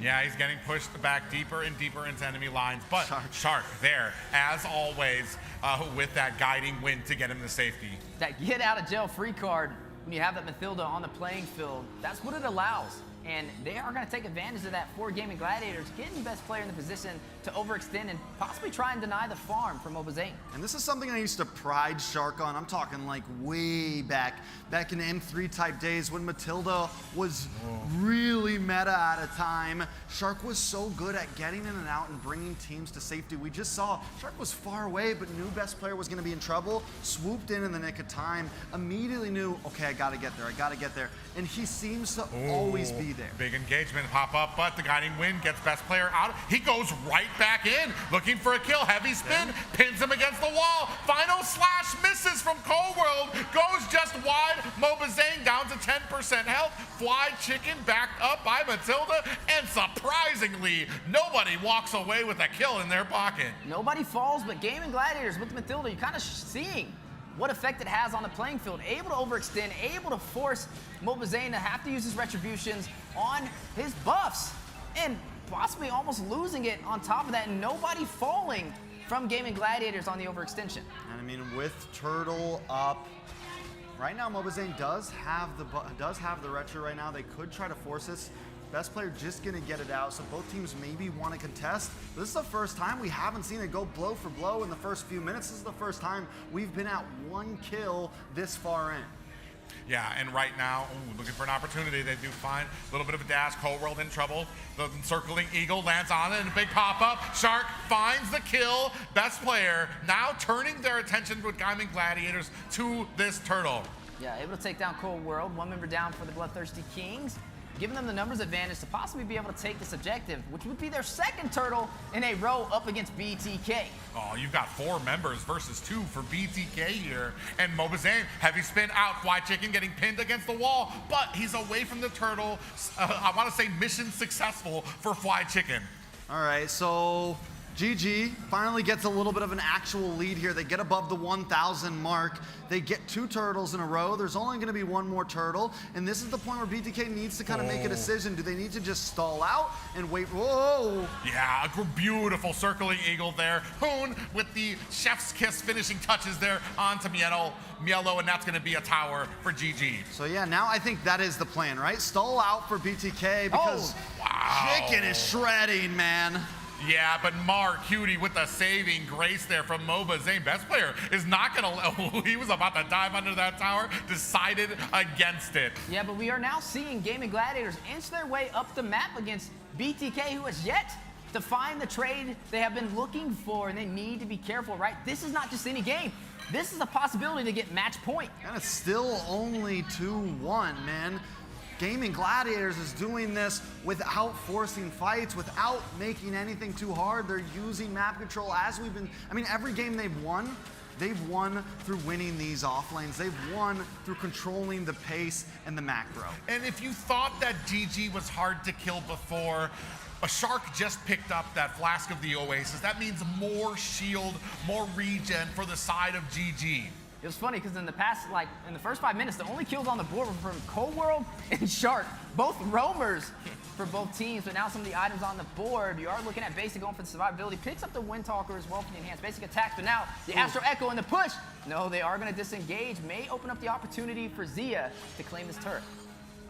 Well, right now, you can see GG, actually they're gonna come in there, they have the circling Eagle. A lot of damage going on the Shark. That might have been a misstep there. In comes Mobazane, heavy spin is out, pinning Hoon against the wall. They're not able to get it. The guy with a Basic finds Hoon. Koro getting chunked down, is gonna use that flicker to get out of harm's way. Best player unable to reply in kind. Okay, BTK getting a big swing. They're also taking a tower in the mid. They're shifting the tides at 8 minutes in. Yeah, but you are going to see a kill. Hoon does fall. That is going to be Basic picking that up with the power of those speedy light wheels. But look at the push. Look at Mobazane stampeding through. Knows he needs to create that opportunity to set up for BTK to punish Gaimin Gladiator on the push for the bottom side. You know, Private, you said in the very beginning that GG's great at finding opportunities out of small moments, and BTK has been adapting and doing the same thing. They feel like such a different team just overall. Oh, Mielo in trouble here. Heavy spin from Mobazane. Zia gonna have that little immunity. Best player in trouble. Ian's gonna use that guiding wind to get himself pulled away safely from the tower. Yeah, but Milo gonna find his second death of the game so far. 2 of the 3 kills for Gaimin Gladiators was them shutting him down. Mobazane now trying to find a way in. BTK possibly trying to counter this Lord play. Yeah, and you can see right here the 4v4 Fly Chicken not able to zone out Mobazane anymore. We do have 10% left up on this Lord. Cold World with the final slash. Shark onto the back lines looking for an opportunity. Out comes a damage out. Cold World is actually getting pinned down. Mobazane in trouble. Very low. Hoon finds the kill. Now, best player takes the next Lord. Yeah, and that's the power of the Mathilda. Keeping the team alive and also able to escape with the guiding wind when necessary. With Mobazane running on the Sakai, he can only take so much damage before being bursted down, and there's nothing to really keep him alive. Even with Basic, they're slowly trying to wind up and deal the damage necessary. So far, we're seeing GG kind of profit more. Hoon on the backside with the Astro Echo. Look at it. Hits every single member of BTK to enhance those attacks and to also slow them down. And honestly, I feel like the big saving grace for BTK here, because right now it's looking rough. GG, even when they lose out on a fight, they're still able to come out on these big objectives. They're still able to win out on the important fights. We haven't seen Zio really pop off yet. He hasn't been able to really clutch out any big movements. He hasn't really been able to get involved in these team fights completely. Basic, on the other hand, has been able to unload in a little bit more time. The carry's gonna hurt more and more. Oh, you can see here, Shark in a little bit of trouble. Under the tower right now, heavy spin, best player in trouble, gets taken out by MLBB there. And now Fly Chicken in trouble. Speedy light wheel from Basic dealing the damage and the finishing touches there. GG is going to have to back off. The ground was shaking in the HyperX yet again as the crowd goes wild from both of these teams fighting it out. BTK and GG. Items on the board, though. You are going to go ahead and see Zia slightly ahead. Picks up that Malefic Roar for the pin. Golden Staff and the Demon Hunter Sword on the opposing side from Basic. Able to chunk down the high HP heroes of GG. Mark Cutie's also got the Necklace of Durance in. Going to be a nice answer going up against Fly Chicken there, and we're starting to see him not be as valuable as he was in those first 5 minutes. I still think he shreds. I still think he packs a punch, but the longer this goes on, the less he's going to be able to do. Did you see that snipe onto Mark Cutie from Hoon? Took him down by 50% HP. Oh, it looked like Shark was definitely trying to contest that orange buff from MLBB. And I mean, Shark's just doing a good job of being a nuisance there, getting in and out, getting that vision, and making sure he still has that escape, all while keeping the team topped up. Yeah, just doing a great job at not letting BTK get any pressure in return, not letting BTK get a moment to really turn things around. But look, yeah, big conceal play from the side, and BTK think twice about it, but Chicken has the scent of blood. Yellow looking like he's been locked onto. Final slash lands on the Fly Chicken in a bad way. Basic able to take him down. Heavy spin is out. Yeah, watch out for Basic running on this carry. The second kill of the game. Yet to fall as well, and carry is one of his comfort picks. It's what we've kind of seen him dominate on this NACT spring season, and now Gaimin Gladiators needs to kind of rethink the situation. But like I said, Zia, man, 002 just can't even, like, he has no way into this type of composition. He's up against an Akai, he's up against an Edith, he's up against an Arlott. He has no, like, there's no way to even find a way to approach these 5 members, and GG hasn't been able to shred everyone down low enough to where he can reap the benefits. Yeah, right now, lowered at about 50%. Both BTK, GG in good position to contest this right now. Yeah, 4-4, 12 minutes in, a very low kill game, but look at the Lord and look at the focus from GG. Oh, they've locked on the Basic, but Shark decides against continuing that circling eagle. They're dancing right now. We don't see him get like this all the time. We don't see a kill streak this low from both teams, but it's happening, and we are, what, 13 minutes in.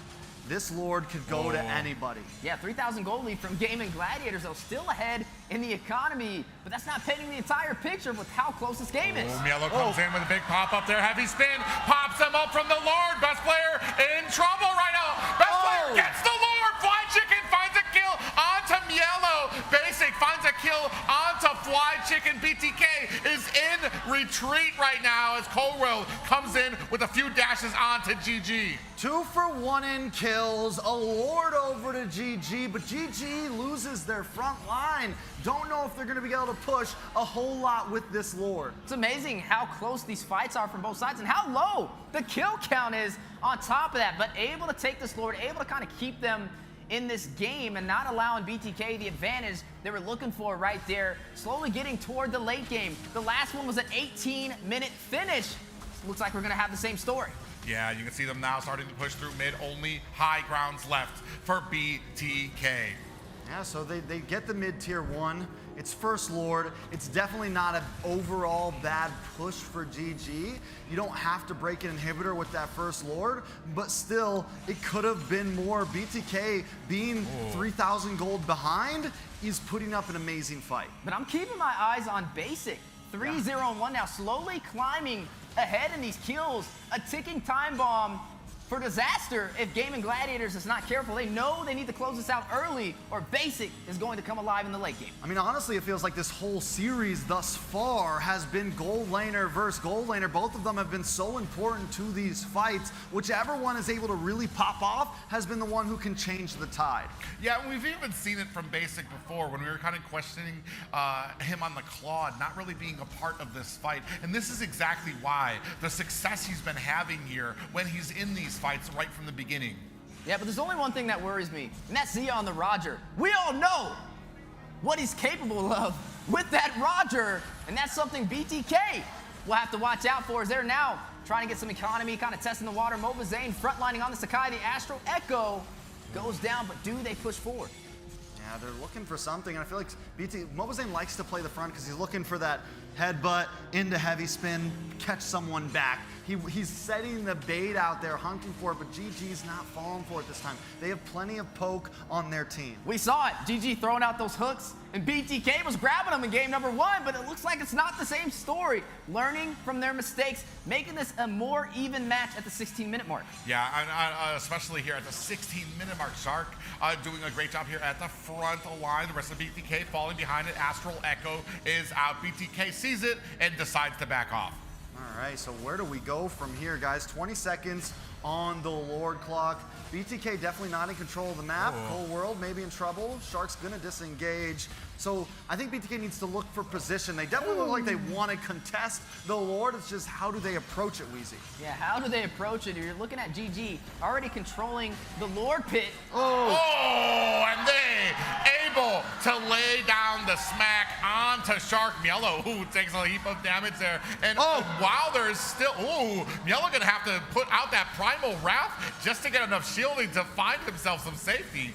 Yeah, this is time to punish too. A lot of utility off the board, but one member down for the side of Gaimin Gladiators, putting them in a little bit of an awkward position, and BTK smells that. They know they're vulnerable. They know they may not be able to take this fight, and Mobazane will pull the aggro for this Lord. Yeah, they've been doing such a great job at finding those picks, but now they're running out of time to make it count. Yeah, right now Fried Chicken locking onto Mielo. Taking another snipe shot from Hoon on the Navario. Final slash is out. Cold World in the midst of it. Pop-up catches all of them, and Mobazane finds the retribution onto the Lord best player. Gonna have to get himself out of dodge. All right, BTK hanging on. Is this gonna be it, Wheezy? Is this gonna be the one where a team finally gets 2 in a row? Yes, they're behind, but they've been winning fights being behind. What happens when they finally get the gold lead? Well, we're getting close on the timer, right? The last one was an 18-minute finish. Lord marching through the mid lane. Enhanced as well will crash in to that inhibitor after taking down the tier 2, and BTK now on the push, but GG taking the fight to the mid lane. Yeah, right now Lord pushing through there. Shark with the circle eagle gets tossed back there. Lord actually getting burst down. Great snipes there from Hoon there, and down goes the Lord before it even gets to, actually it does. GG! Samurai finish. That's right. Able to take him down, able to burst out the Lord before BTK can profit. You don't see that every day right there. You just gotta appreciate a moment like that in Mobile Legends. I think that was the most hyped team fight on a Lord. Just a Lord, not the team, the other opposing team, just a team fight on a Lord.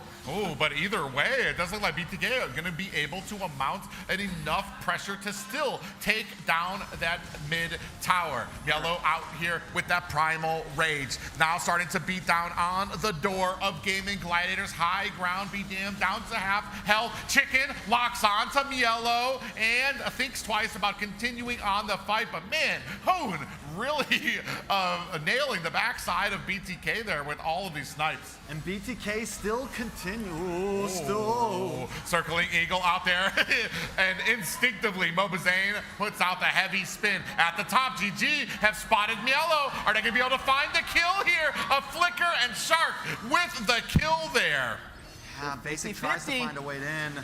Not able to catch anybody. This time GG gets the pick off. Still holding a gold lead, but at 52K, what is 1,500 gold? Everyone's getting to that point where they're about maxed out. It's all going to be about who makes the mistake happen. Oh, they're trying to put the damage on there. It just feels like a GG at this point has been a couple of seconds behind when it comes to getting some of these ganks. But now starting to put the pressure on. Shark dives into there to create some space, but still not enough. BTK still able to defend these high grounds. Yeah, GG not trying to allow BTK to break that chain. They want to be able to claim this victory. They want to be able to force them to a match point to possibly help them close out this series. BTK now forced back into the base, but both sides even 6-6 in terms of turrets. Now past the 20-minute mark, and this may be our latest game yet. Yeah, Milo just got back on the map, so now BTK can kind of come out. They feel a bit more comfortable because right now we're in a place where at 20 minutes, losing one member is huge. Oh, Basic in trouble. They've locked on to him, and Flying Chicken finds the kill. Mark Cutie finds the kill onto Shark, able to answer back there. Mobazane turns around onto Flying Chicken. Immortality has been activated. Best player from the side. Zia in Lycan form, waiting for his opportunity to pounce, does not find it, and GG disengage. Yeah, but they lost Basic in that trade. That's his first death of this game on that carry, and that just showcases how comfortable he is. We are 20 minutes in. This is the late game between both of these teams and a possible battle for match point, but right now, GG having the advantage. Yeah, and then you see Fly Chicken locking onto Mobazane, trying to create that distance. The rest of BTK on the backside. Fly Chicken dives in onto them, looking for the bait. Are they going to be able to take it? Mobazane finds a kill on the Fly Chicken. In trouble now. Best player getting hit with that heavy spin deep into enemy territory. He is a big snipe. Those astral spins from Hoon coming out, and BTK able to disengage. The immortality proc from best player and Mobazane side by side, and both of them able to skate out of there, but now Zane back on the objective, not giving GG any room to breathe. And BTK has the 5-man standing. GG's down Fly Chicken. They get the kill, and Basic gets back on the map just in time for this Lord fight. Yeah, the Winter Truncheon pickup from Mark Cutie as well, waiting for a high IQ moment. Final slash missed by Cold World. Who was he going for? Yeah. Who was he going for? Natalia. Yeah, now you can see best player trying to close the distance here. Mielo in the midst of the fray here, circling Eagle, locked onto him. He does decide against it. In comes the Astral Sphere, dashing out. Basic finds a kill onto best player. Zia tries to come in for the damage. Mielo finds the Lord, and Zia finds a kill onto Cold World. The GOAT able to take the Lord for BTK. GG. A little bit of a miscalculated play, but now on the push with the Astral Echo. Just misses that Astral Sphere on the Basic. Mobazane is like 1 in 5 right now for retries, and it's all because of his own team. They're hungry. Everyone, it's like literally, we're all just going to attack the Lord at one exact time, but they got it.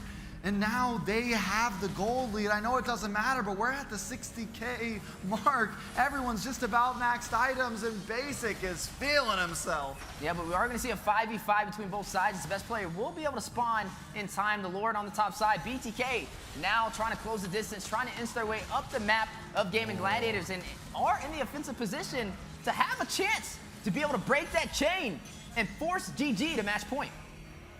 Yeah, right now, Yellow up at the top there looking for, they're going to try to lay a path here for this Lord coming in at top. Oh, Shark looking for an opportunity, but Mobazane, especially if he has that heavy spin, there's not much you're going to be able to do. Then looking, Yellow, you can see very sneakily, looking for a flank.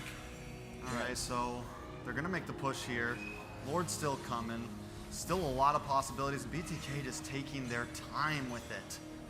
Yeah, Cool, Calm, and Collective. Lord now making his way. Will crash into the inhibitor.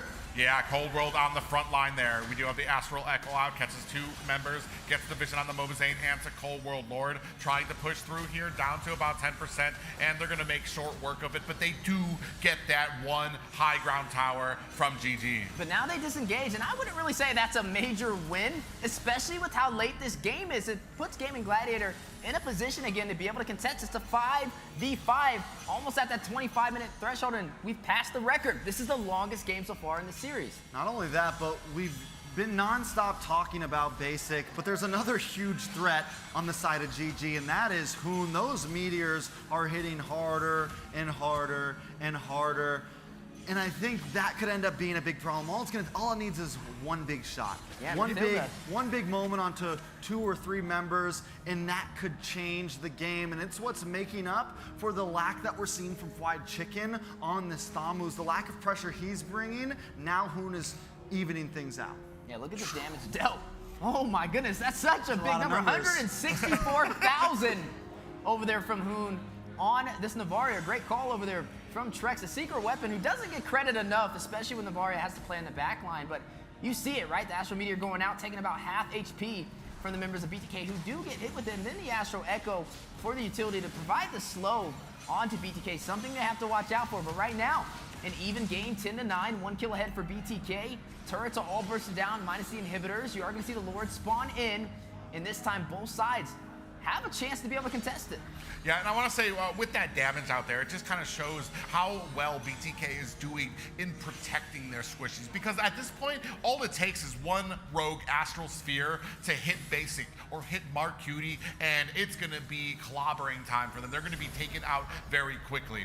It's clobbering time for sure for the side of BTK. They got to make something happen. They got to try to get that 2 in a row. Because if GG wins this, I kind of feel like it's a wrap. I kind of feel like they're just going to keep the back and forth going. It's all on the line this game for BTK. Even though it's not game 7, it feels like this could be the game-changing game for either team. Yeah, everything on the line. The stakes are high. One of the most important games of this entire series to determine who will be able to get match point.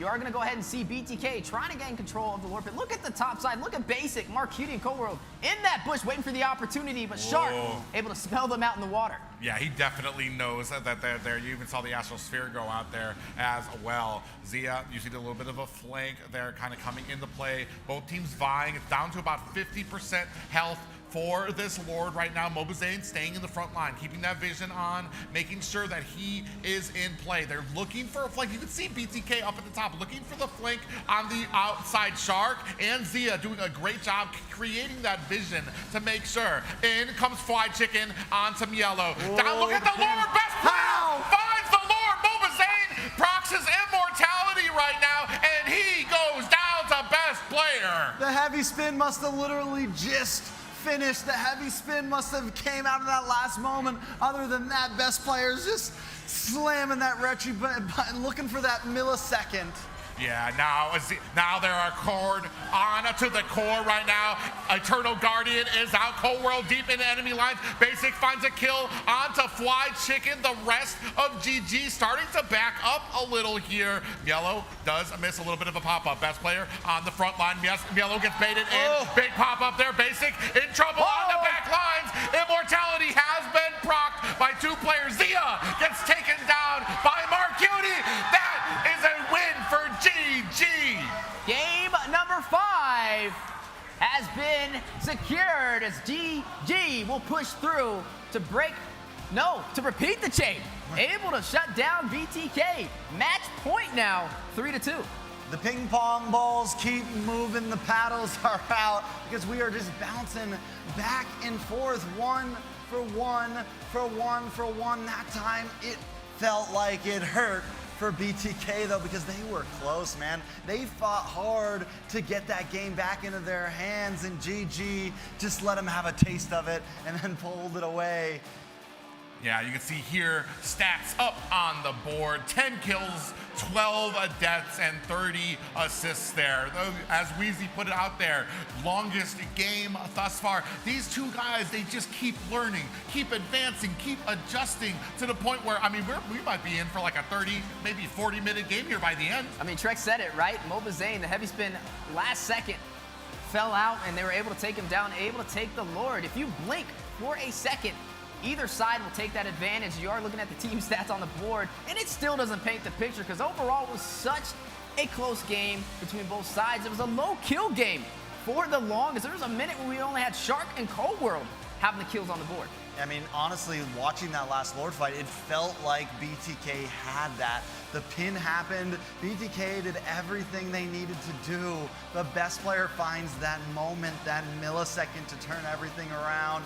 I mean, taking a look at it, taking a look at the numbers, all the way down to the line, they both get above 70,000. They are both nail and nail, tower for tower, lord for lord, buff for buff, all the way down the line. Nobody ever really had it in the bag until the last second. I know we keep saying it 50-50 here, but these teams are so evenly matched that even these stats don't even tell the story. You can see the KDA on basic here, 6-1-3. Marcuti, deathless the entire game, 3-0-8 on the opposite side there, 2-1-5 for Zia. I mean, it doesn't tell the story for Shark, who was having such a great game, being able to be that nuisance into the back lines, and then Hoon with those meteors out there to kind of come in with those snipes for his team. A 27-minute game, the longest one we've had so far. Rich Guy going over to Zia. Hoon getting the carry, the sandbag back in Mobizane's hands,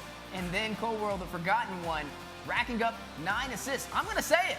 If we go to a game 7, I'm thinking we may be able to see a 30-minute game between both sides. We're just gonna keep pushing it. We're just, I mean, maybe next game we see 30 minutes, and after that, we get to like 40 or something. Who knows? Either way, one thing we gotta say for sure is that was a lot of damage output from Hoom. That was a lot of damage taken from Mobazane. Let's look at the head-to-head, Shark versus Cold World. Both of these players played a very different style this game. Shark, with more of just the support for his team, was never the big engager, but for the first time, we got to see Cold World on something aggressive, something that he could really attack with, and almost use as a brawler instead of just someone with crowd control.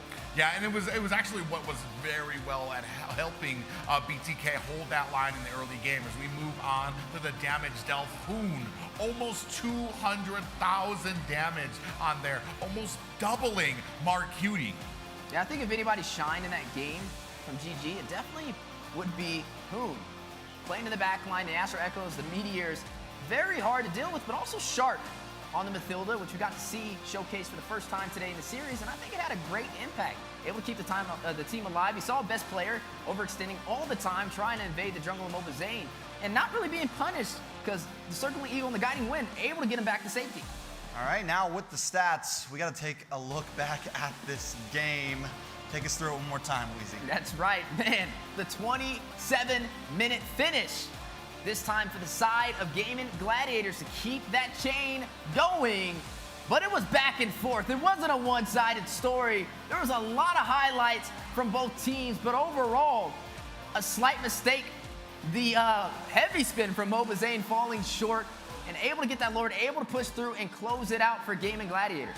Yeah, you can see there, I want to see CC locked on to best player, but still able to get the Lord there. So back and forth for both of these teams here. And then, I mean, the biggest thing is everybody was talking about basic, how we get into that late game, the damage he was doing into there. You can see here during a lot of these fights here, entire teams get popped up there by the Lord. You know what's different about this game? We didn't see the Lu Yi because it was banned out. And it was the longest game yet. Are we going to see that again? Maybe that's the key to getting those early finishes, and I don't think either side wants to take that gamble. There goes the crowd, hyped up, ready to go. Mother's Day out, Mobazane definitely should be proud as he's fighting his heart out. Same with GG. They're definitely putting on a great finish, able to close out game number 5, forcing BTK and match point. And this is just the back and forth that was coming. I mean, this wasn't like a very smooth core take because they were losing back and forth, losing lives out there. But at the end of the day, Gaimin Gladiators, look at the excitement onto best player. A little bit of a relief from him. I mean, yeah, and it was a hard fought game, and best player the past 2 games on the Frederick has been having a little bit of trouble, has been feeling the pain of the I can't move, you know, getting pinned against walls and stuff. So he's really had to rely on his teammates over these past 2 games, and his teammates have pulled up. Though he made that final retribution, he wouldn't have been able to get to that moment without his teams. And the relief of a 20-plus minute game, finally getting out the win, you could see it on his face there. We're getting closer to the climax, almost to the final game in this best of 7. Now, on a game number 6, one step away from the second game number 7. I got to throw it out there because we all want to see that. But nonetheless, BTK is at a little bit of a disposition now, faced at match point against GG. I mean, how would you feel at match point? You know, it's like, it's tough because now, yes, the pendulum has gone back and forth, but now it's like the pressure of, if they win this, we're out.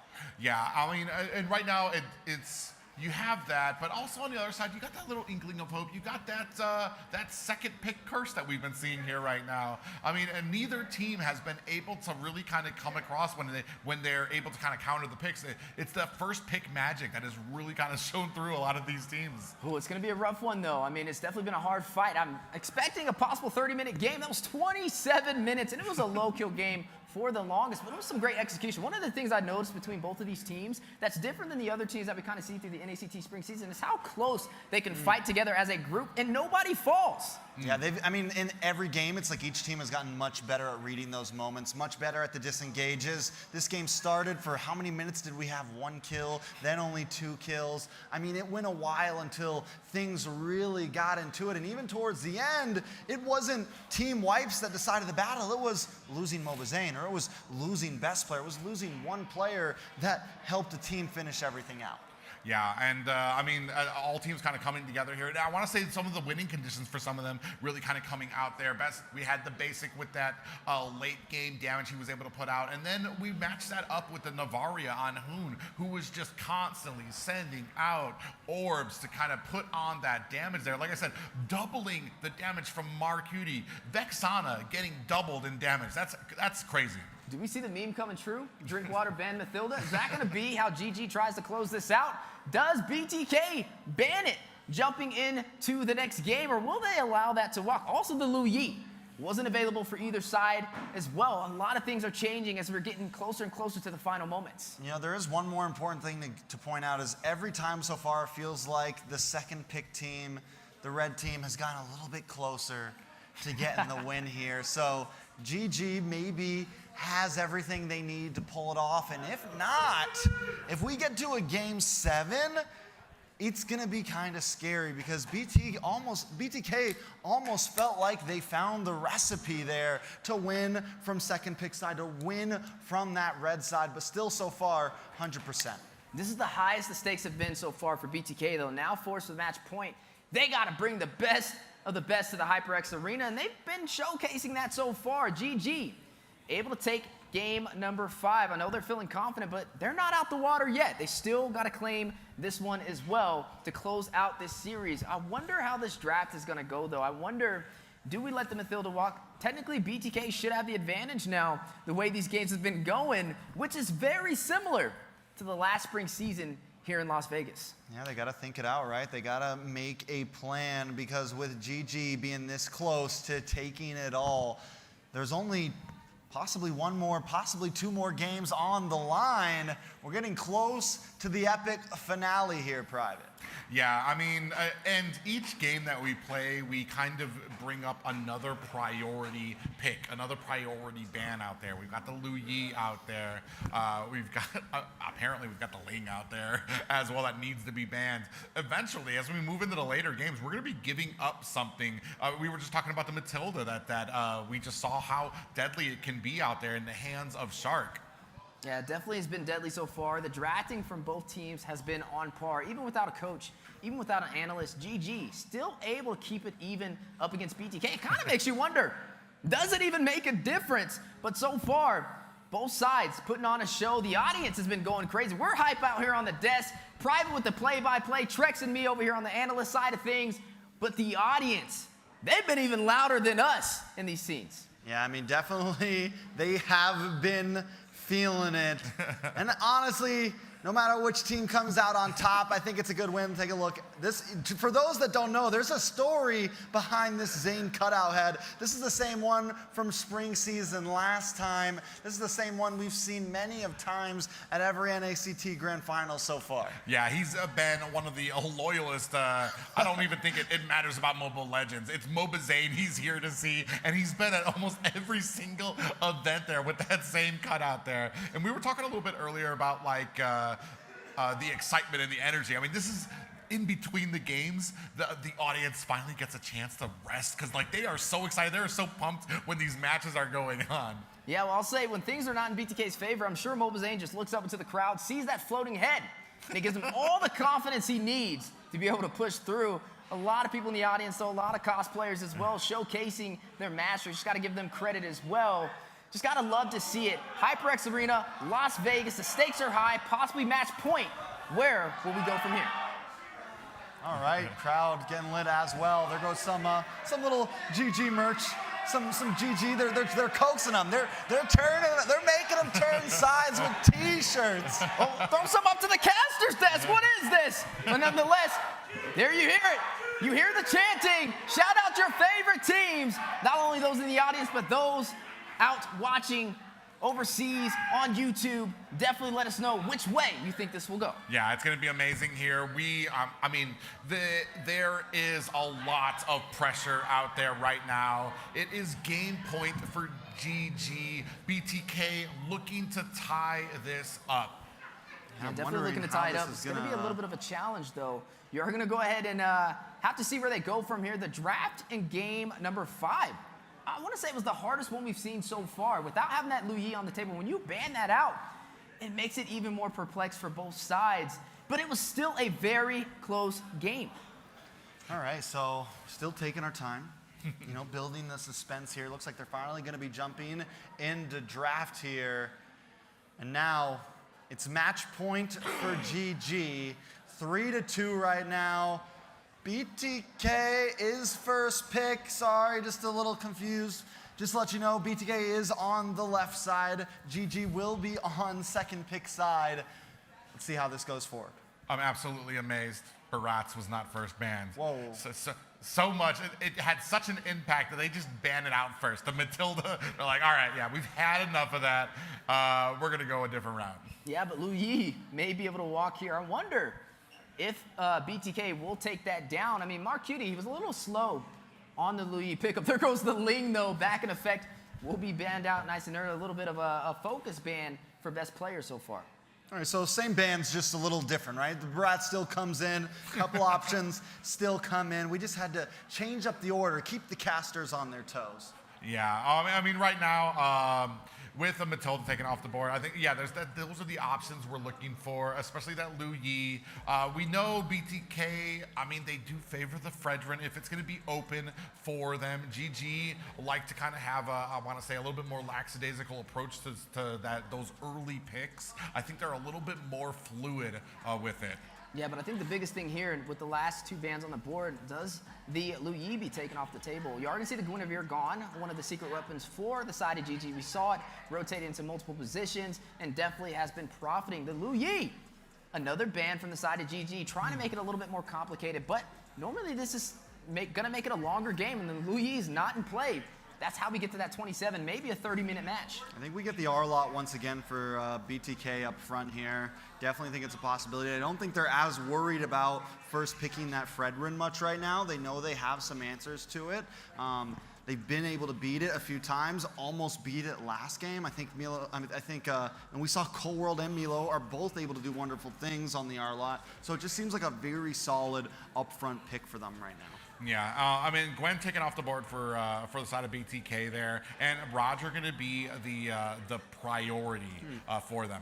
Yeah, R-Lot and Edith may be picked up here from the side of BTK. I'm wondering if this is the way that they're going to go. I mean, they still have room to be able to pick up another side. Actually, this is GG. It still could be the R-Lot and the Edith, though, for their side. Definitely some viable options. It's interesting seeing the Roger this early, though. It definitely gives a little bit more breathing room for Zia to respond back to it with the counter. Yeah, and it gives a lot of breathing room just for GG in general to build a comp that isn't going to be too affected by it overall. We saw last game Zia was barely able to do anything on the Roger just because of the comp that BTK had. So kind of risking a lot making this their first pick.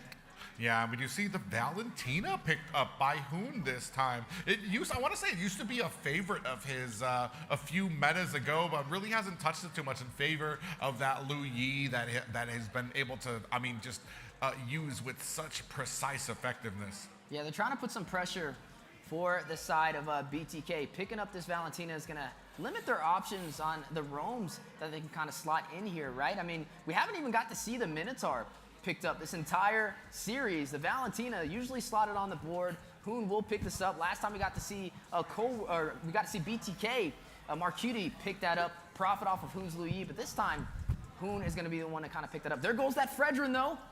Mobazane going to go ahead and pick this up for his 4th time so far in this entire series, and there's that Edith. 2 meta picks so far. The draft is looking strong. All right, so I really like Hoon on the Valentina. I think it actually could have been a really solid upfront pick the more I look at it, especially we know that he just thrives well being able to take ultimates and use the variety of options given to him.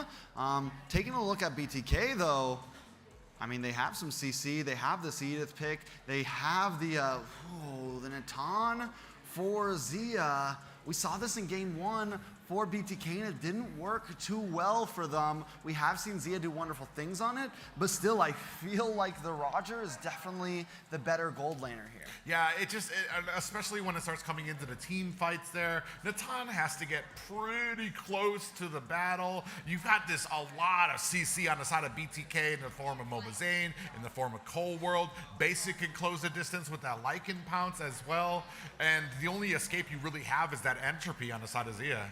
Oh my goodness. I'm seeing a pattern. I'm seeing a secret play from the side of GG. Y'all know what it is? What is it? Best player. I think he's going to go for the Fanny. Look at the setup so far. He might try. Look, I exposed them. He's, what's going on? It may be a possibility, though. With the way the draft is looking, they take out the suppression. They can wait for best player last pick. He might, even if he doesn't pick it, he can go in for something like the Akai. If he wants to slot that in, it would be good up against Mobazane on that Fredrin. They are going to take out that Ruby, deny some of the crowd control that's been a problem so far for them. I mean, he does have last pick here, right? He does have the opportunity to flex something in last moment. But I don't know, man. It's risky. You're up against an Edith. You're up against a Fredrin. Is this the time to try to pull something off like that? Is it worth the risk overall? Yeah, the ability of a Fanny to kind of get around the map very quickly, it can be thwarted by just a rogue CC out there from Fredrin. Maybe you get taunted. Edith has 2 stock that she can throw out at you as well. I want to say there's better scenarios where a Fanny could be that successful pick. It should be the Akai here. If the Akai, yeah, it's definitely going to walk. There goes the Grok. So they're waiting. They're holding on for best player. They're holding on. They're thinking about it. They're definitely pondering this decision. But with the Grok there, he's going to have a little bit of that advantage, able to hug that wall to negate the crowd control over there from BTK. We have yet to see the mid lane for BTK as well, though. Maybe the Navaria, as it's still on the table, could be an option. The Lilia, the Vexana, all of these still strong pickups for the side of BTK. Yeah, and that's another great thing about Marcuti, even picking up the mid for this season. He has such a deep mid mage pool already that he can kind of be super effective from here. Still waiting on these last 2 picks from BTK. There it is, the Vexana there picked up for Marcuti. And there's the assassin pickup. He was quick with it too. This is exactly what he was looking for from the beginning. So you had it right in one end. It was an assassin pick. The moment we saw him that far in the back, but the Nolan hasn't been banned, hasn't been picked for a while, and there is kind of a reason for it. Don't get me wrong, there are still some extraordinary junglers across the world striking fear with this hero, but is best player gonna be able to do that tonight? Oh, first Nolan of the day for a possible game ender, trying to close out the series. A bold statement over there from best player as we're getting ready to jump into possibly a match point and game ender if they can play it off right. Yeah, I mean, this is match point for GG. BTK knows it, and I feel like they brought the draft to show it. But let's see how it goes down here at the HyperX Arena, taking you in to the land of dawn. It's match point for Gaimin Gladiators. Can they close it out here? Yeah, BTK fighting for their survival in this grand final right now. Yeah, Mobazane rocking on this Fredrin, definitely something he's more comfortable on. A little bit of that assassin play style over there from best player on his comfort pick, but not somebody we've seen too often the later we've progressed in the spring season. Is that the answer? On the bot side, though, Milo with the Yuzong, it was his favorite hero. So far, we haven't really seen him profit too much on it, but will this be the game? I'm expecting to see best player try to get this early gank onto Mielo, who's not going to be able to get that dash until I want to say a little bit late. And that's kind of the biggest weakness for this Yu Zhong in the early game. Most definitely. And now, with things being so slow last game, I'm wondering if we're going to take that same pace this time. BTK knows what's on the line, I will say that. Gaimin Gladiators also have the pressure of wanting to close this out, and I don't think either teams are going to rush off to their end, but I do think BTK needs to find a moment to bully, needs to find a moment to push in, and we're getting close to that. Once jungle camps are cleared, it may be time to try to bully best player. Triple quantum charge for the side of BTK as well, rocking with that mobility, and then Marcuti with the Impure Rage. He's definitely going to be the one trying to focus in on dealing the massive damage. Milo, his job is just really to get to the backline, right? Create that separation, be that bully to not allow Gaimin Gladiators to these neutral objectives. But the Natan, this time in the hands of Zia, we got to see it on basic, did not really profit. Can Zia pull it off? Yeah, right now, and especially best player has not really been able to find, I want to say BTK doing a good job of making sure that they don't really have any like holes, people that have been strung out there alone. We are starting at the turtle with some pressure at the bottom lane, and you can see best player comes in, snatches away the purple buff. Mobazane gonna take the turtle for his efforts. I think it's a good play, man. I think the fact that they know they may have the disadvantage going for that turtle, they decide we're gonna take the steal. But now Mobazane's gonna do the same thing right back, and if he can get this, it is a win for BTK. High mechanics. Yeah, Cold World comes in. Flicker final slash coming in. Best player trying to put on the damage. Hoon finds a kill onto Cold World. Fried Chicken finds it onto Mobazane, and they go ahead and punish BTK for that invade. A massive punish. 2 early kills off that push, trying to invade on the purple buff. The steal, trying to get the revenge from best player, claiming that. They were able to get the turtle, though, but 2 kills on the board for GG. I would say overall, I would like that trade. I mean, did they think that, Fried Chicken was standing there. They had to know the possibility could happen. They walked right into it. And not only that, but Hoon gets that purple buff. So it is a complete win for GG. Yeah, definitely a complete win. 1 kill on the board for Hoon, 1 for Fried Chicken on the side of GG. He's going to give mid lane a little bit more prio on having the advantage. Some of the items on the board as well. You are seeing Roger right there, basic, still ahead against Zia on the Natan, but hey, that's not too ordinary. I mean, that's not out of the ordinary. The Roger's more aggressive, the Natan's gonna play a little bit more passive, but he has the survivability to make up for it in the late game potential. And both these teams, I think you talked about it earlier, the quantum charges, the agility, both these teams are going to be looking to move fast around the map, try to get that, to be able to kind of chase down for some of these kills. All right, so BTK down 1,000 gold. We're only 4 minutes in. Like I said, it's all on the line right here. Match point GG, and they're already feeling themselves. They took the risk by picking up the assassin pick, and they got the early game lead, which is what you want with a pick like that. Yeah, definitely what you want, but look at Milo trying to be a little bit of a bully. But Hefty's picked up by best player. You are going to see Basic picking up the Windtalker as well for the enhanced basic attacks. Yeah, and right now Mobazane setting his sights onto this next lord, 50% down. Hoon trying to spray on some damage. Mobazane not giving up, staying here at the front. They don't have a retry, so it's going to be a clean pickup for Mobazane. And I think it's the right play. They need to keep on going for that, and then they need to try to do the same thing I think they did last time.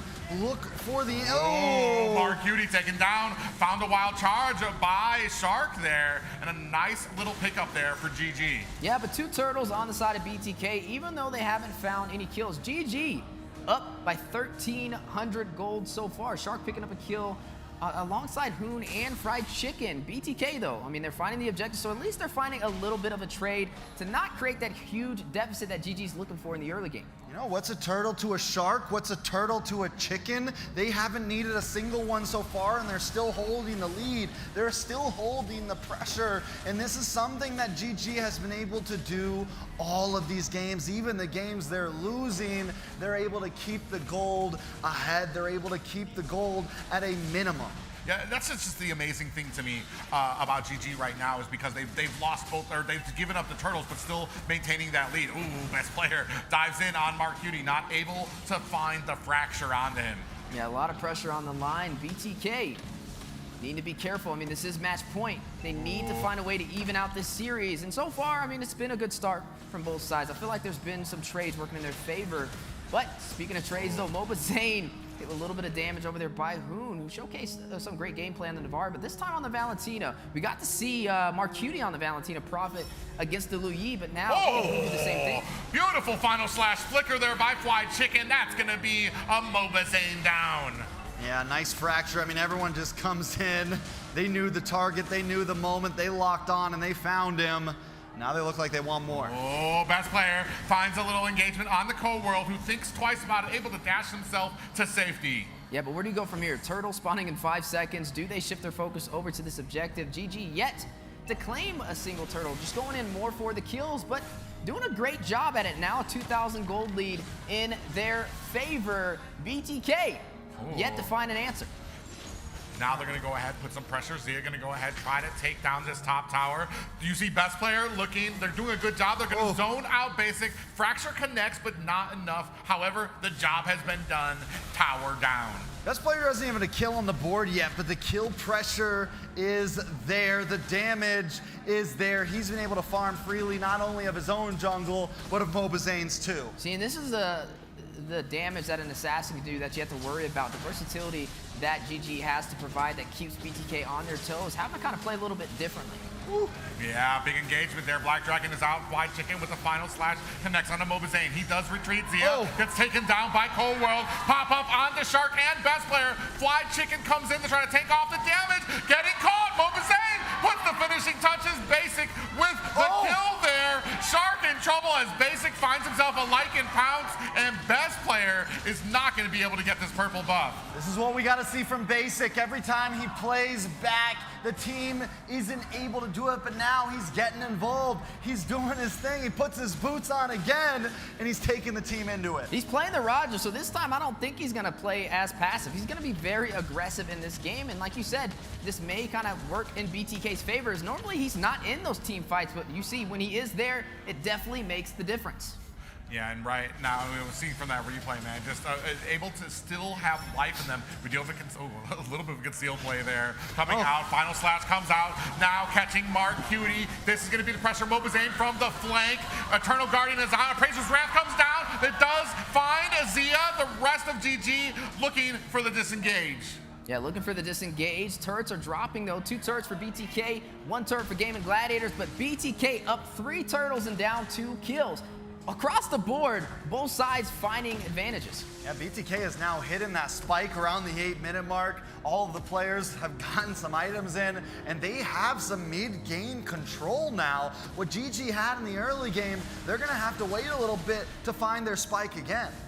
Yeah, the mid-game and the mid-lane, as you saw a little bit of that skirmish that went before us, and now both sides trying to find a way to take down the mid-turret, one of the most important turrets of the game, to allow them to evade even further on the enemy side.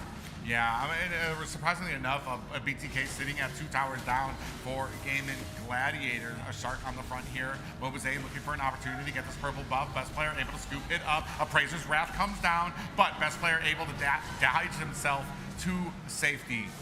Yeah, able to find his way to safety. Milo doing a good job of sustaining himself and frontlining a lot of that damage, but maybe costly. Yeah, big rush there from the Sharks. Gonna pop up yellow. They find the kill. That is a Black Dragon down. Looking for the opportunity now. 10% on this Lord. Mobazane is gonna find the retribution. Are they gonna be able to pay them for it? Fly Chicken very low. Shark finds a kill onto Mobazane. Fly Chicken escapes like a thief in the night. I thought for sure Basic was gonna jump onto Fly Chicken, but like you said, he escapes it. He makes it out, and they do a 2 for Lord trade, and that definitely evens the playing field.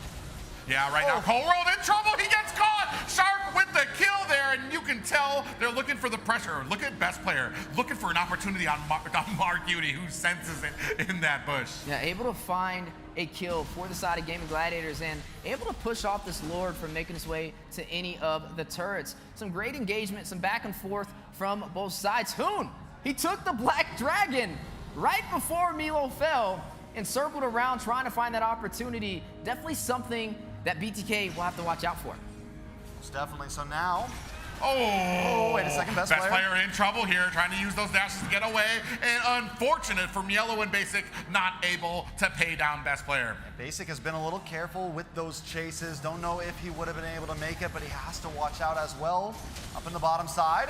Yeah, 4 members onto Mobazane. He's trying to get the comfort of his tower. Praiser's Wrath is out there under the tower, taking the damage. They're not able to bring down Mobazane. Now trying to turn the tides here. Hoon and Zia trying to retreat. Black Dragon is out, trying to close the distance. Mielo on the side. A flicker from Zia. Zia is so close to death there and is able to get away. And Basic also stops best player in his track, stops best player from getting to the back line and trying to disrupt that attack. Overall, it still feels like we are sitting on the middle. It's still a coin flip, Wheezy. Yeah, still a coin flip, but a couple of core items picked up on the board. Basic already with 3 in this battle. Windtalker and the Malefic Roar at his advantage and up by a couple hundred gold up against Zia, but not too much to say that he's really winning overall. 3-8, still a low kill game, now past the 10-minute mark. Both sides fighting it out, and even, like we said, even when BTK is behind, they play like they're ahead. I mean, and that's been their MO all series so far. It's really been both teams' MO all series so far. I feel like no matter who has the lead, there's never a point where a team's just like, yeah, we're not going to take this fight. They're always willing to push the envelope unless that gold lead gets to around 5, 6K, then it kind of slows down. But right now, BTK feels like this is a tie game. Yeah, but one thing to kind of mention, GG still holding on to that mid turret, allowing them to kind of focus more pressure on the side of BTK's jungle, but BTK still in position for the fight, ready to take it into the mid lane if necessary, but map advantage still in GG's favor. Most definitely. I mean, and like you said, with the mid tower still up, BTK is forced to kind of go through this bottleneck to make it around and forced to kind of even take the long route because they don't have position on these 2 mid bushes here. Yeah, you can see, I mean, a Shark, as you just pointed out here, how Wheezy just showed me, Shark sitting at 6 kills right now on the roam. That's just amazing. BTK gonna go ahead, duke it out for this Allure. They're gonna go ahead, bait it out, pull it. GG getting into position here while you see a little bit of pressure from Basic on that mid lane. Yeah, I mean, this Lord is huge. It's gonna kind of determine who's wearing the pants in this relationship between both of these teams. GG understands this and they want to take this objective, but Mobazane in position for it. Look at the bush though. Look at GG. Look at Zia, Shark, and Hoon, but on the opposing side.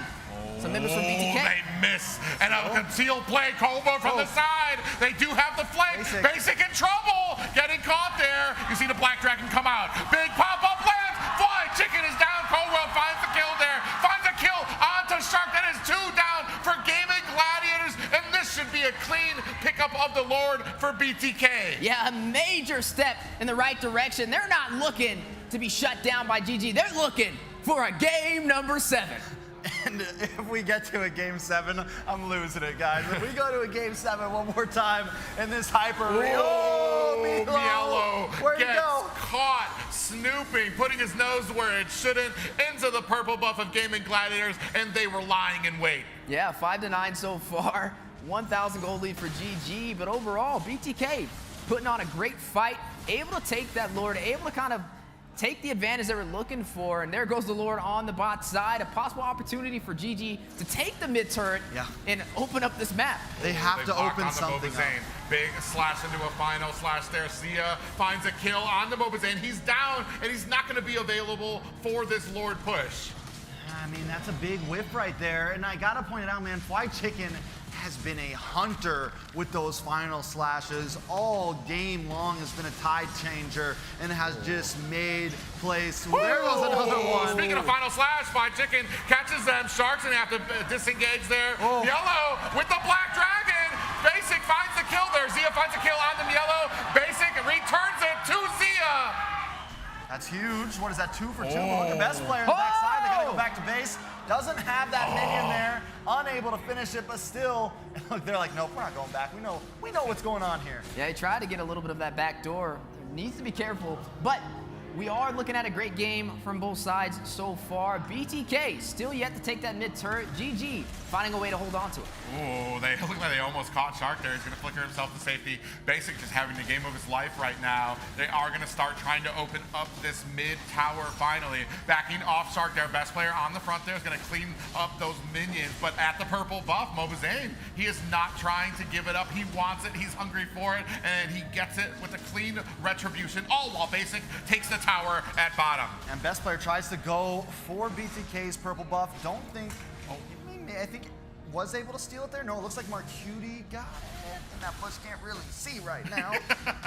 Marcutie in the bush right now, so we can't see if he's got the blue buff. He's got I'm pretty sure he's got the purple buff right now. Yeah. Shark, we do have a little lock on to Mobazane, Eternal Guardian. Not out just yet. The defense from GG holding on to this turret. It's 16 minutes, and it is yet to fall. Definitely holding on to it, and that's why we say it's one of the most important turrets of the game. Chicken gets caught with a pop-up. He is going to get himself to safety. Look at that damage onto Cold World right now. They do find a little bit of a flank on the Mobazane, who's going to back up very quickly. This player kind of whiffed that fracture there. I think he meant to go through the tower, wasn't able to make, or meant to go through the wall, wasn't able to get through the big part. But still, you mentioned that tier 3 tower, man. BTK has been going for picks. Is that going to be the big difference? Is that one tower what's holding BTK away from victory here, Weezy? That's why it's such a strong thing to take out in the early game, because it allows a team like GG to hang in there. Even when BTK finds the advantage, they can't get comfortable on the map without bursting that down. Now the Lord is back in play. Which side will be able to take it? Mobazane already ready for the retribution, in position for the aggro. GG stacking in the bush, looking for an opportunity to strike. Yeah, and it's interesting here because they're not even getting vision on this. They're not going for the bait. They're just looking for that flank that came last time from Basic and Cold World. I think they have to know what's coming. They're definitely lying in wait. You can see them at that L bush right now. Shark gonna go ahead, lay the bait out. See if Cold World and Marcutie. Oh, speaking of which, Zane actually comes in there. On the 3 of them. They have the flank in. Best player gets behind the tower now. Cold World taking a heap of damage. No worse for wear either team, but now BTK immediately turned their sense to this Lord. They know that GG went back for the retry. Black Dragon is out. Fly Chicken dashing in between the members. Ooh, very low for Fly Chicken. The rest of BTK smell blood in the water, looking for an opportunity. Lord down to 50%. Mobazane right in the middle where he should be as that Fredrin, looking for the bait. Hoon putting some damage on there. Terrify onto Mobazane. 10% left of this Lord, and it gets reset. I think it's a well play. I think it's a good play to reset it. Best player just sitting in that bush. Mobazane getting a little bit too low when they lost position there. They know. Oh, Mielo activates that immortality. He's still alive. That auto attack is not enough to take him down, but they know he's out of action. Best player picks up the Lord. Shark gets popped up there, and BTK unable to answer. They got what they came for. Able to take the Lord, able to find the advantage to turn this back around. The last one went to BTK. This one will go to Gaimin Gladiators, and this is why we call it the 50-50. But with nobody going down on either side, I don't know if this is a game-ending Lord. I don't know if this is going to be the one to seal the deal just yet. We're about 18 minutes in, and it's not over. Yeah, definitely not over. Both sides putting on a great fight, but with Milo falling there, it gave GG the numbers. Hoon in a lot of trouble there, gets bursted down to 10% health. And on the backside, the Black Dragon comes in, thinks twice about it, and is going to find an escape. Mobazane looking for his purple buff, not trying to give it up. I don't know how close he is. Best player able to sneakily get it away from him. Now this Luminous Lord up at the top gets stopped by a wall. Shark doing a good job making sure it stacks up with the minions. Mobazane on the front line is going to find a little bit of a taunt there. Appraiser's Wrath on Azia, who finds the kill onto Mobazane. Lord at the top tower. That's an inhibitor down. Now the focus is on the mid. Fried Chicken taking some damage, but it doesn't freeze them away from him. They're going to put the damage onto the next high ground tower of BTK. They are within grasp right now. BTK can feel it slipping out of their fingers. Are they going to be able to defend this against Gaimin. Gladiators final slash is out. Black Dragon swooping into the back line right now, but GG has not given up. They are still here putting on the pressure. They do not want to let this go. Minions coming in right now. Yellow on the front line comes in, gets popped up. He gets taken down, best player with the kill. Zia putting some damage on. And man, Gaimin Gladiators do not want to let this opportunity slip through their fingers, but it looks like they think wiser about it. They live to fight another day. I think it's a good play. I think GG staying a little bit too long there. If Mielo didn't overextend there, they would have actually kind of had the numbers advantage there for a minute. GG though does get every tower, and that's going to be tough for BTK to fight for this next Lord. That's what's going to make it tough for BTK to continue to try to even contest these big objectives. It's going to be like, do we risk it all and let our top wave come in? They're down to some time constrictions there. Yeah, 15K from both marksmen. This time they're tied up. Now officially in the late game, passing that 20-minute mark. I don't know. Maybe we get to the 30-minute game, but the way this is looking, GG's trying to find a way to close it out beforehand. BTK stripped down to the base crystal, no longer hanging on to any turrets, and now a possible play on the way. Cold World and Basic being spotted out. Yeah, they do find Cold World is going to flicker himself to safety. Damage coming down in the form of Mark Cutie on that Vexana. So GG does get passed up there. Cold World finds a pop-up on the Shark. Yellow engages, and Black Dragon's going to see his escape. One kill here at this point in the game could be the game changer. We've seen it every time. One player goes down and you can close things out, and that goes for just about either team right now. Cold World looking for an angle in the backside. Yeah, he wasted that little conceal play now, so he's not going to have it there. Shark on the front line, Mobazane from the side looking for an opportunity. Big pop-up lands, finds Hoon. Basic with the kill there. Mielo fighting off 3 members. Appraiser's wrap comes down. Zia's immortality has been procced. Mielo finds the kill, and now Mobazane looking on to this Lord. But look at Fly Chicken. Shark's in a good position. You have minions that are going to be knocking at your door. Yellow has to answer this. Cold World comes out there. The rest of Mobazane, best player down at the bottom, looking for an opportunity to come in swoop. Is he going to be able to find it? Lord down to 10% health. Basic goes into the bush. Best player might be able to find it. You see him down there taunting, waiting, lying. Is he going to be able to find an opportunity? Lord gets reset. What's a wall from Shark to be able to reset this Lord? Big brain plays to be able to possibly have another chance, but they need to get their best player not in position. 50% on this Lord. Now, Fly Chicken on the front with the final slash comes out. Terrify on the Shark. He flickers out of the way, still has that immortality. Basic on the Lord. Can they? Mobazane gets the Lord. Mark Cutie finds a kill onto best player. Best player was inches away from grabbing that trophy, but Mobazane yet to swat him away, able to get the Lord for the Bloodthirsty Kings. Another opportunity to take this to a game number 7. Taking a look at this replay. Look at best player. He's going to come around this top side. Mark Cutie drops a beautiful knock-up. Everybody jumps on him. The taunts. They do everything they can to stop him from dashing in, fracturing that Lord and getting the retry off. BTK is holding tight. Fly Chicken gets frightened. Immortality has been procced. That's going to be a man down for Gaimin Gladiators. Best player still 20 seconds on the board as well. Luminous Lord at the bottom. BTK at the mid. Yeah, 23 minutes, down goes the mid turret. It takes 23 minutes. That's how high IQ both of these teams are and how hard it is to take these objectives. But now BTK with a moment to possibly even out the series. Yeah, all it takes is an opportunity, and now Gaimin Gladiators sitting at their high ground towers, lying in wait, hoping that they can defend. The wall comes out, Lord goes around it, charges in, half health down from the tower. Black Dragon is out to zone out the rest of GG. Is it going to be enough right now? They are going to go. Best player finds a kill onto Mielo. A tower down. They're chasing BTK. Can they reverse it? Zia finds a kill onto Cold World. Basic finds a kill of his own, and just like that, BTK have to retreat. This is reminiscent right now, Private. The back and forth. We were building up the story in the beginning of this night, base to base. This feels just like game number 6 of last year in this arena. Both teams back and forth onto the crystal. Final defenses, it's all on the line. And here we are. Can BTK take us to a game number 7? And this is just showcasing these teams are even on the macro and on the micro, down to the wire. If you blink, if you're out of position for a second, it can cost you this game. Yeah, and Basic right now, sitting 6-0-5. The hero of BTK right now, looking to offset it. GG, they all come in. They're coming in for the dance. The damage is out there. Chicken taking a lot of damage. Mobazane in the front, and Basic on the side. No worse from where. No, I think only Cold World took a death there. But a big final slash from Chicken. He's ready. He's trying to go international. But yet again, BTK able to hold a strong defense, pushing them out of the base. Whole world actually just getting back on the map here, right? So now it's 5 versus 5. Fried Chicken still up. Everybody on both sides. Lord in 10 seconds. Not a single inhibitor to be found except for this top one here.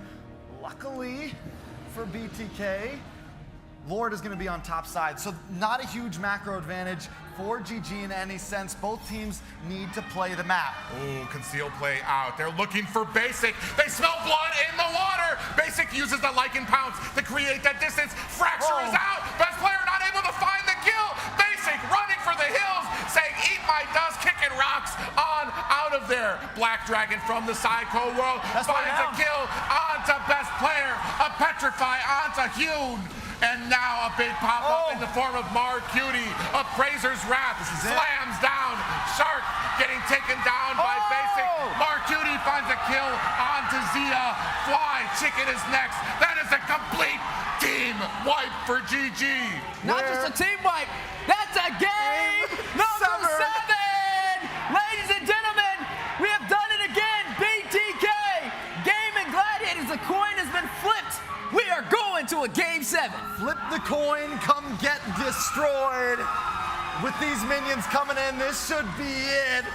The arena, it's in the air. And that is going to take us. Game 7, tied up, 3-3 apiece. BTK, GG, going the distance. Look at them. Look at these boys. This is feeling weird right now, Private. This is feeling like there's some dust in the air, and I think BTK's feeling it too. But still, it's the back and forth. We still need BTK. If they want to be able to take this at game 7, what do they got to do? They got to win on second pick. Oh my God, a lot to jam pack. But again, a game number 7. You don't see this too often in MLBB in a grand finals, but twice. And in the same location, exactly a year later, BTK able to find a way to even out the series and take it the distance. I mean, team stats up on the board, but they do not tell the story of what a war that this last game was for both of these teams. You can see there, combined damage 350,000 and a rating of 8.58. Yeah, definitely some excellent gameplay from the Bloodthirsty Kings. A very close call. There was a moment where GG almost closed it out. Fried Chicken got the final slash, but the response, the resilience, the defense from the Bloodthirsty Kings was able to push through. And here we are, team stats on the board. Man, overall, a long game and a very hard-fought battle. I know the fans can hear him right now, but you can't see him. BTK right now chanting on their side of the stadium, building up energy. Now, taking a look at it once again, I mean, 27 minutes down the line, down the wire. I mean, how many more times are we going to say it? 50-50. That is the line tonight. That is the headline you'll see in the newspapers tomorrow. That is what they'll be chanting in Discords for the next few months. I can't tell you who's going to take this next game. I mean, the great thing here, they knew what their target was, 8-0-7. They had to take Basic down. I don't blame GG. I would have called the same play. Guys, let's do it. They put it all in. Unfortunately, Basic, like a bar of soap in the shower, slippery, able to get away, and then BTK find the flank onto GG. Yeah, they put all their eggs in one basket trying to shut down Basic, and then he turned back around with a Lycan pounce to shut them down with his team beside him. The rich guy going over to Basic himself, the carry, Mr. Hoon on the Gaimin Gladiators. MLBB, yet again the sandbag and the forgotten one. This time will actually be Hoon with 13 assists. MLBB non-stop, man. He's just, I feel like most of the damage from Hoon right there is just on to MLBB, because this man has just been holding down the front line for his team. He's been doing it for seasons here, and now it's coming down to it, man. And I'm nervous. I don't know how this is gonna go right here. Let's look at the head-to-head though. Shark versus Cold World, and you know, Cold World, man, holding it up. Game 7. It's like whether you want BGK to win or lose, you gotta kind of want Cold World to take a dub, man. He's wanted this for so long. Yeah, I mean, you said it from the beginning. I mean, he's always on the wrong side of history when it comes to the grand finals of North America. Right now, I mean, holding it up against Shark. That's BTK right there, if you guys can hear it, just to let you know. Walking by, they're getting loud, they're taking their time. We're gonna be jumping into game 7 in just a few minutes. Let's take a look at the damage dealt, Wheezy, and damage taken. Yeah, MLBB, the sandbag, no surprise there on his signature pick with the Fredra, but Basic is what really stands out, right? He was running on that Roger, never fell in that entire game, and was able to get the final play, which ultimately led to victory for the Bloodthirsty Kings, forcing GG to chase him. Thought they snipped him out, thought they had the opportunity, but really, it was a trap the whole time. Okay, so let's look at some of these moments, some of these big turnarounds. What was the downfall overall, Wheezy? Oh, Basic with the high IQ play forcing GG to chase him. And that's the things that happened. This time, BTK was the one to throw out that hook, and GG grabbed it. I mean, I want to say for the front of this game, Chicken played a masterful R-lot there. I mean, being able to find these great final slashes, and like you said, almost brought it to a close at the gates of BTK there. I mean, there was no towers left. It was basically on Gaimin Gladiators to find the opportunity, but Basic provided it. Yeah, just overall some great offense and defense from both sides at this 27-minute game. This is where Hoon decides to take the Black Dragon himself.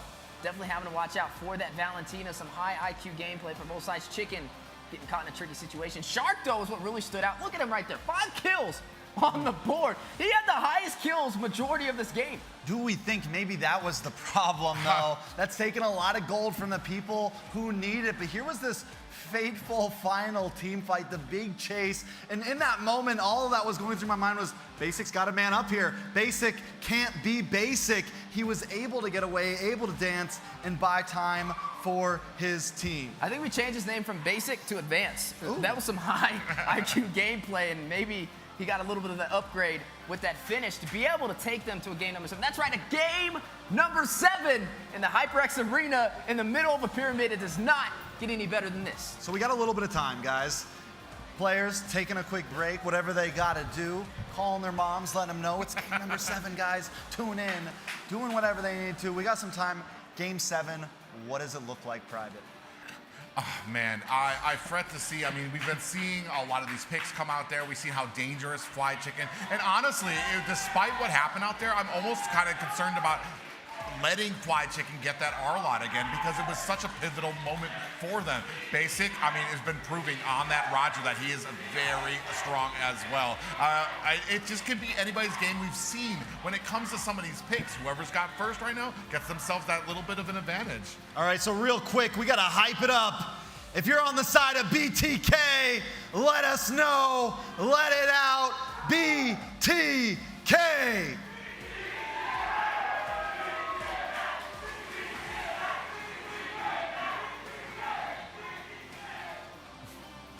That's right, but there's 2 sides to every coin. Those out there supporting the Gaimin Gladiators, let me hear a GG!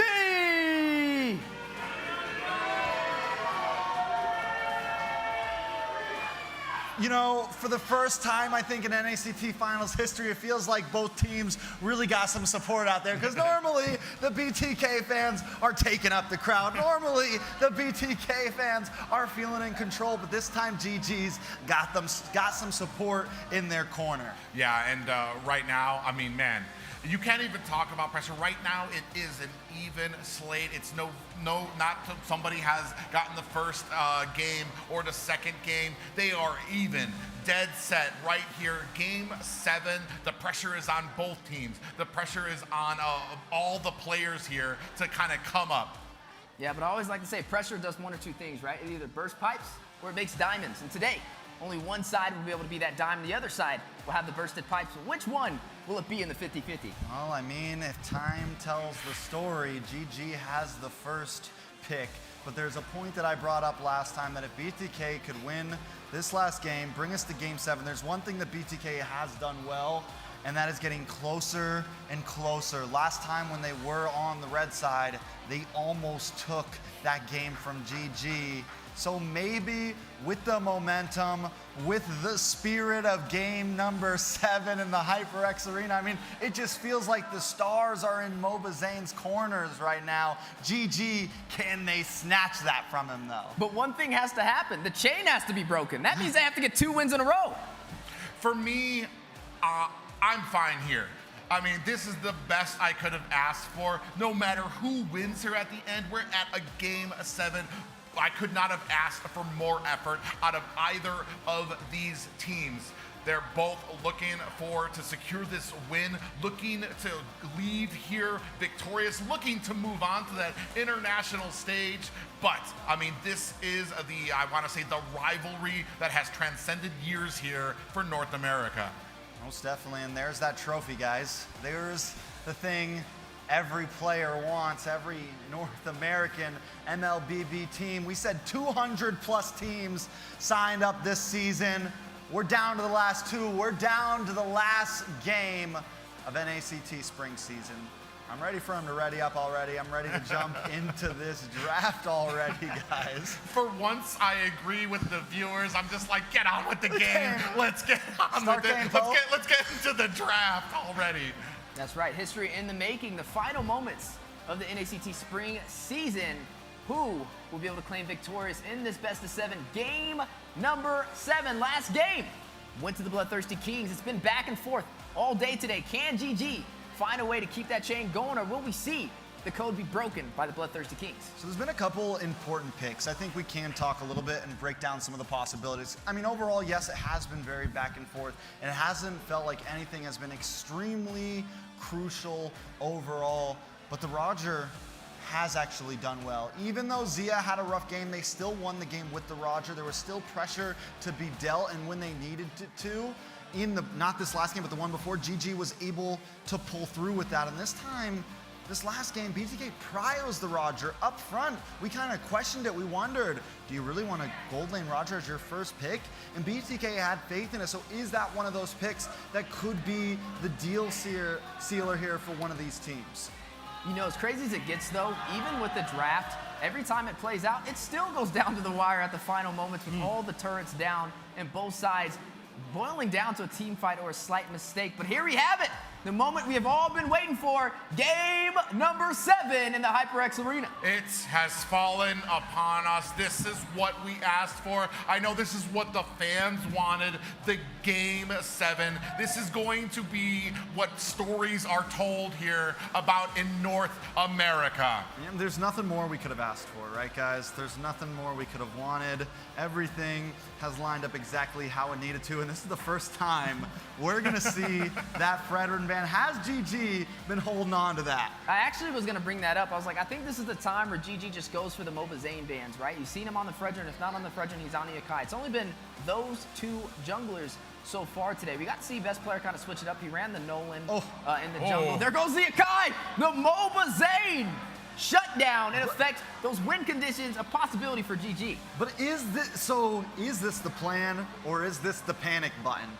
because me and Bradley used to talk about this. We're like, I don't know if this is the right way to go. There's so many good heroes out there. I get it. It's game 7. This is maybe the last ditch effort. This is high risk, high reward at its finest right here. Yeah, and it's all going to kind of come down to this this pickup from a best player. They've kind of isolated out what those little picks that Mobazane has left, and the priority goes to Zia on the Roger. Yeah, but now the Arlott, the Valentina, both of them available for the side of the Bloodthirsty Kings. Do they want to pick this up? Alpha could I'm still saying, be is slotted it for alpha BTK. time? Is it alpha time for Mobazane? Lu Yi is still on the board as well. We saw how dangerous BTK Mark Cutie could be on it. But Basic gonna go ahead, pick up the Harith, and then Valentina for Mark Cutie. I don't know what's going on, guys. I'm confused. You're right, the Lu Yi is open. We have seen BTK forfeit it over, and like I said, Roger has been the definer in the end. He's the one who stood the test of time through these 7 games so far. I'm still wondering, what does BTK pick for jungle? The Basha is open, the Martis is open, or like we said, he could go the Alpha. Hey, he's been playing it all season. I mean, I think it's the time. Playing it all There's the time year. to showcase it all year. There you go. This is the moment. But yeah, the Harith pickup this early, a little questionable. I feel like they still could have slotted that in later in the draft, possibly, maybe even right here, and got Mobazane what he wanted to run. But we'll see as we progress through this draft. But GG definitely a little bit more comfortable, picking up that Edith, picking up that Arlott, has some great crowd control, some frontline presence, and then also some damage you're gonna have to watch out for, especially on that Roger's been one of the more prominent marksmen this season. Yeah, I mean, we've got those marksmen kind of identified out here, and there it is, the chip. That is going to kind of, I want to say that's going to kind of match up when it comes to versing the Lu Yi, which they had very great success with in the second game. Oh, they ban out the Lu Yi now. There's no chance Lu Yi's making it. BTK has the only teleport device on the Landon right now, and they feel good about it, I think. But look at best player. What happened last time? He got slotted at the very end. What happened last time? We saw them wait. We saw that assassin pick come up. BTK's onto it. They smell it in the water. They're like, no, no, no. Okay, we actually saw this. I'm not gonna lie, Mobazane, there's been some clips online, there's been some secret surfacing of him playing the Carmilla jungle, so GG covering bases. But this is 4 bans to Mobazane. There goes the Ling that we've been talking about as well. Both sides doing some extraneous homework on each other. Taking out that Carmilla, definitely wouldn't have expected that, but like you said, a secret plan from Mobazane and the Bloodthirsty Kings. They're gonna ban out the Martis though, from Gaimin Gladiators. Now, this is going to get very interesting. Do we see the Nolan be picked up again? Do they go in for that assassin for the Gaimin Gladiators? Does BTK possibly pick up a frontline jungler like the Boxia for Mobazane? Still could be an option. But what if they ban Bosch? What if they ban Boxia? Where do we go? Alpha. Then it's nothing but Alpha, right? It's like... I was going to say, I think right here you kind of leave open the Boxia in case of that Alpha pickup so that you have the counter out there for it. Roger can still be in the jungle. Zia can flex that into the jungle and still run something against the Harith. I think they want him to pick Basha here, honestly. I think that's why they're leaving it open. It's like, they're not worried about Basha, I don't think. I think the thing about Basha is like assassins still can kind of dance around him. They still can kind of deal it. He does some decent damage, but he's not as bulky. He's not as threatening anymore as the Fredrin or as some of those other utility jungle picks. Yeah, it's definitely going to be an interesting one. The chip put in, instead of that Lu Yi, the Lu Yi's still on the table for Gaimin Gladiators to pick up, but then they have to worry about Mark Cutie on this Valentina. Last time they picked up the Lu Yi, they lost against the chip and the Valentina combo. Do they want to take that risk again? Yeah, that's the thing that's kind of questionable to me, especially with the Harith, especially with the Valentina on the team, because Chip's just going to have to lay down that portal. That is an immense amount of burst damage that they're going to be able to do. So I'm kind of wondering what Gaimin Gladiators' plan is for it. I'm still, oh, there it is. The Fanny comes in game number 7. Okay. I gotta say it though, BTK, they wait, right? They don't pick their jungle first. Is there an answer to this overall? Can they swap something around? Maybe Paquito jungle? That's also in my mind right now. Few options, but yeah, do we just fall back to the Basha? I was wrong, not game number 6, game number 7. The Fanny was coming out, but that is a very big statement for a game winner, for a chance to go to MSC, for a chance to be the champions of North America. Best player though, on his most preferred hero, who he's kind of showcased and highlighted overall on the competitive scene. Yeah, waiting to see this last pick from MOBA Zayn. I'm sure, I mean, I'm not even sure what's left in his repertoire besides that alpha, and I'm assuming it might not be it because that's what the GG wants. I'm thinking something crazy, man. I'm thinking, I don't know, man. I'm really starting to feel like the ball man. Okay, that is an answer, I think. And I'm looking for a fight. I'm wondering, does he go like fighter, jungle? This is something that can kind of withstand the Fanny, can attack, can invade. We saw Tarzan use it earlier in the season and actually do great things with it. We know there's potential. This is an old school MOBA Zayn signature. And overall, what a way to come into game number 7. I'm ready for it. We're going to be jumping into this last game in just a minute. It's the ultimate showdown. This is what more could you ask for at a game 7? Both junglers on, I want to say, some of these old school heroes that they have preferred. All right, jumping into the land of Dawn now. It's game number 7. Nobody would have thought we made it this far. Some people said sweeps, some people said 4-1, but it's 3-3 right now. BTK versus GG in the HyperX Arena. Yeah, both sides bringing it back to their roots. MOBA Zayn back on the Bowman. We got to see this a long time ago in previous NACTs, but was replaced with the Fredrin, but still can be effective. He's definitely going to be having a little bit of an advantage with the sustainability in the jungle, but he has to watch out for best player who's a lot more mobile. He can split push. He can also find the side lanes. Yeah, any other player but best player, and I would say Fanny's going to have trouble getting to this objective. Oh, Cold World, Shark goes in there, is going to dash himself to safety on that Arlot. Mielo still trying to put the pressure on the best player. Now they're going to go ahead and front forward on the best player. Nope, they go ahead, decide against it. Yeah, Brave Smite for MOBA Zayn on the Ballman. You are looking at best player going in with that lethal ignition. Is going to pick up that Blade of Heptacy. He's definitely going to go in for the silence. I don't think he's going to go in for these turtles. I think he's going to look for the pickoffs, possibly try and take down Basic on this Harith. Yeah, I mean, so with this, BTK, I think, looking for a decent mid-game power spike here. Best player as well needs a little bit of time until he can really look for the plays to happen. I'm just wondering, does he want to try to execute right at level 4, or does he push it? Because if he waits too long, it could be trouble going up against this Ballman. Yeah, best player does get a little damage on the Cold World. Shark putting some pressure onto MOBA Zayn. And hiding in the bush, Hoon gets a little slap in onto Zayn. Yeah, we're going to have to see how this works. But Mark Cutie, he's had an excellent run so far. This time he is back on the Valentina. Maybe a little bit of a problem. I mean, there's a couple of ultimates he can profit on, but I wouldn't say there's any secret weapons over there that's going to be huge for him. Maybe the final slash is something, actually no, he can't even use that. It's definitely going to be an interesting one, but best player on the purple buff will be able to get a Cold World with the invasion. Yeah, they forced the retreat out of best player, but now they're locking on the Cold World. They're trying to use that flicker. They do lack onto him. MOBA Zayn finds the turtle. Salmon Force is down. Zia finds a kill onto Cold World. So kill for Zia. GG leading by about 270 gold in the end. I do think it's a good trade for them. Luckily, it was just the roam, though. Cold World, not the biggest loss for a turtle. But keep in mind, the Roger was picked first in the draft. The Harith was a response to the Roger, but now Zia profits because he gets the first kill, which is going to make it not that much of a problem going up against Basic. For sure, and I think we've seen this matchup actually. Zia's been doing great against the Harith thus far, man. Zia has been able to handle himself against just about anything Basic brings in that gold lane. Yeah, a little bit of a skirmish here at mid. Shark hiding in the bush, doing a good job of the vision and just overall just being harassing to BTK. My big question is when these portals come into play, what is going to be the answer for GG? That's right, celebrating 30,000 peak concurrent users over there. Redeem this code for limited skin.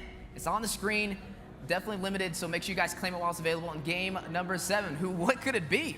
I really wonder, maybe something that you don't have, so definitely get that. But nonetheless, back into the game, back into the win condition so far. Both sides able to take it down to the wire, able to go the distance, able to go to the late game. But this time around, we got a Fanny on the table, right? He's looking to try and close this out early. Can he pull that off?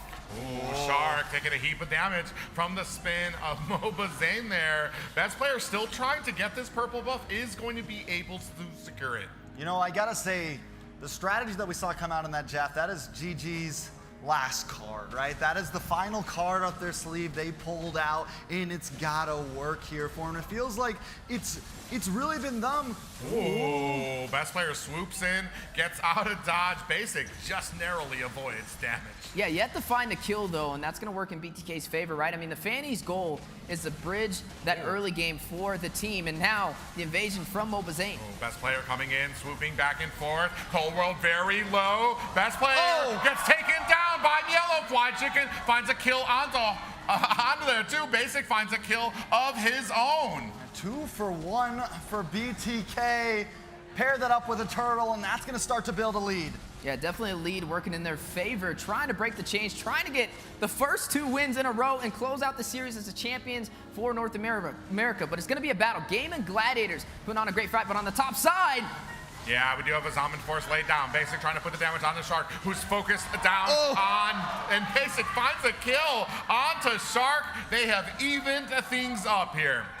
Yeah, even Stevens, the 50-50 between both of these teams. 2 to 3 on the board though. BTK up by 1 kill, but 2 of those are in Basic's hands now. We said the Roger had the advantage at first, but now Basic has found his advantage up on the scoreboard. Basic has definitely found his stride. Not only that, but MobaZane as well, the whole team for the first time, they're like, yeah, you're gonna go assassin this time? We are gonna bully. We're gonna be in your face nonstop, and Cold World has taken some deaths for it, but in the end, it has worked out for BTK. Yeah, looking at the gold so far, you are looking at Basic slightly ahead up against his competitor, up against Zia. But right now, both sides putting on a good fight. Still working on some damage out of Fanny, though. In comes the swoop. Still not able to find the damage on a Basic. Best player in trouble. Cold World finds the kill. Oh, and this is huge. When you're a Fanny, when you die this fast and this early, it's a big advantage for BTK to put on some pressure to continue forming that snowball to roll over the game. The portals are out. The entirety of BTK slamming down onto Chicken and finding another kill. Grab those red buttons because it's time to panic. BTK leading 2,500 at 6.5 minutes in. And when you got a Ballman sitting there, you might have forgot, guys, but when he's feeling good about himself, it becomes a problem. Not only that, but right now, Cold World on the chip, he's been making wonders happen with this hero. Yeah, right now, best player falling behind in the economy, falling behind in the jungle, finding his second death so far, and yet to find a kill. There you go, the 1v1 matchup.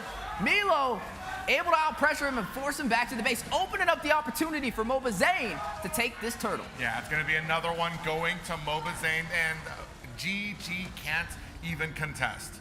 Is this just the reality? Is this the death of assassins, man?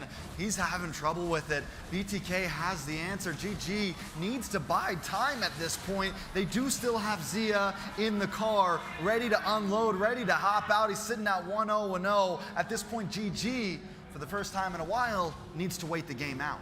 Yeah, definitely needing to wait the game out, but now going to try and put some pressure on the bot side. They have the numbers against Fried Chicken. Best player trying to find an opportunity, trying to find the split push, but yet to find an answer, and down goes the turret. Oh, a little pop-up on some yellow. MobaZane, I mean, but though they just have such a strong front line right now. Hoon alone at mid, the 4 members of BTK looking to possibly put some pressure on this mid tower. Can we talk about the way that Cold World's been playing on this chip? He literally just sits up at this top lane. Everyone else does whatever they want on the map, and he just stays right next to this portal right here, non-stop, almost never leaves that spot, and you'll see it happen. Earlier, last time we saw him on the chip, he did the same thing. He just sits by a portal, moves back and forth, kind of stays on the opposite map of wherever GG is at all times. Yeah, but they are going to try and push in for this mid-turret. We saw how long the mid-turret stood in the last game, and maybe a similar story, but best player. Yeah, best player catches a little damage for his visit to the top lane and is going to have to go back to the base again. Yeah, definitely going to have to go back to the base, but right now BTK leading all across the board so far, 5-2, 2 turrets up, 3 turtles on top of that, and best player falling a little bit behind MobaZane in the jungle. Zane definitely very comfortable right now, going to start trying to invade and put more pressure on Gaimin Gladiators, now forcing them on the defense, but this is GG. They still have the split push capability, they still have best player on the Fanny.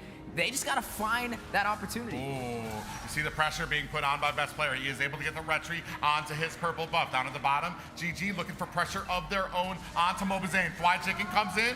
Basic finds a tower off screen. Mielo finds a tower at mid. In comes best player looking for an opportunity. Primal Rage has been procced, but no worse for wear as BTK disengages. I'm not gonna lie, this is, you know, there's been one other game where it just started to feel like a smotherfest, and that was when GG had about a 7K lead, and right now on game 7, BTK feels like they are smothering down onto GG. GG, it's a lit fuse, but it's gonna be a while till they get back in this game. It's only 9 minutes in, and that is a 6,300 gold lead. Towers are falling, morale is dropping.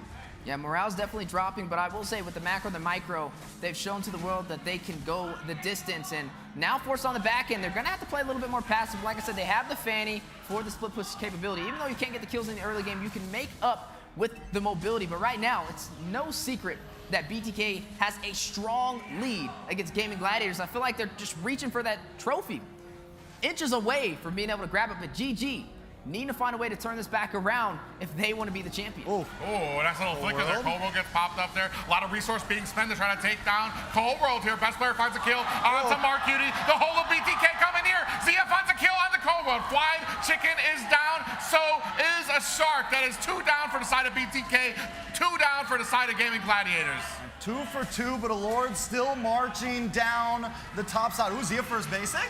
Oh, Zia coming in, does a change into that Lycan form. Basic still giving chase. Zia running for the hills, looking for an escape. He might be too late. MLBB has caught his scent. Zia looking to try to get out. I'm not sure he's going to be able to. A lethal counter comes out from MLBB. It doesn't catch him. Zia, a little bit of damage on there. He is running for the hills right now. He might be caught. Here comes the retribution, and Basic cleans up shop. We saw the big chase, and now the great chase this time of Zia.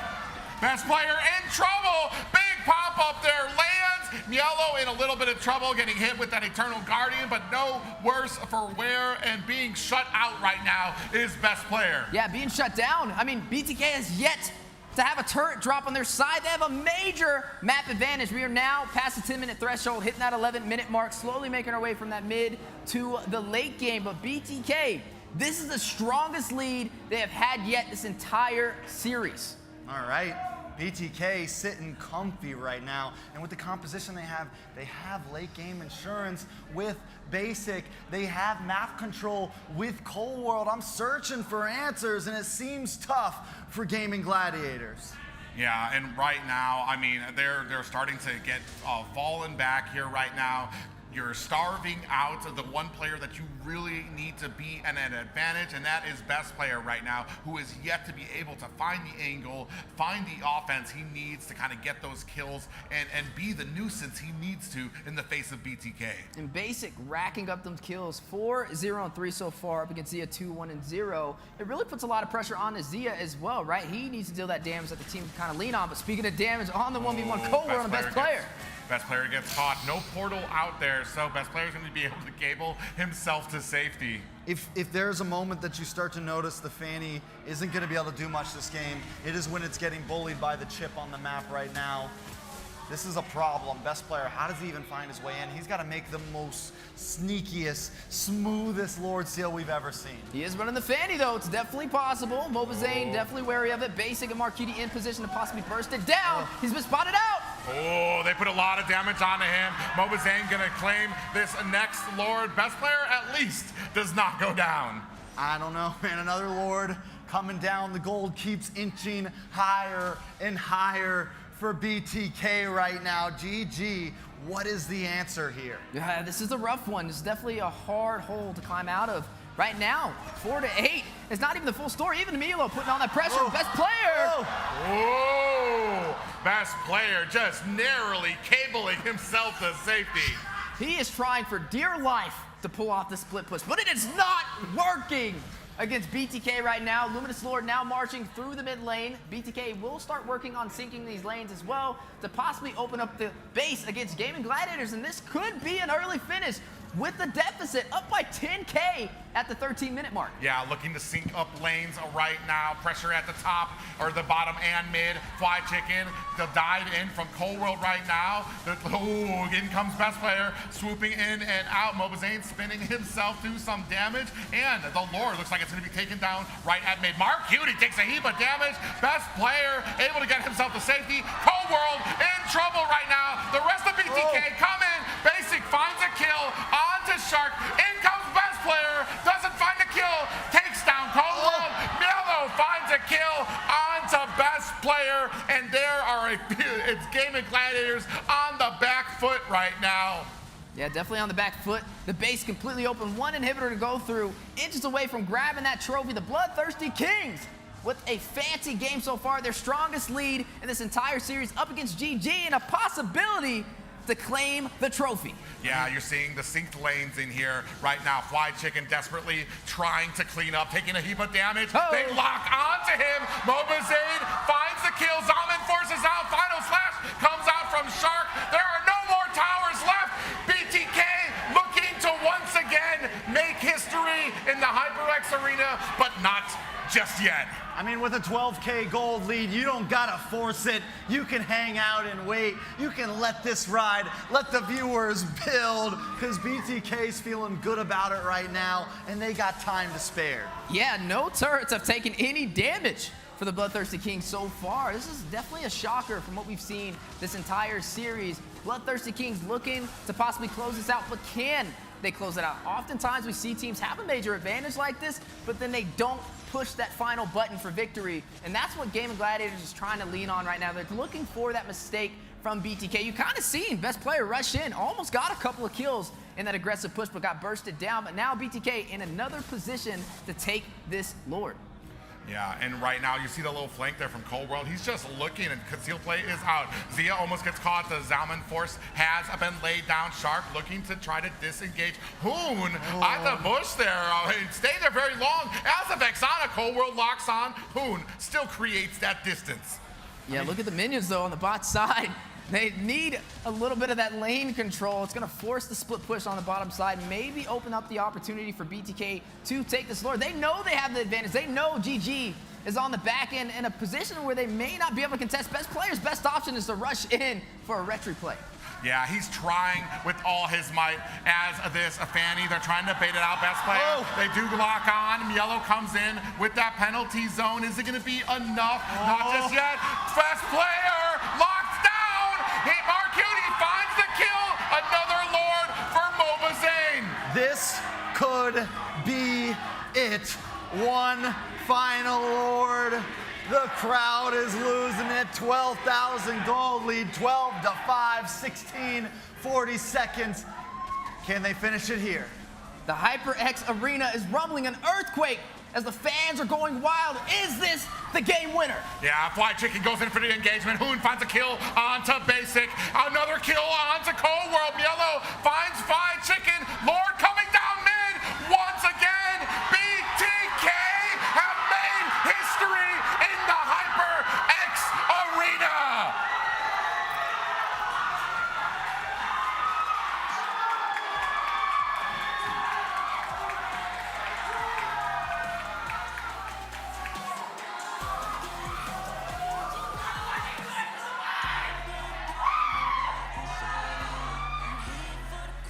What a night.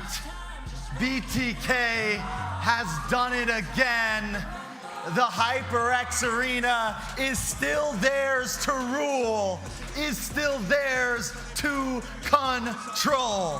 What a series, all the way to a game number 7, a repeat from the spring season last year. Look at the energy, look at the hype. Milo, Basic, showing their love to their fans, showing their love to the world, as they are now the champions of the NACT and will be moving on to MSC.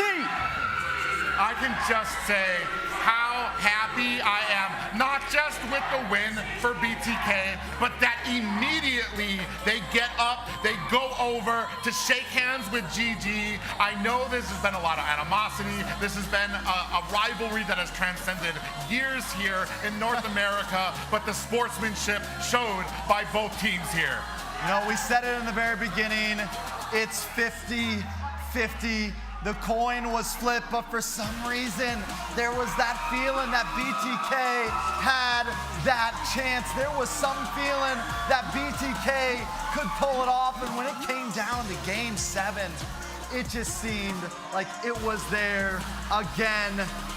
What an amazing series, and I think our beautiful host Liz has got the players ready to talk. All right, guys, the emotion, the excitement is ramping up on the stage. Mielo, tell me, how do you feel right now? I can see that emotion on your.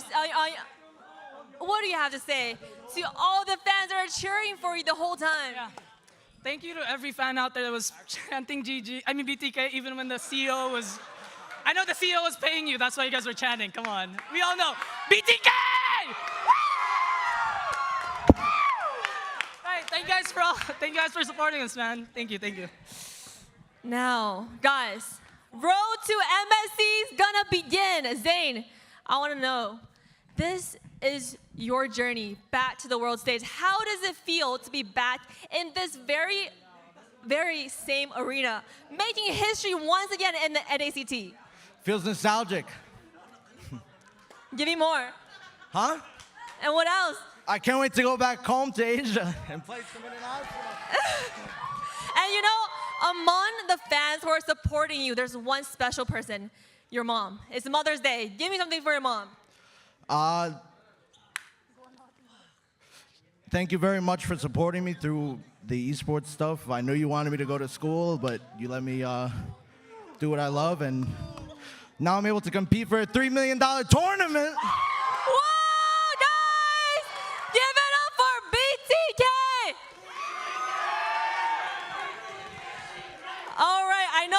Are super pumped. Anything else the team want to say to all the fans who are here supporting you today?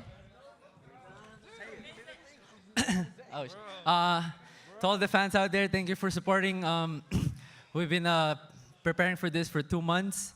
Even though we replaced one of our players, we still managed to adjust to it. And I just want to say, your idol is back at international stage.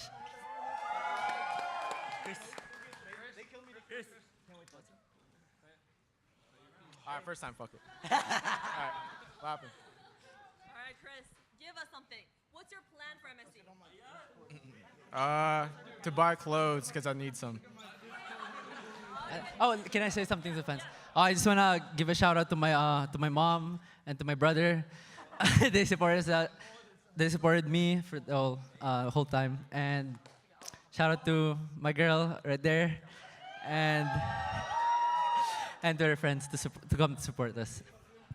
He kind of forgot the biggest shout out there. Thank you to Midnight. Thank you to our coaching staff, Rose, Aiko. We could have never done this without you guys. Honestly, we'd probably be picking Alpha first pick. Thank you, Midnight. Thank you to my mom, of course. Thank you to my girlfriend. I haven't talked to her in 2 months. The grind was real. You're right. I love it, guys. Shout out to all the mothers out there. Happy Mother's Day once again. Now, it feels emotional closing this final journey of the NACT, but more opportunities present in the North America arena, and here to bring us more about what's coming up in the NA scene is Bethany Piles from United States Esports Federation. Thank you. Congratulations. What an amazing series. Thank you all for coming tonight. My name is Bethany Piles. I'm the Player Development Specialist at the United States Esports Federation and NACF.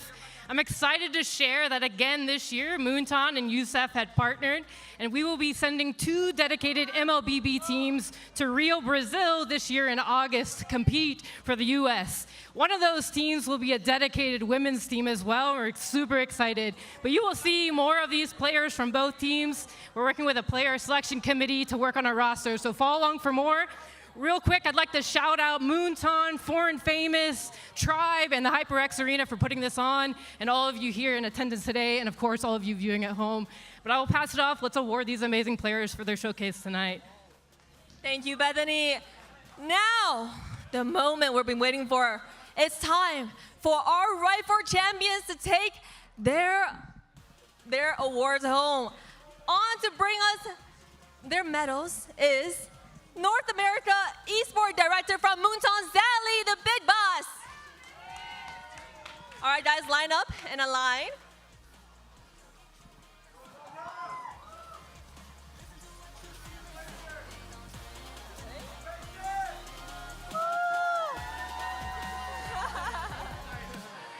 Can we have a hug?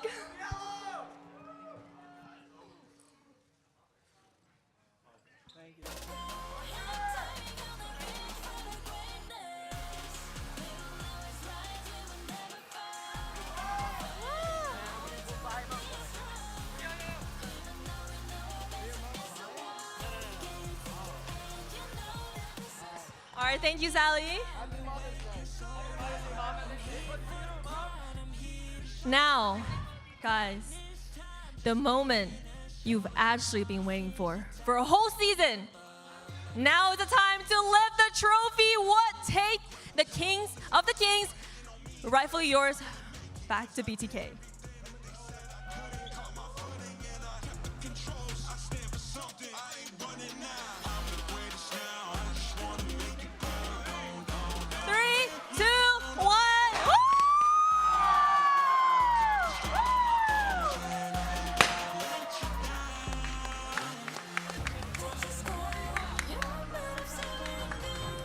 Again, congratulations, BTK. Now, guys, don't go yet.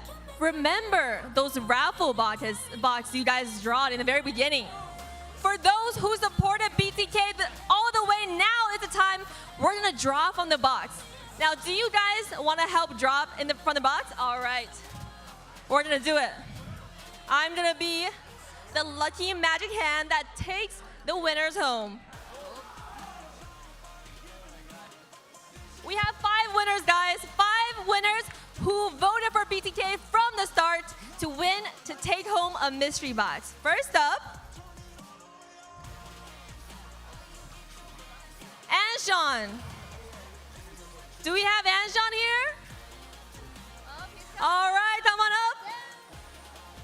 Anshan, wait, we gotta get the prize. Are you gonna do it? We'll have you all stand up here and we will All right. give you your prize. We're gonna give you your prize at the very end. Next up, Joanna. Joanna, do we have a Joanna here? Is that you? Is that Momose's mom? Come on up, Joanne. Whoa, wow. All right. On this side, you can step on. Okay, we have an empty one here. I don't know who voted empty here. As a number? I think you can say Okay, number 331678. Do we have a winner? Come on up. Okay, last two more. 331880. Oh, come on up. Is that 5? All right, we got our 5 lucky winners. So please come up on stage and take a photo with the champions.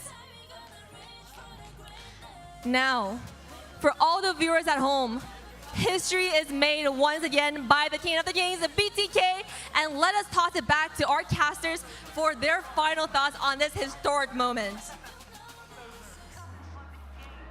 It's been one hell of a night, all the way to 7 games.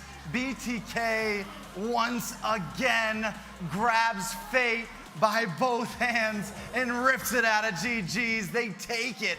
They show whose stadium this is, and they show why they're here. Wheezy. That's right. BTK is back and stronger than ever, ready to take it to the international scene. We haven't got to see them get out the gates of North America for a while now, falling short to Avalon in the fall season. But MLBB doing it again with some new additions, able to bring BTK to glory. Yeah, it has been, to say the least, an emotional ride, an emotional night, and against the odds, even against the caster predictions, BTK strive forward.